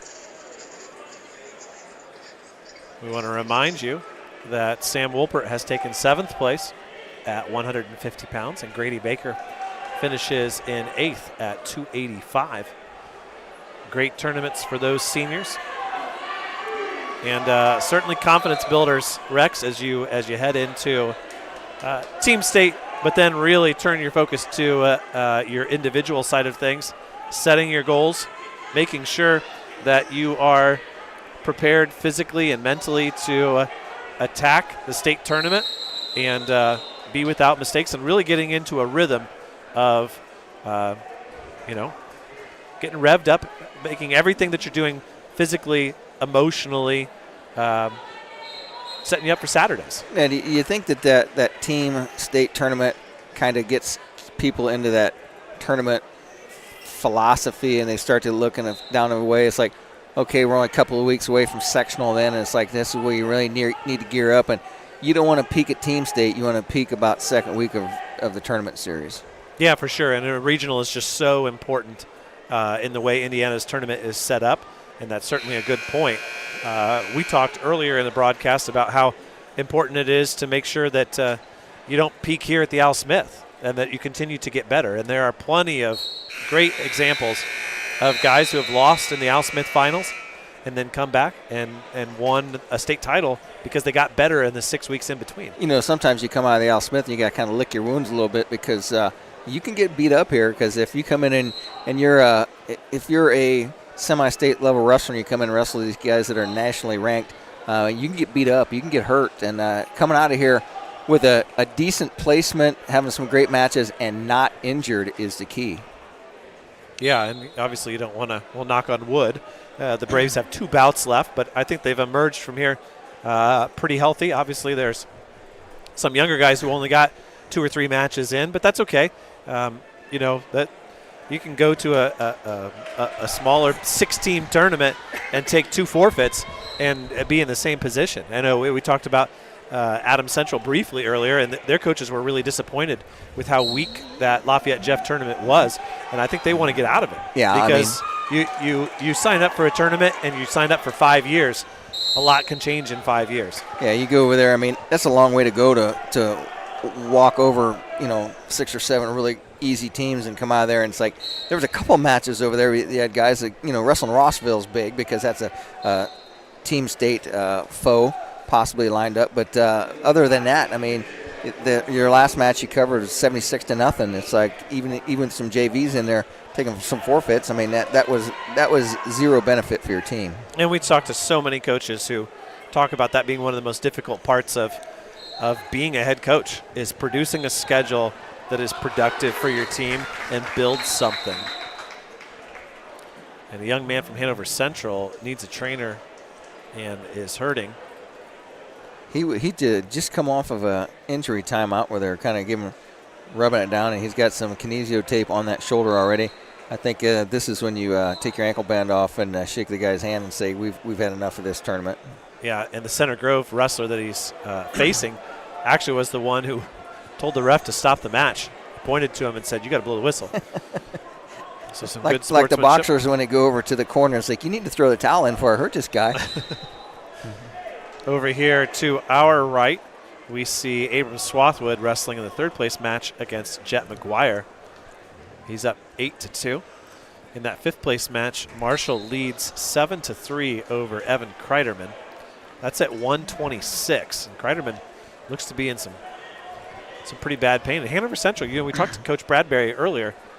I think they really think that they have an opportunity to make the finals potentially in 2A and maybe take a shot at whoever's there. He flat out said to us, I think Garrett should be the number 1 seed. They're the ones who have earned it. And so I think that's where they would like to see themselves. The seed just kind of lines you up. I mean, you still got to win the matches. I mean, we've seen teams come in seeded 1 and some of the higher level ones that get, they take out the number 1 seed, and it's like seeding doesn't wrestle the matches for you. Certainly not in a dual meet setting either. Your champion at 126 is Noel Verduzco, 5-1 over Colin Strayer as we move to 132. Gavin Lewis and Royce Malone are your combatants there. And with that, we'll take a break and send it back to Christian in the studio for a round of messages. We'll be right back after this. If you're thinking of building an addition or remodeling or just starting from scratch and you want to add the beauty of a built-in or freestanding gas fireplace, the folks at Hitzer Fireplace and Patio, 269 East Main Street in Bern, have the expertise and craftsmen to install a gas, coal, or wood fireplace and design staff to help you decide which will serve your needs best. Cozy, warm, fuel-efficient, and mood-setting. Call Hitzer, 589-8536. Does your heating system need a good end-of-the-season tune-up from Masters Heating and Cooling? Now is the time to tune up your heating and cooling system. At Masters, we have technicians that can service most makes and models of furnaces and heat pumps at low-cost seasonal special pricing. Contact Masters Heating and Cooling at 1045 South 11th Street in Decatur. On the web at mastersheatcool.com to schedule your preventative maintenance checkup now. Well, if you're anything like me, you've got a list a mile long of outdoor projects that can wait till spring or until you have time. Well, let's be honest, if you're like me, you need a pro because you don't have the time or the equipment to get it done right. That's why I call Jim at the Little Container Company in Bern at 273-7692. Whether it involves dirt, demo, dozing, or digging, he has all the tools and all the toys to do the job affordably and correct the first time. Give Jim a call at 273-7692 or search Little Container Company on Facebook. Trust me, it'll be worth it. Quality dentistry for people of all ages. That's what you'll find at Decatur Dental Services. This is Dr. Taylor Trevere at Decatur Dental Services. We provide a wide range of dental treatment, including preventative, cosmetic, restorative, and reconstructive dentistry. Located at the corner of 224 East and Pickway Road in Decatur. We offer convenient office hours, Monday through Thursday from 8 a.m. to 5 p.m. and Friday, 8 a.m. to 3 p.m. For more information about our practice, please find us on Facebook or visit our website at DecaturDentalIN.com. Krukeberg Auction and Realty has been your trusted partner in the auction process. Buying or selling, they make the steps straightforward and easy, guiding with expertise and commitment. A family-owned local business, not just auctioneers, your neighbors supporting local athletics. Feel confident you're in the right hands. Call Krukeberg Auction and Realty today. Experience the difference with family you can trust. Welcome back here to Mishawaka as we get ready for the 132-pound final between Lewis and Malone. Crown Point going head-to-head against Center Grove. And now would be a good time for us to tell you a little bit more about the updated team scores. Crown Point still in first, 278 points, and Center Grove 25 points behind him at 254 and a half. Cathedral in third, almost 100 points behind Center Grove. And then they have a 12-point lead over Bloomington South, and Bloomington South right now enjoying a 2.5-point lead over Columbus East, but we've seen a lot of Columbus East guys later on in the heavier weights, so that one might change a little bit. Lowell in sixth, Garrett in seventh, New Prairie in eighth. We scroll down. Bellmont in sole possession of 14th place right now, ahead of Hobart by 2 points. You know, some people think, oh, Belmont's way down in 14th place. That's a good showing for this tournament. Yeah, Penn's ranked in the top 20 overall as a dual team. Warren Central's a very good team. Homestead, a very good dual team. Like I said, we'll see them on Tuesday. And Chesterton's got some really good individuals as well. Also a pretty decent showing for Wawasee as well, as they haven't had a very good year overall as a team. But looking at those team scores, I'm surprised at how many points they have and where they stand. And the tournament organizers have not been bashful about telling teams, look, you don't belong here. You know, if you're only putting 3 guys into the blood round and nobody threw into the semis for a couple consecutive years, you should go somewhere else. You're taking up space. Yeah, well, and it's not doing you any good. Yeah. So, and obviously they brought some new teams in, and there are some teams who come in here, they show up for 2 or 3 years, and then they're out. They know their level. They realize, this isn't right for us. And you have to build a schedule around this too. And I think this is something that's important to keep in mind is a lot of people, well, you know, your weaker guys, they only get a match or 2. Yeah, so you got to make sure that the rest of your schedule is built around making sure that they do get matches. You can't have one of these and another one of these and another one of these. And then you're right, you do. You end up having your studs have 15 more bouts on their schedule than your weakest guy. You don't want that. Yeah. You don't want your stud to have 45 wins and your weak 106 pounder to be 20-10 at the end of the year. Where'd the other 15 matches go? Oh, well, he got eliminated at the first possible thing at all these individual tournaments. You get to build your schedule so that you improve those guys to the point where they're going to be up at that level or at least can compete at that level. Well, Rex, we want to give a shout-out to one of our longtime good friends on the broadcast, Mr. Dave Emmenheiser. He said that our ramblings this morning got him through an entire plumbing project. So I hope that Dave, that you followed the two most important rules of plumbing. We don't need to mention them on here. Hot's on the left, cold's on the right? Well, yeah, you could say that. I guess cold's on the right, hot's on the left. If you go to Ace, Matt Monroe will tell you the true rules of plumbing. Well, I know there's 3 rules of plumbing. They are you don't have to say no, it. Payday is Friday. Okay. Water runs downhill. Yes, water. And don't chew your fingernails. That's generally the way that I was taught it as well. Water runs downhill. So 132-pound final is underway. Not much action so far. Just a 1-0 lead for Malone. So Dane, this is one of the first years you brought the whole family along. What did the younger ones think of this event here? They were good till about 2 o'clock yesterday, and then they were a little bit confused. I thought that we were almost done. I said, well, most people are done. And you see, if he loses this match, we got to stay an extra 45 minutes. The good kids are done. Then they realize, oh, I hope he wins. But I did warn them. I said, now, whatever happens today, I can almost guarantee you that Sam Wolpert will be the last person still standing, and sure enough, he was, because he's at the heaviest weight. That gym always finishes ahead of this gym, just the way that it works. But no, they're enjoying themselves, and it's become a part of our family tradition. And there were years where my wife would come up to Mishawaka, and then she'd stay with a little one at a friend's house, and I would come to the tournament alone. And then there were years where she'd have to stay home, and I'd come without her because little one couldn't be left. And then it became part of Grandma and Grandpa's position to watch them, especially when they were living in Illinois. But, for the first time ever, all 6 of us here and certainly enjoying ourselves. Now, next year's tournament is going to be back in December, we've been told by the new athletic director here at Mishawaka. So if you're a planner like my wife is, December 29th and 30th next year.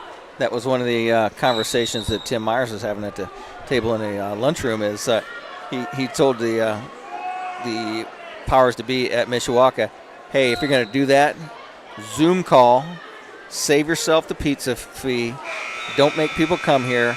If you're going to have Mike and Joe do it anyways, you just do a Facebook Live or a Zoom call and get it done. I mean, there's multi-billion-dollar corporations running high-level meetings on Zoom. What, you think you can't see the wrestling tournament? I would love to have them say, you know what, if all of your results are posted on Indiana Mat, on USA Bracketing, there's no reason to have a seating meeting. We've got 2 very qualified people, and have them do it. And that's what we do for the team state. We've got a couple of coaches who are whining about their rankings right now, and I just respond back, you haven't posted your results. Yeah. Sorry. Well, if you look at the finals matches here, have you seen anything out of the ordinary with a couple of exceptional matches? Maybe, no. Maybe Vinny Freeman that didn't go the way he planned, but it's like you got 1s versus 2s and 3s and 4s in the finals, and it was seeded the way it needed to be. Now, once you get past about the first 6 seeds, I don't think it really matters anyway, Dane. You still got to wrestle the matches, right? No, and all that really matters is that they're separated and they have an opportunity to come through the losers bracket that way. So 1-1 now. We've got a timeout in the 132 championship match. Donald Bowie is waiting Sonny Sessa over there in the 5th place match. And Caleb Asa is taking on Max Quiros of Chesterton. And they are just about a minute left. Championship match at 132 is going to be Gavin Lewis. Oh, that is Gavin Lewis versus Royce Malone. That's a 1-1 match right now. Yeah, that's the one going on right now. It's Stanley and Douglas in the finals. Stalling called on Lewis, and that will give the lead to Malone, who is absolutely covered in blood in his white singlet. It's a tough sport, Dane. All across the butt, down the thigh.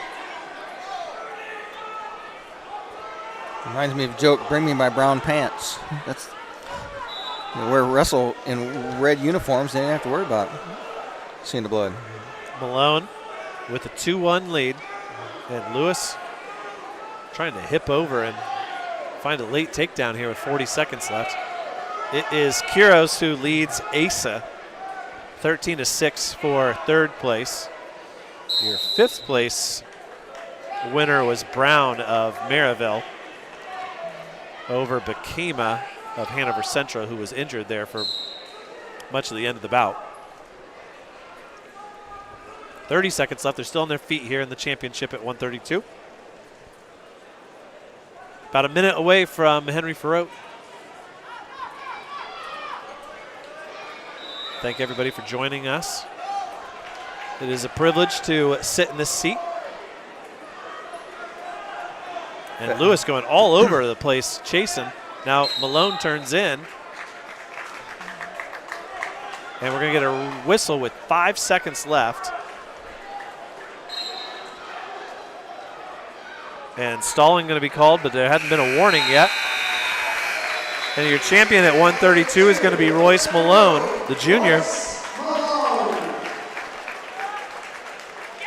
Hard-fought victory there, decided on the stalling call. Malone ranked third in the state, Lewis fifth. And of course the big match at 132 recently was Rio. Dane, you take the Henry match, and I will watch the championship match with Hunter Douglas there. Works for me. Wrestling against Evan Stanley from Lowell. They're going through the awards at 126. And let's see, what can we tell you about the opponent here? Vargo for Penn. I think we already looked him up earlier and said that he wasn't ranked. Does that sound correct, Rex? I was not paying attention. I think he is unranked in Indiana Matt's top 30. Henry's been a mainstay in the top 10 throughout the year. Just one loss on the year. That was to Sessa, who's going to be wrestling for 5th and 6th. That's just the way it goes, Rex. You lose to a guy on the first day, that doesn't necessarily mean that you're going to finish behind him. Stanley quickly with a takedown takes Douglas right to his back. So Angelo Vargo. And Douglas hurts his knee. And that could be a bad sign for Coach Oberlin. He's holding it pretty good, like he's in a lot of pain. Meanwhile, in the 1 minute period over there in the consolations, no shots yet by either Vargo or Farote. Farote tries to snap down, much like he was doing in his match against Bowie. Trying to find that opening to shoot in on that single leg. Take a swipe at one of those ankles. Vargo on his knees. Farote doing a lot more action. Vargo staying a lot more still. And we go into the second period, and the flip goes in favor of Vargo. Coach Harper wants Vargo to go down. No deferring.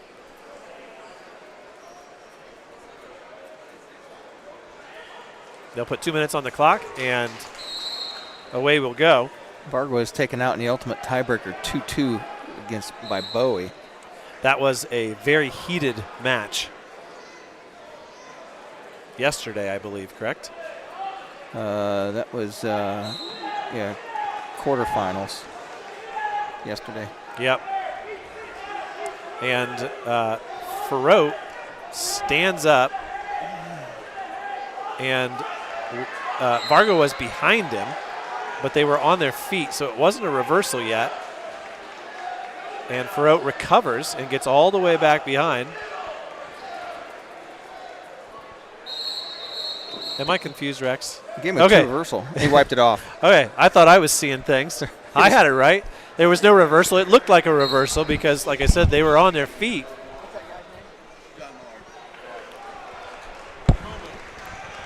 And a tilt now by Farote. He's going to get some near fall here. He's got 4. So a 4-0 lead. You know, used to that was called a cheap tilt. It's worth 4 now. It's not so cheap anymore. No, it's not. A lot of times it used to only count for 2 points. Hunter Douglas back up. Was that stalling? What was that? He give him a warning there? Vargo goes and deposits something in the trash receptacle. Had some tape on his fingertips. Anyways, it's a 4-0 lead for Henry Farote on those 4 near fall points. Switch from Vargo. They get to their feet. Farote still behind him around the waist, trying to drag him down. Vargo still on his feet. Finally, they go back to the mat. Now another tilt, and Farote catches him in the same way. And he's going to get 4 more, I think. He got Not 3. quite. See how many he counts there. John Millard, the official on the mat. And it's good to see John back officiating again. The last time that I saw him, He gets nothing. he had no, he didn't give him Got nothing. John, I think, had a blood sugar incident, and our rules official in the booth tonight is telling us that it was 1 + 1 and not necessarily 2. A 1 and a 1 and a 1 and a 1 does not mean 3. That's okay. Farote's in good shape here. Granby attempted by Vargo with 2 seconds left and a big scramble. We've been watching a lot of football, Dane, where they have the guy. Let's go to our replay official That's here. right. That's why we got him here in the booth with us. So we go to the third period. Farote with a 4-0 lead and his choice. He's going to go down. You think there's any inkling in his mind, Rex, of thinking about going top there? No. After that 2 minutes? Hell, he gets right to his feet and scores the extra point. As a gimme. Vargo not interested in any riding. So 5-0 the score. Henry on his way to third place if this can hold. And a third place finish behind Evan Stanley and Hunter Douglas would be a pretty good result for Henry. Obviously, Henry would love, I think, a shot at Hunter Douglas again. That match is over already. Douglas must have injury defaulted out. Well, it says fall on the. Oh, okay. But I don't know. Now a shot by Vargo. Sprawl by Farote. He's got his hips down. Almost back to his feet. Vargo lifts him up. Vargo locked. Good call. Yep, and a stalemate. They're going to restart with 1:09 left. Farote doesn't need to score here. The onus is on Vargo here to get into it. Oh, he tries to nice. He tries to land a right hook, and Farote uses that as his opportunity, as we were talking about in the first period. Farote hit a knee pull from about 4 feet away. Looking for that opening, and he had a hard time finding that opening against Bowie in the early going. So that makes the score 8-0 now. I think that takedown kind of broke the will of Varga. And he's decided that perhaps this is too much to overcome. And Sessa and Bowie are still wrestling over here. It's a 4-1 lead for Bowie. And Vargo gets to his feet, but with 10 seconds left, it's not going to be enough. And Henry Farote is going to claim third place and a couple more points for the Bellmont Braves. Nice job, Henry. Some good sportsmanship, a well-wrestled match for both of them, honestly. And it was ultimately that 4-point tilt that Farote hit in the second period that makes the difference. So we'll ask him about that when he comes up here for his interview here in 10 or 15 minutes. Right now, though, as we get prepped to tell you more about these middleweights and get you ready for Xavier Palacios. We'll send it back to the studio for a round of messages. You're listening to High School Wrestling here on WZBD. When you need building materials, you need Arnold Lumber, 425 Winchester Street in Decatur, featuring lumber in a wide choice of sizes, plus doors, windows, roofing, and more. Whether it's a complete new home or remodeling, a new deck or deck repair, a new kitchen or a kitchen update, whether it's an erected or materials-only garage or pole barn package featuring quality metal, free professional designs and estimates. Arnold Lumber provides it all. Open 7 to 5 Monday through Thursday till 4:30 on Friday and 11:30 on Saturday. Adams Sports Medicine provides certified athletic trainers at many high school athletic events. These trainers specialize in injury prevention. Dr. Robert Kinney is board certified in physical medicine and rehabilitation as well as sports medicine, while Dr. David Coates is board certified in orthopedic surgery. Both Adams Medical Group physicians will be there to provide non-surgical and surgical care. Visit adamshospital.org or call 1-833-724-DOCS to schedule an appointment. 9 miles from Monmouth and 9 miles from Fort Wayne, situated on 27 just south of 469, sits 9 Mile Restaurant, your home for great meals since 1837. Providing home-cooked meals to travelers between Decatur and Fort Wayne for over 180 years, 9 Mile has stood the test of time as an institution on the southern edge of Allen County. With seating on the family side, the bar side, and outdoors, there's always a reason to stop and have a meal. 9 Mile also has a full-service bar and a professional service that can cater your next event or party. The next time you're on your way to or from Fort Wayne, stop in. You've gone the distance. Welcome to 9 Mile. This holiday season, our Best One team is especially thankful for you. And no matter what time of year it is, we're here to provide you with peace of mind every mile of the way. Right now, get a Valvoline full synthetic oil change for just $39.99 after rebate. Plus, enjoy the lowest tire prices around to keep you safe and road ready for every holiday drive. Because peace of mind shouldn't come with a big price tag. From our Best One family to yours, thank you for trusting us, for choosing local, and for letting us keep you rolling safely through every season. Best One in Monroe, selling tires, serving people. Don Myers Plumbing and Heating in Bern is your American Standard home comfort dealer. American Standard has been in business for more than 100 years and welcomes Don Myers Plumbing and Heating of Bern as one of their independent dealers. Don Myers Plumbing and Heating and American Standard will provide your home or business with energy-efficient heating and cooling equipment, saving you money. Don Myers Plumbing, Heating and Cooling at the east edge of Bern on Adams County Road 000, your American Standard heating and air conditioning dealer.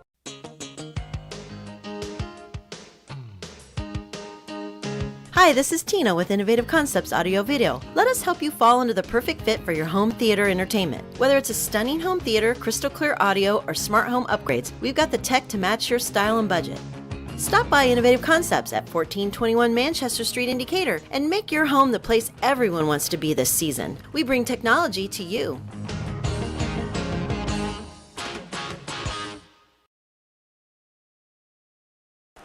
Welcome back here to Mishawaka High School as we celebrate for a moment the third place finish of Henry Farreau.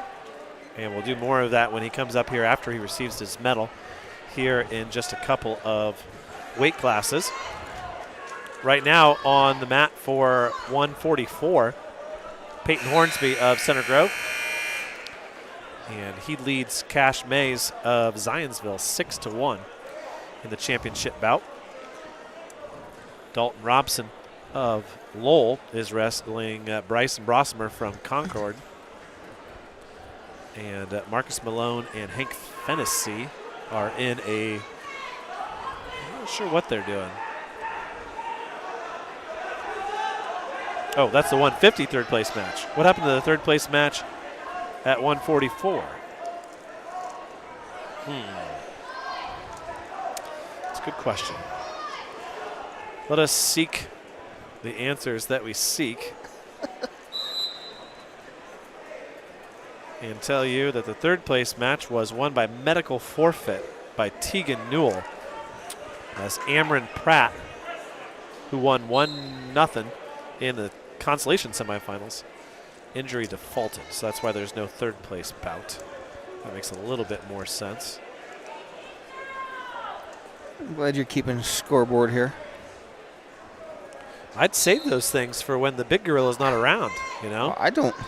You think you lost your last one? I don't think I we must got to have save last them. one We away. got to give some of those to the girls as well. We need to get some more. Well, that's a good point, too. He's got an Al Smith-specific gorilla that he's handing out. Does he? So 6-2 still here. The score in the championship at 144. Peyton Hornsby of Center Grove. And your... He needs to make some Miss Gorillas. Yeah, I agree. Put a little skirt on him. You're going to get texts about that. That's okay. The girls have embraced the pink side of things on several things. And that's one of the things. Everything but the pink hats. There's a big blow up about being able to wear hats on top of the I said podium. that to AJ Bradley yesterday. I said, I'm glad that the girls have a little bit of flair in the design of the uniforms. You know, boys just whatever the school colors is. Girls, they go out and tell their coaches, we're going to do this, we're going to do this, and we're going to light it up, and we're going to make them pink, and we're going to have stripes, and they have some very colorful uniforms, and I really enjoy some of the selections. Yesterday, the Jay County girls were wearing their Wonder Woman uniforms that Katie Rowles designed last year for Mallory Winter for her 4-time effort. Hornsby with a 9-2 lead here midway through the second period. Let's talk a little bit about 190 to get you excited for that. Dana, couldn't be more excited than I already am. It is exciting. I think as I don't want to put a damper on anybody's fire, but as Mikey White gets better and better, I think you start to realize that he's probably going to win the state title as good as he is. And so there are some things still in play. You know, an Al Smith title would be quite a feather in Xavier Palacios' cap. Reaching the state finals and wrestling under the lights could prove to be the ultimate goal, especially if White continues on the destruction course that he's on. But you don't know. I mean, all you got to do is catch somebody. Somebody can get caught someplace, and we've seen that throughout the year. Now, having Mikey White being kind of an undersized, or like some of those small heavyweights, they're not going to miss weight. Like sometimes you have little guys miss weight for the tournament series, but for the most part, you're going to have guys that they're going to be there at the end of the season. Henry Farrow awaiting the medal ceremony for the 138s. The final now is 11-2 in favor of Hornsby. And over on, now I'm on the team score. Oh, it's 1-1 here between Robson and Brossemer. That is Dalton Robson, not to be confused with D-Rob, Dalton Robinson. Dalton Robinson has not reincarnated into a 44-pounder for the Red Devils. And Dalton doesn't have a forearm tattoo like Dalton does. D-Rob. So 150s, I guess we can also talk about. And that's going to be Clinton Shepard and Joe Pawn from Hanover Central. And I've been talking Pawn up a lot. I'm not sure that he's going to be able to hang with Penn State bound Clinton Shepard. Now, Dane, I just need to get the software program for the Gorillas because I have a son-in-law that has a 3D printer. There you go. He would just love if I had to make up some lady gorillas. Well, maybe you could make a big Z for a WZBD gorilla. Yeah. Or an imaginary mountain. One of the two. Congratulations. Put the gorilla on an imaginary mountain. Congratulations for reaching the top of the imaginary mountain at today's tournament. The thing that Steve Rouse celebrates every day when he has to climb the spiral staircase to the imaginary mountain top. I just like when he opens the gate for the old farmer. For the old farmer. Put some oil on that gate. He's coming up the lane. I like that part. 20-4. It's a tech fall for Peyton Hornsby. He wins the title, and we move on to the 150s, where it'll be Shepard and Pawn for first, Fennessy and Malone for third, and who is our 50-pounder at fifth? Hunter Douglas has made his way to the training table, and they're really had to help him get over there. He's going to have to have some assistance to the top of the board over there. Caleb Kirkpatrick of Columbus East and Ian Hutchinson will be wrestling for fifth and sixth. Kirkpatrick took out Sam Wolpert, but he came back and took 7th place. We had a great interview with him earlier in the day, and of course you'll be able to find that on WZBD.com here. Hunter Douglas gets his 2nd place medal laying on a training table. Young lady walks over and puts it around his neck. Yeah, he looked in bad shape when that first happened and toughed it out and kind of did the best that he could. So let's play a round of messages here, Rex, as we get set up to interview Henry Ferrote and talk about his tournament and his goals for the rest of the year. We'll be right back after this. You're listening to High School Wrestling here on WZBD. When faced with the difficult task of making arrangements for your loved one, many emotions and questions arise. What would they want me to do if they were here? Where is the money coming from? How much should I spend? Do they want burial or cremation? The staff at Haggard, Hershey, and Zelt Funeral Home can help you navigate these tough questions. Make your wishes known and allow us to make sure that your wishes are carried out. Call Ryan Hershey or Eric Zelt at 260-724-7167 to schedule an appointment today. Renowned around the Midwest for his skills and his creative abilities, Nate Bowers and the team at Bowers Paint Studio in Decatur work with a wide range of clients, from collision repair to custom paint jobs for classic cars and motorcycles. Located on Monroe Street on the west side of Decatur, Bowers is your place for body work too, whether it's getting your ride back on the road or finally getting that classic car, the paint job you've always wanted. Stop by or give Nate a call to put the best in the business to work for you.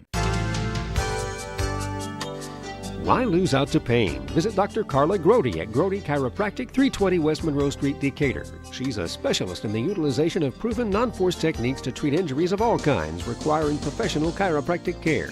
Call 724-2510 for an appointment with Dr. Carla Grody. Open Monday through Thursday, closed Friday and Saturday. Grody Chiropractic, 320 West Monroe Street, Decatur. Expert Transmission on US 224 in Decatur and on US 124 in Bluffton is the place to go for not only transmission help, but also full-service general auto and truck repair. Matt, Corey, and Tyler at Expert Transmission are experienced and ASE-certified mechanics who can diagnose and fix your family or work vehicle. Call Steve or Dustin soon to set up an appointment. Expert Transmission has the best warranty in the business. 5 years and 100,000 miles on a new transmission and can give you a free estimate. Call today at 724-2434 or like Expert Transmission on Facebook. Two Brothers Bar and Restaurant, located on the corner of 3rd Street and US 224 in the heart of downtown Decatur, is your home for great meals, a cozy atmosphere, top-of-the-line catering, and now free meals for kids. That's right, this summer on Tuesday and Wednesday nights, kids under 10 eat free with the purchase of just one adult meal. Whenever you come, Two Brothers is the place to sit and enjoy a meal. Offering burgers, wings, chili, ribs, appetizers, and nightly specials, Two Brothers has a banquet room, a bar side, and a family side. For your next meal, visit Two Brothers Bar and Restaurant in Decatur. Welcome back here. As in the matter of time it took us to queue up that commercial break and play it for you, we've gotten through the 150 championship match. Clinton Shepherd, Penn State bound. Tech Falls Joe Pond 17-1 in a matter of 70 seconds, Rex. Wow. He's the real deal. Congratulations, young man. You made it to the finals of the L. Smith tournament. We'll see Joe Pond next week at Brownsburg, and we'll see Clinton Shepherd next week at Brownsburg for 4A team state. What's that? Probably. We got a young man visiting us here. There he comes. He's got his medal around his neck. Put that on there, young man. Here we go. Well, Henry, first off, congratulations on an outstanding tournament and a third-place finish. Thank you. You've got some experience now as a junior, having wrestled in this tournament the last 2 years, but think back to your freshman year. What do you remember about that tournament? I did not perform very well my freshman year. If I remember right, you were under the weather. I was pretty sick. I threw up a few times, but. And now compare today and how you feel to how you felt after that first day, or maybe so more even after the second day your freshman year. Much better, much better. Well, talk to us a little bit about the match yesterday and how you managed to bounce back and come all the way back for third. I just let him control the ties on me yesterday, but today I was more focused on controlling the ties on them. And I was hoping to win that match back, but I got to beat the kid that beat him, so that's the next best thing. And there's the lesson to be learned, right? We were talking earlier in the broadcast about how you have to get into that mindset of Saturday tournament wrestling. And you know as well as anybody that a loss in one moment of the tournament doesn't necessarily cancel out the goals that you have for later on. You got to be willing to take a loss, learn from it, and then keep wrestling because you finish ahead of him today. Yep, exactly. So only one loss in the tournament, and you finish higher than the guy that beat you. So, Henry, it's one of those things I was just telling Dane.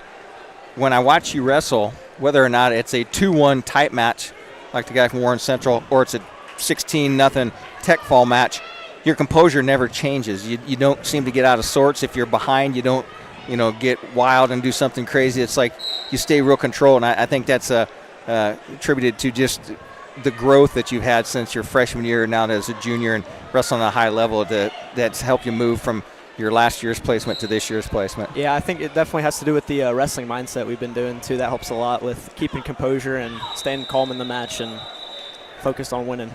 So now Dane and I were looking.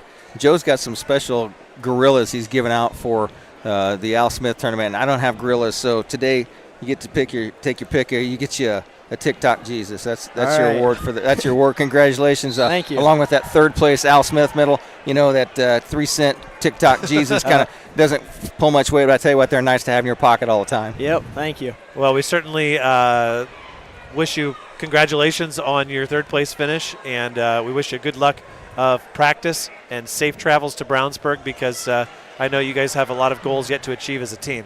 Yep. Thank you.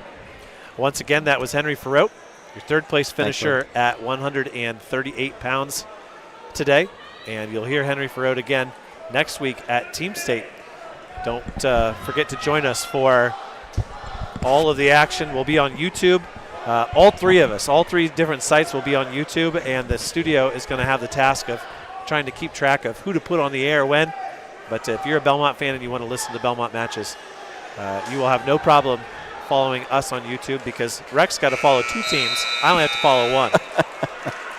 Now, at any point in the day, I can call you on the phone and you can talk to me and we can have a little conversation back and forth about how each team's doing to me, because when you're broadcasting, you kind of get tangled up in making sure you get your commercials out there and stuff. But every now and then you have some downtime and you can say, hey, there's a gap between this match and this match, and we kind of touch base. When we come back, we can talk a little bit about what the schedule is going to be like. I know a lot of people will be interested in how to shape their schedules, when to schedule their plumbing projects, perhaps, on a Saturday. And we'll talk more about what that Team State schedule looks like here in a short bit. We'll be right back after this. Bad hair day? Bad day at the office? Bad day behind the wheel? Hey, stuff happens, even to the best of us. At least your car insurance rate doesn't have to take a hit. Get Erie Rate Lock from Erie Insurance. Gives you a great rate that stays put until you change a car, driver, or your address. Plus, seriously good service. Now that's something to smile about. Your Erie agent in Decatur is John Kins. Get a quote at 728-8888 or visit kinsinsurance.com. Erie Rate Lock does not guarantee continued insurance coverage and is not available in all states. Finding a reliable, affordable, and professional electrician is difficult these days, but in Adams County, there's a name you can trust, and it's Phil Blakey of Blakey Electric. Serving Decatur and the surrounding communities, Blakey Electric does residential and commercial electrical work, both inside and outside. Give Phil a call today at 724-8049 and tell him about the work you need done on your remodel, new building project, or any other electrical project.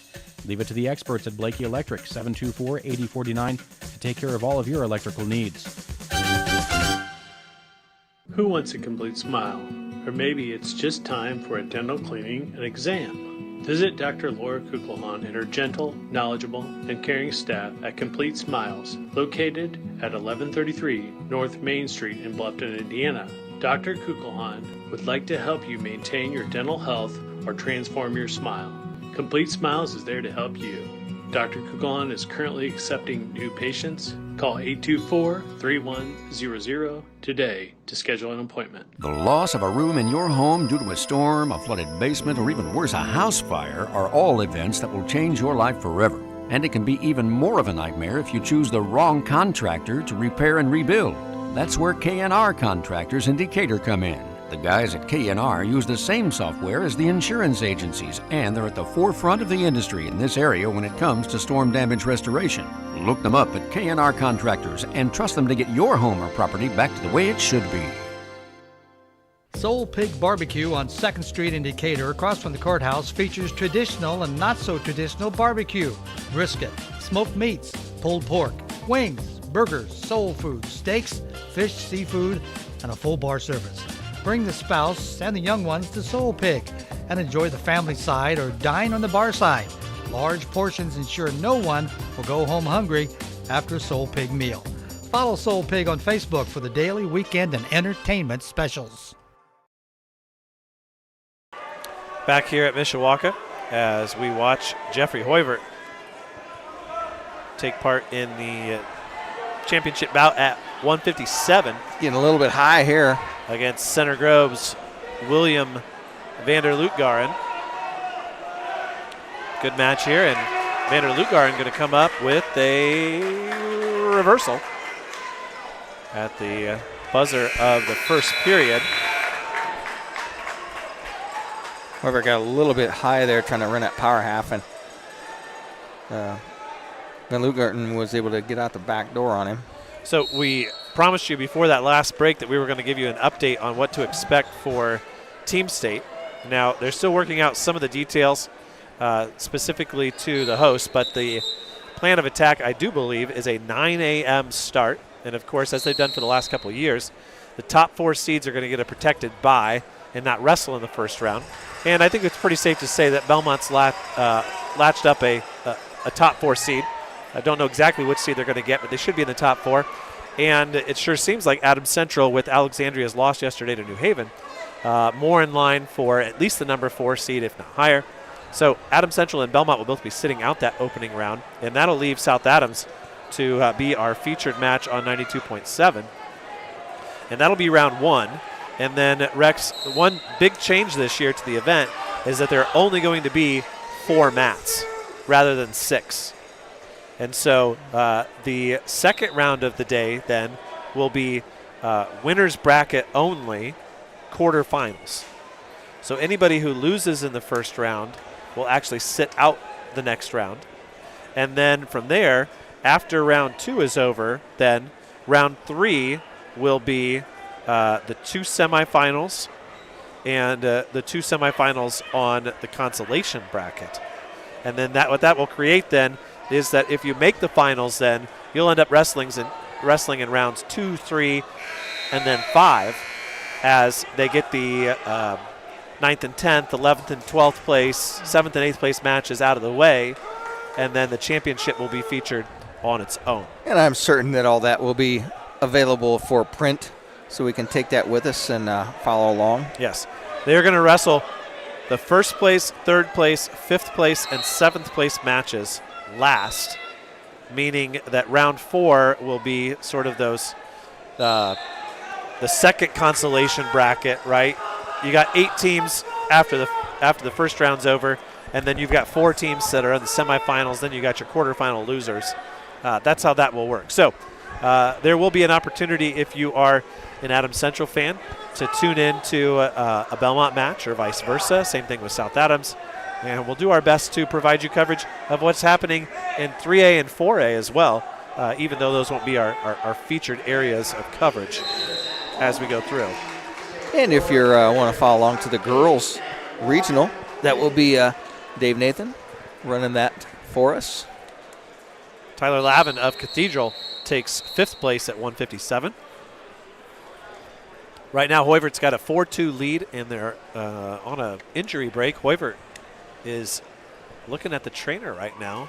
Chris Flieger, his coach, knelt down, trying to work out a cramp, I think.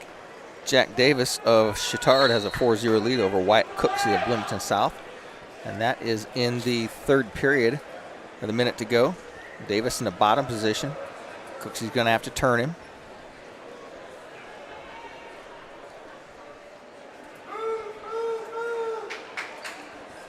A good TikTok friend, Nate Spangle, in the corner, coaching on.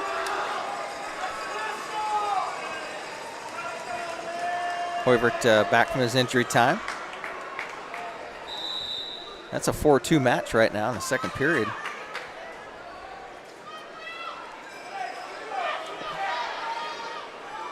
Nice attack, man. I don't know if you were listening. Hoiver, is he George Mason? Does that sound right?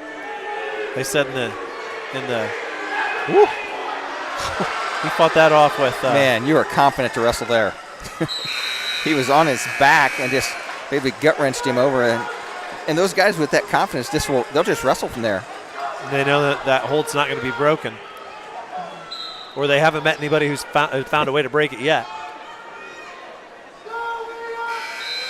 His teammate Matthew Staples getting ready to take on at the next weight class here at 165. Saw Mr. Staples being a kind gentleman to what I would assume is his girlfriend earlier today, making sure that people got out of her way. And it's just he had a very nice demeanor when he was with her. I was impressed by him. Of course, everybody was impressed by him last year on the mat at the state finals. Defending state champion. He is, well, when you get an opportunity to wrestle Hoiver every day in practice. Hoiver gives up a takedown with 1:18 to go and goes down 5-4. His injury seems to be affecting him. That leg got straightened out, and he gave a wince in pain as Luke Garden was able to take him down. And the Center Grove wrestler says, we're going to take neutral. I'm going to give him another one. I'm going to force the action on his feet and put that injury to work.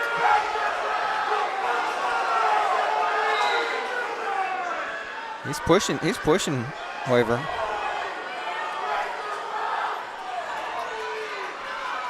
Hoiver's still dangerous. Don't get out of control here, because Hoiver could attack. Vander Lutgaren trying to spin and score. A minute left, 5-5.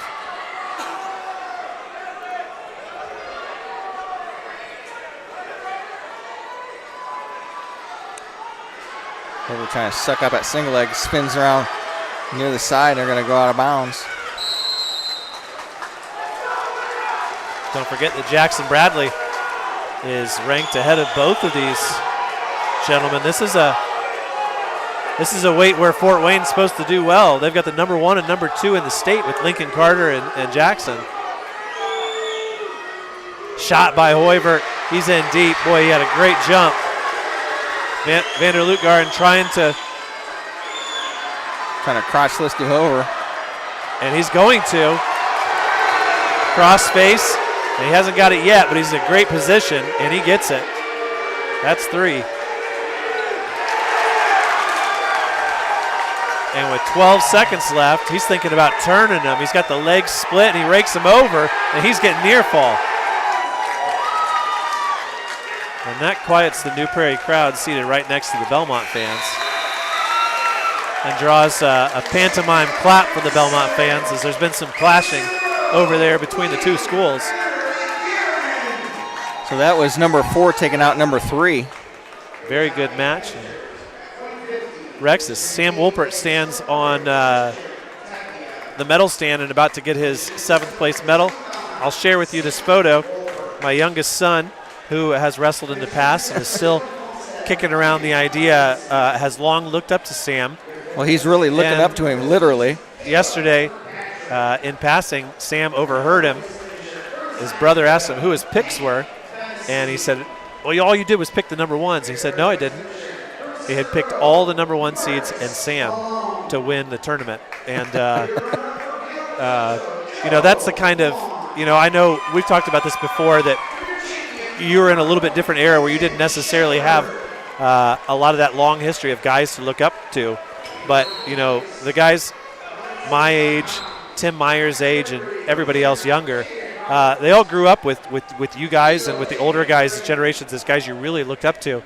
And it's little things like that that just show how important the position is that seniors like Xavier and Grady and Sam find themselves in for little 10 and 11-year-old boys and girls. Well, it's the technology that does it, Dane, because back in the day, I found some of my old Matt Burns programs in their old newspapers that are all brown and crumbling up. But today, your son can pull out a phone and pop on the internet, and he go to Indiana Matt and look at all these kids and say, this guy wrestled this guy, and this guy wrestled this guy. You can see them. You can live through you can see them and touch them almost on the internet, where we didn't have that technology to follow along. You can Google if you want to see a match between Jeffrey Hoiberg and somebody. You pull it up, you can find 10 of them on YouTube on the internet. They had just invented VHS cameras back when I was wrestling. So Sam Wolpert finishing in 7th place, and a hero to some of the young Bellmont fans who are in attendance. And we talked to him in his interview about how attending this tournament built him an appetite to do well. Yeah. Staples scores the opening 3 takedowns in the first minute here at 165 over Owen Porterfield of Center Grove. I like how you said it. He scores the opening 3 takedowns. So with Staples well on his way to the title here at 165, we'll get ourselves set up with a few more commercials as we get ready for the biggest bout of them all this weekend. And Xavier Palacios taking on Kyle Harden of Cathedral for the championship here at the Al Smith at 190. You're listening to High School Wrestling here on WZBD. Timmy Takedown Tree Service on US 224, 3 miles east of Decatur, has firewood for sale. $30 a scoop, $75 for a 6-foot bed, $85 for an 8-foot bed. Timmy Takedown Tree Service can give you a free estimate on removing storm-damaged trees, grinding stumps, or trimming trees. Call 728-9120 and talk with Jake to set up an appointment. Timmy Takedown Tree Service has been in the area's best and most trusted tree service for 50 years. Stop out or call today. Hi, this is Jennifer from Manly Meats. Did you know that Manly's offers specials throughout the week? On Monday and Tuesday, we have our 10% discount on convenient prepackaged frozen beef and pork. Wednesday is Senior Citizen Discount Day. Thursday afternoon offers our hot off the grill specials, and every day is Military Discount Day. Savings and enjoyment on the finest cuts of meat is a great reason to shop at Manly Meats. Just 5 minutes east of Monroe off Highway 124. See you soon.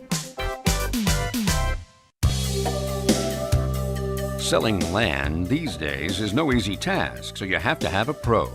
Justin Griffin with Schrader Auctioneering and Realty of Fort Wayne specializes in farmland, estate sales, and homes in the Decatur and greater Fort Wayne area. With over 2,000 acres sold in the last 5 years, Justin's knowledge can help guide you with your sale. Give him a call or visit www.schraderfortwayne.com to find out more about how he can help you with your sale. Injured in an accident, need representation in civil, criminal, or family law matters?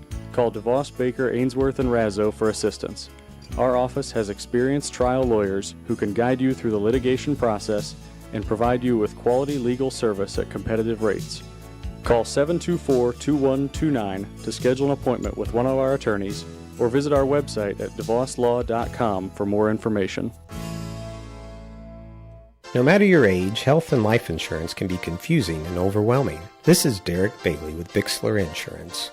Whether you are currently on Medicare or will soon be qualifying for Medicare, we have the products and expertise to meet your needs.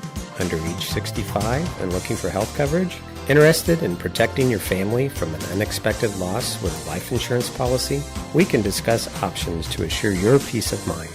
Call Bixler Insurance today to schedule your free appointment. Back here as Matthew Staples has claimed the title at 165 pounds. Boy, that was quick work, man. That was a whooping. The Staples kid is really tough. He's awfully talented. See Craig or Wes at Johnson's Auto Sales, the corner of Adams and 13th Street back in Decatur for your next car, truck, SUV, or van. Johnson's Auto Sales wishes all wrestlers good luck. And don't forget to rely on Rebecca S. Cochran. It's tax time, Rex, CPA. My envelope showed up in the mail yesterday or for this weekend. For all your personal and business accounting and tax preparation at 165 North 2nd Street in Decatur. She wishes all wrestlers good luck, and we want to thank all of our sponsors, not just for Bellmont Wrestling, but for Adams Central, for South Adams, for girls wrestling over the last 24 hours, and of course for High School Wrestling Weekly. And don't forget to join us tomorrow, 6:30. We will be live on YouTube, and sounds like you and I get to sit back and just talk because Joe's going to do all the work again. Oh, and I did see, I think it's the Cowboy Burger is the special this week. A big cheeseburger with an onion ring on it and some barbecue on it, I think. Yeah, come out and join us for a meal. Double Eagle does a great job, and you will not be disappointed if you haven't been there. And obviously, if you have been, you know what you're getting yourself into. We got lots of people who will be listening tomorrow, and I will breathe a sigh of relief when tomorrow night is over, because my job and my life gets a lot easier after tomorrow. I thought about going over and getting a burger last night when I got back from Muncie Central. I was like, no, I'm going to have one Sunday night. It's the Rodeo Burger. Here's our take on a classic combo: 1/3 pound patty smash burger with pepper jack cheese, pickle, barbecue sauce, and topped with an onion ring. That is lip smacking good. That is not bad. Wade McClurg doing a little bit of recruiting out there. That is the life of a college coach, Rex. You got to come to these tournaments and you got to say, hey, what do you think about this school? I wonder if he's got a go-to measurement for GPA or I don't know. SAT score. Gave Wade a fist bump over here. Do you know the capital of Lithuania? Is that one of those things that you could go to? Long time coach of Wabash, Brian Anderson. Wabash is a pretty high level school, and you'd ask him, hey, you talk to this guy, and he'd go, yeah, I can't talk to those guys. There's there's guys that are at that GPA level that you can talk to, and there's guys that are not going to meet the level that you can offer to. Yeah, and I'm sure technology does make that a little bit easier now. Yeah. As Joe's made it very open on the website, where he's allowed kids to say, here's my projected college weight, here is my GPA. Yeah. Now, granted, all of that stuff needs verified, but for the most part, who's going to lie about their GPA? It's going to get verified anyways. But just one of those cool things that Indiana Mat allows kids to do when it comes to the recruiting side of things. We are still awaiting the start of the 175 championship bouts here. Benjamin Clark. Oh, no. I am behind. Hit your refresh button, see what happens. Now we're good. It's Sean Breedlove and Lincoln Cooper who are getting ready to go. I was looking at the third place match, which is going on. Hayden Mancia is leading Ben Clark with 30 seconds left. And we want to give a shout out to one of our biggest individual supporters, and that's Mr. Lenny Razzo. He's got his work cut out for him for a few more home meets for Bellmont, including one at a different venue coming up here at the Adams County Service Complex. But Lenny Razzo says that X is going to put that cradle in and cement himself as the next Bellmont Al Smith champ.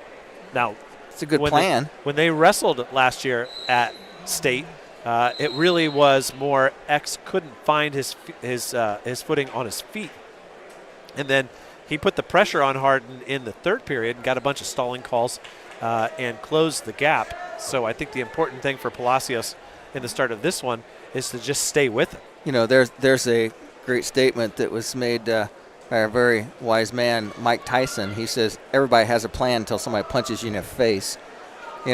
So the plan's good. Just got to execute now. And we saw it in the last match in the semifinal. That was a match that we weren't really sure whether X was going to win it or not. We certainly didn't want to count on it. And then all of a sudden, you said crossface from right field, and it connected, and he rocked that thing back, and he didn't really care about the position of his foot at all. McMahon had no answer for the cradle. McMahon did one of those things where you stretch out that foot, you try to make it as big as possible, and maybe potentially about break your ankle to prevent yourself from going over, and Palacios went right through it. I said something to Tim about that crossface, and he goes, yeah. I said, I thought he had him stuck, and Tim said, well, if the official had been a little bit faster, but then it kind of loosened up, and McMahon was able to squiggle out of it a little bit and lost the grip on it. But usually when X clamps down the clamps on that, there's no coming out of it. So really cool to see how Xavier has bounced back from, that position. Losing to McMahon, I remember the match over in the Big Boy Gym last year at the end of the first day. He had to come back and win another one to advance to the second day. And you're thinking, man, this McMahon kid's just got Palacios' number. And then all of a sudden, Palacios beats him for 5th and 6th. Palacios is a winner on Friday at state, and McMahon loses in only a state qualifier. And, that's what you do. You got to get better. You got to learn from your mistakes and do that against opponents. Well, one of McMahon's teammates is on the mat. That's Lincoln Cooper. He's a junior, and he's taking on Sean Breedlove. So 2 undefeated juniors here in the championship match at 175. And Rex, we will play a round of messages here. We'll bring you the end of the 175 championship bout, and then we'll bring you the big one, the 190 championship, right after this. Looking for unbeatable deals? Head to Kelly Auto Mall of Decatur. With over 70 years of trusted service, we offer Ford, Chevy, Chrysler, Dodge, Jeep, and Ram all in one location. Enjoy free car washes for life, a huge selection of new and pre-owned vehicles, and limited time offers on our remaining 2024 inventory. Deals this good won't last. Hurry in today. Most of us take clean water for granted, but the plain truth is cities work hard to keep our waterways and stormwater sewers as clean as possible. In the field and around the neighborhood, you are the city's eyes. What you casually observe can make a difference. So if you see signs of trouble, including odd odors, unnatural water color, or signs of dumping or spills, please notify the city immediately. Be proactive.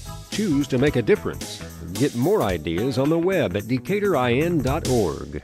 Indiana Physical Therapy is your independent local choice for physical therapy. There's no referral needed to come see us, and we accept all insurance.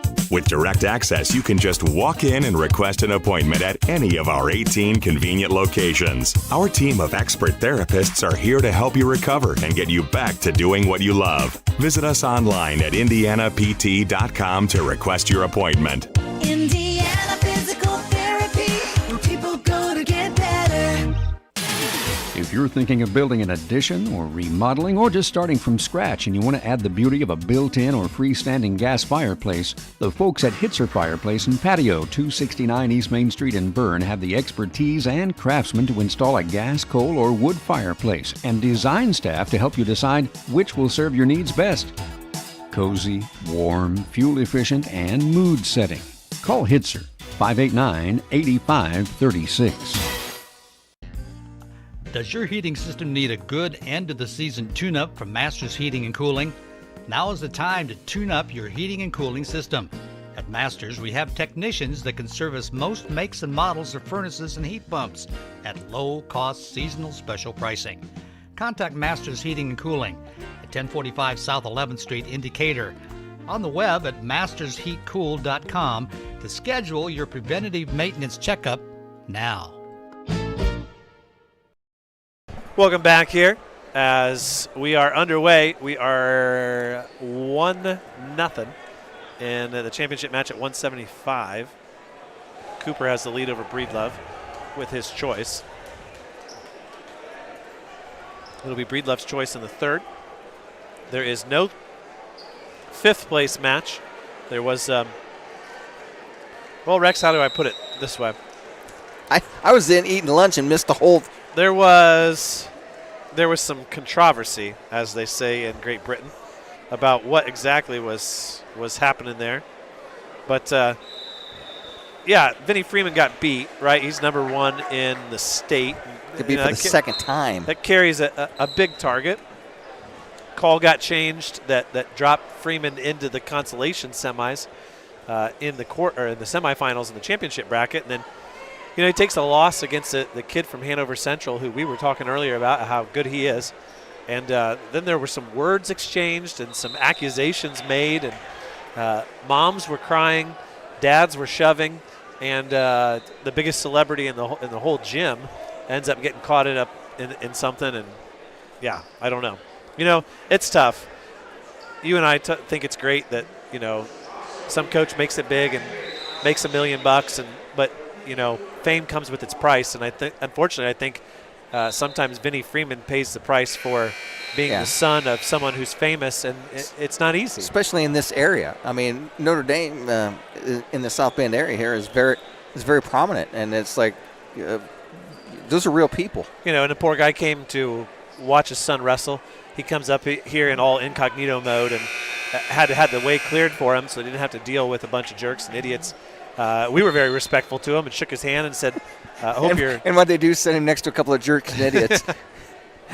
But, yeah, I feel for the Freemans at today's tournament. It didn't quite go the way they wanted to, and they kind of got treated poorly. But hopefully Vinny's able to turn that around and learn from it. You know, once again, I just keep thinking, man, when your dad is that famous, it would be hard to be a teenager.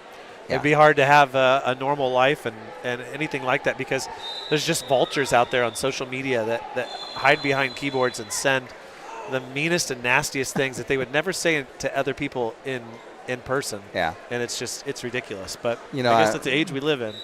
You know, we were talking to some of the officials yesterday, and Troy sitting here next to us said he made a call in some tournament and somebody somewhere posted something, and it's like, you know, that stuff, you got to be careful. I mean, you and I, because we're somewhat public figures, we just can't go out and post stuff on our social media programs and not have a repercussions on it. So I just don't make them. Just stay off of there. The best way to stay out of trouble is just not get in it. Israel Sanat needs some blood time here against Crown Point, and that 1-0 lead has held so far at 175. Once again, we're just 2 or 3 minutes away from Xavier Palacios and Kyle Harden. Lincoln Cooper right now is a minute 22 away from a title. And Rex, Breedlove stands up on that restart, and Cooper kind of latches onto that left leg and tries to drag him down, but now Breedlove turns, and I think he's going to get one from here. You know what Eugene would say right there. Pancake him.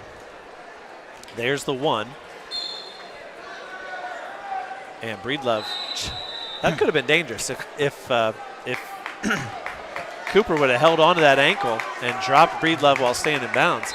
So 1-1 with 50 seconds left. And then we're ready for Xavier after they hand out the awards at 165. Breedlove did what we used to call turn the key. You know, you got that leg locked in that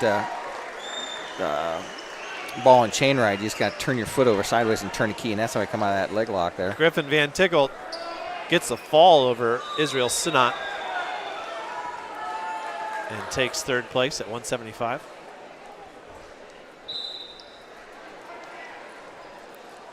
Alessio Retzloff and Christopher Herrera, Penn and Portage wrestling for fifth at 190. Xavier Palacios is, is he beneath us here? Literally, not figuratively. He's over here. He's getting warmed up by Joe Rubel. He takes off his warm-up jacket. And a takedown at the buzzer by Breedlove takes the title for the Trojan, takes it away from the Olympian, and those two will meet again, Rex. Oh, yeah. In the semi-state for sure.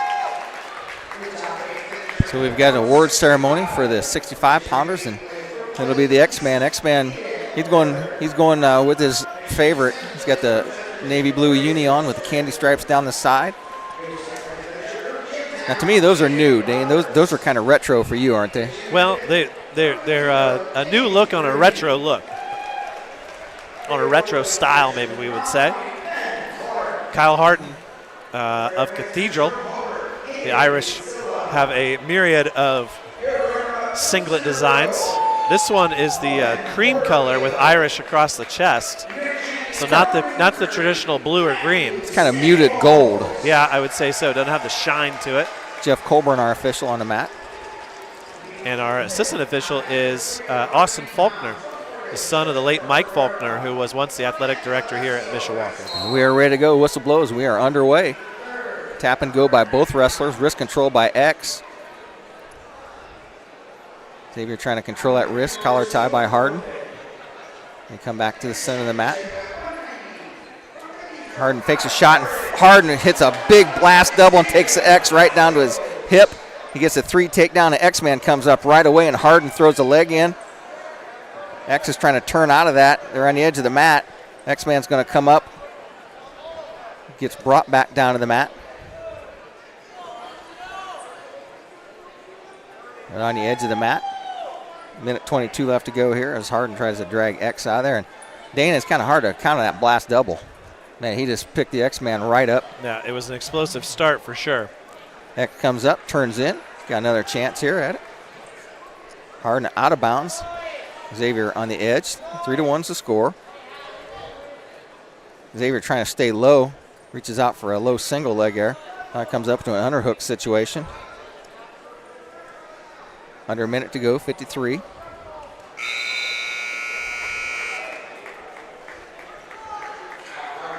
Harden on the edge of the mat. They circle away back into the center. 42 seconds left to go in period number 1. Tap and go. There's a shot on the outside single leg picked up by Harden. Xavier has his hands pressed away. Harden's going to have to drag him back down inbounds. Xavier on the edge of the mat trying to get his foot down. Harden just gives it back to him. Too much effort to try and hang on to that big foot. 19 seconds left to go. Tap and go by Harden. Xavier keeping a lower center of gravity. Now Harden in another single leg and blast double takes him right to his hip. Has him on his side. Keeps in that Turk situation. He's going to try and score some back points here, and Xavier tries to come back, and he gets a one swipe from Colburn, and that's going to be it. 6 points, 2 takedowns, and an escape for Xavier. And Tim Myers says, hey, you got to keep your hands out in front of you. Them shots are just blowing right through your defensives. And Rex, it's a carbon copy of the match that these two had a year ago, or last season, I should say, at least in February at the state finals, where Harden picked up 2 takedowns in the first period. And it wasn't until it was 10-1 that Palacios really started to push the. Harden may have made a mistake by taking down here, but maybe he didn't. As he stands up, turns in, Palacios gets off balance, and Harden gets a quick reversal. He says, there's no way you're going to cross-face me. Now he throws the legs in. He's going to try and facelift Xavier over to his back, score some back points. He leads this thing 8-1 now. Xavier trying to keep off of his back. Harden's going to facelift him over, and he's going to get in a near-fall situation. He's going to get 2 counts at least. He's going to pick up 2. It's going to be 10-1 now. That leg ride does not change, but it's the same. I think it's the same situation here. Let's see if he can try and turn him. See if Jeff will give him another set of near fall points here. Harden comes off that leg. Now he's just going to try and pull him back into him. X-Man's going to try and turn in, and Harden's going to get a count right there. He's going to pick up a 4-3 near fall here at least. It's a quick 4. So Harden out to a 14-1 lead, and he's going to make short work of the X-Man here with 53 seconds left to go. Has turned him at will with running the legs on him. He was running that Michigan State ride, high thigh pry. Got figure 4 up on his thigh, and cross-face him, just dragging him over to his base. The leg comes out. Wrist control, 36 seconds left to go. Harden on top here. 28 seconds left to go as Harden's trying to. I'll tell you what, we ought to have this color commentator with us in all of our broadcasts. With Troy doing a nice job with us. Sometimes you and I get too serious, Rex. We need a little bit of comedy. We're never serious. We have never been accused of being too serious here with 8 seconds left to go. Stalemate called by Jeff Colburn. That'll bring him back to center of the mat. Palacios will be in a down position.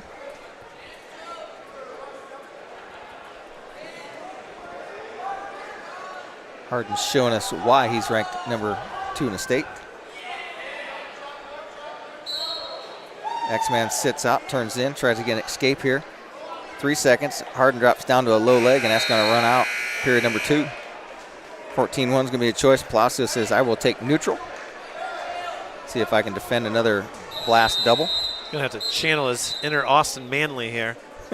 Down 14-1. Hit the flying squirrel. Oh, and there's a blast double. It gets underneath the defenses, but X is able to get his hip down on this one. Put some pressure on him now. Harden kind of stretched out a little bit. Palacios is going to work his way around. He's got a chance to sucker drag out of this. Palacios got a side cradle locked up. He's going to, Harden's going to give up the takedown. Palacios goes side cradle, and Harden feels it. He just bases out, gives him the takedown. 14-4 is the score now. Your heart fluttered there a little bit, didn't it? Harden's going to go into base mode now. He just flattens out. He knows that Palacios has got a good cradle. He's making himself as big as possible. Looks like a flat Stanley right now.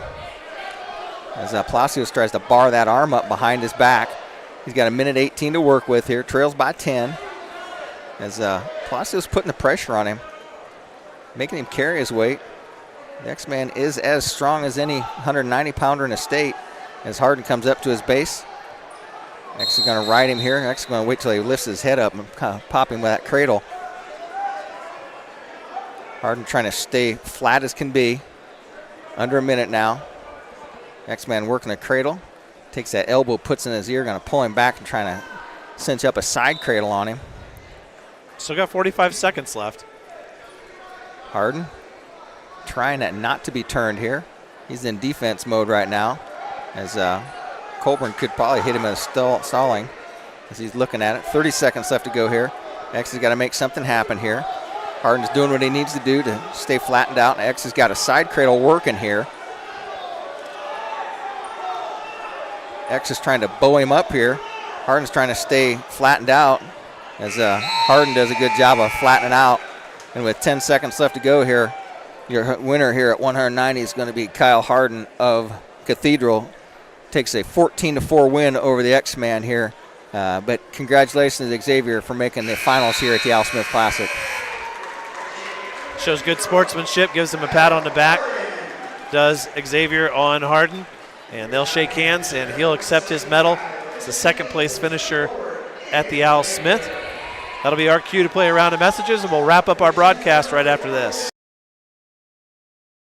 Well, if you're anything like me, you've got a list a mile long of outdoor projects that can wait till spring or until you have time. Well, let's be honest, if you're like me, you need a pro because you don't have the time or the equipment to get it done right. That's why I call Jim at the Little Container Company in Bern at 273-7692. Whether it involves dirt, demo, dozing, or digging, he has all the tools and all the toys to do the job affordably and correct the first time. Give Jim a call at 273-7692 or search Little Container Company on Facebook. Trust me, it'll be worth it. Quality dentistry for people of all ages. That's what you'll find at Decatur Dental Services. This is Dr. Taylor Trevere at Decatur Dental Services. We provide a wide range of dental treatment, including preventative, cosmetic, restorative, and reconstructive dentistry.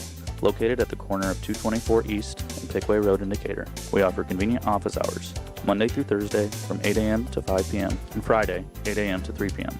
For more information about our practice, please find us on Facebook or visit our website at DecaturDentalIN.com. Krukeberg Auction and Realty has been your trusted partner in the auction process. Buying or selling, they make the steps straightforward and easy, guiding with expertise and commitment. A family-owned local business, not just auctioneers, your neighbors supporting local athletics. Feel confident you're in the right hands. Call Krukeberg Auction and Realty today. Experience the difference with family you can trust. At Three Rivers Federal Credit Union, we're focused on empowering you to achieve financial wellness by offering the resources and support you need every step of the way. We're equally committed to bettering lives in our region through volunteerism, community funding and partnerships, college scholarships, and more. We give back to the people, places, and ideas that matter most to you. Learn more at threeriversfcu.org. Three Rivers is federally insured by the NCUA. Join the team at Smith Brothers of Bern, where they pride themselves on providing their employees with a family atmosphere. Smith Brothers is currently hiring with a Monday through Friday work week in an air-conditioned environment. Employees are not required to wear uniforms and can listen to music while they work. Starting wages are $17.50 to $21 an hour at the end of their first year with a yearly bonus incentive and a competitive benefit package. Apply online at smithbrothersfurniture.com or in person at Smith Brothers, 356 Monroe Street in Bern. Welcome back here for the final time as we wrap up our coverage of the, what do we decide, Rex? The 2025 Al Smith Classic? Sure. The Al Smith Classic of 2025-26. How's that sound? Sounds fantastic. Let's see if we can put it all together for you here and wrap up something nice for, well, I don't want to be on track wrestling from a year ago. That would be a bad idea. Put a bow on it.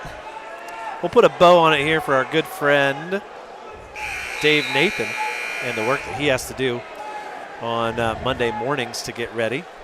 And what do I want here, Rex? Reports? Something like that. Try to give you an entire, well, what the heck do I know? You just ran. I can't figure out where I wanted to go. It's been a long weekend. I could do it off of memory, to be honest with you. How about I do it right off the top of my head? Here on Friday and Saturday at the 47th Annual Al Smith Classic in Mishawaka, Indiana, the Bellmont Braves come to town, and it looks like they're going to finish in 14th place in a very talented 32-team field. At 106 pounds, Jacob Binniger goes 2-2 and has a pretty good day as he returns to action. Does not reach the second day. At 113 pounds, Bradley Baker finishes 1-2. At 120, Oliver Farote finishes 1-2. And at 126, Ben Mills goes 2-2. At 132, Luke Rubel had a tough draw and goes 0-2. But at 138 pounds, Henry Farote drops his quarterfinal match, but comes all the way back and takes third place, finishing higher than Sonny Sessa, who handed Farote his only loss of the year so far. Shout out to Henry for a great, great tournament. At 144 pounds, Gabe Myers loses in the blood round on a very controversial call late in the match. At 150, Sam Wolpert finishes in 7th place on a high note with his victory. And at 157, Charlie Farote has a 2-2 day yesterday and wrestles really, really well. Bellmont ended up forfeiting 165 Rex.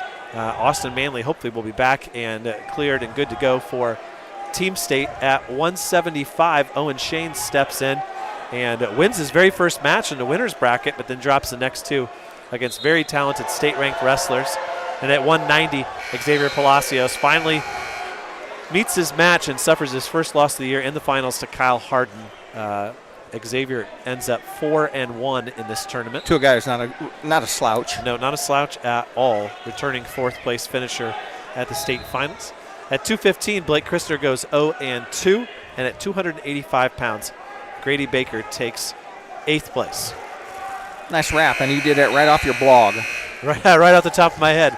Let it be known, I did not have my computer open for any of that. So, for Rex Brewer, for Troy Hahn, our rules official in today's broadcast, we sign off. This has been Dane filling live for 2 days' worth of coverage at the Al Smith. We will see and hear all of you tomorrow night, 6:30, High School Wrestling Weekly. Have a good night, everybody.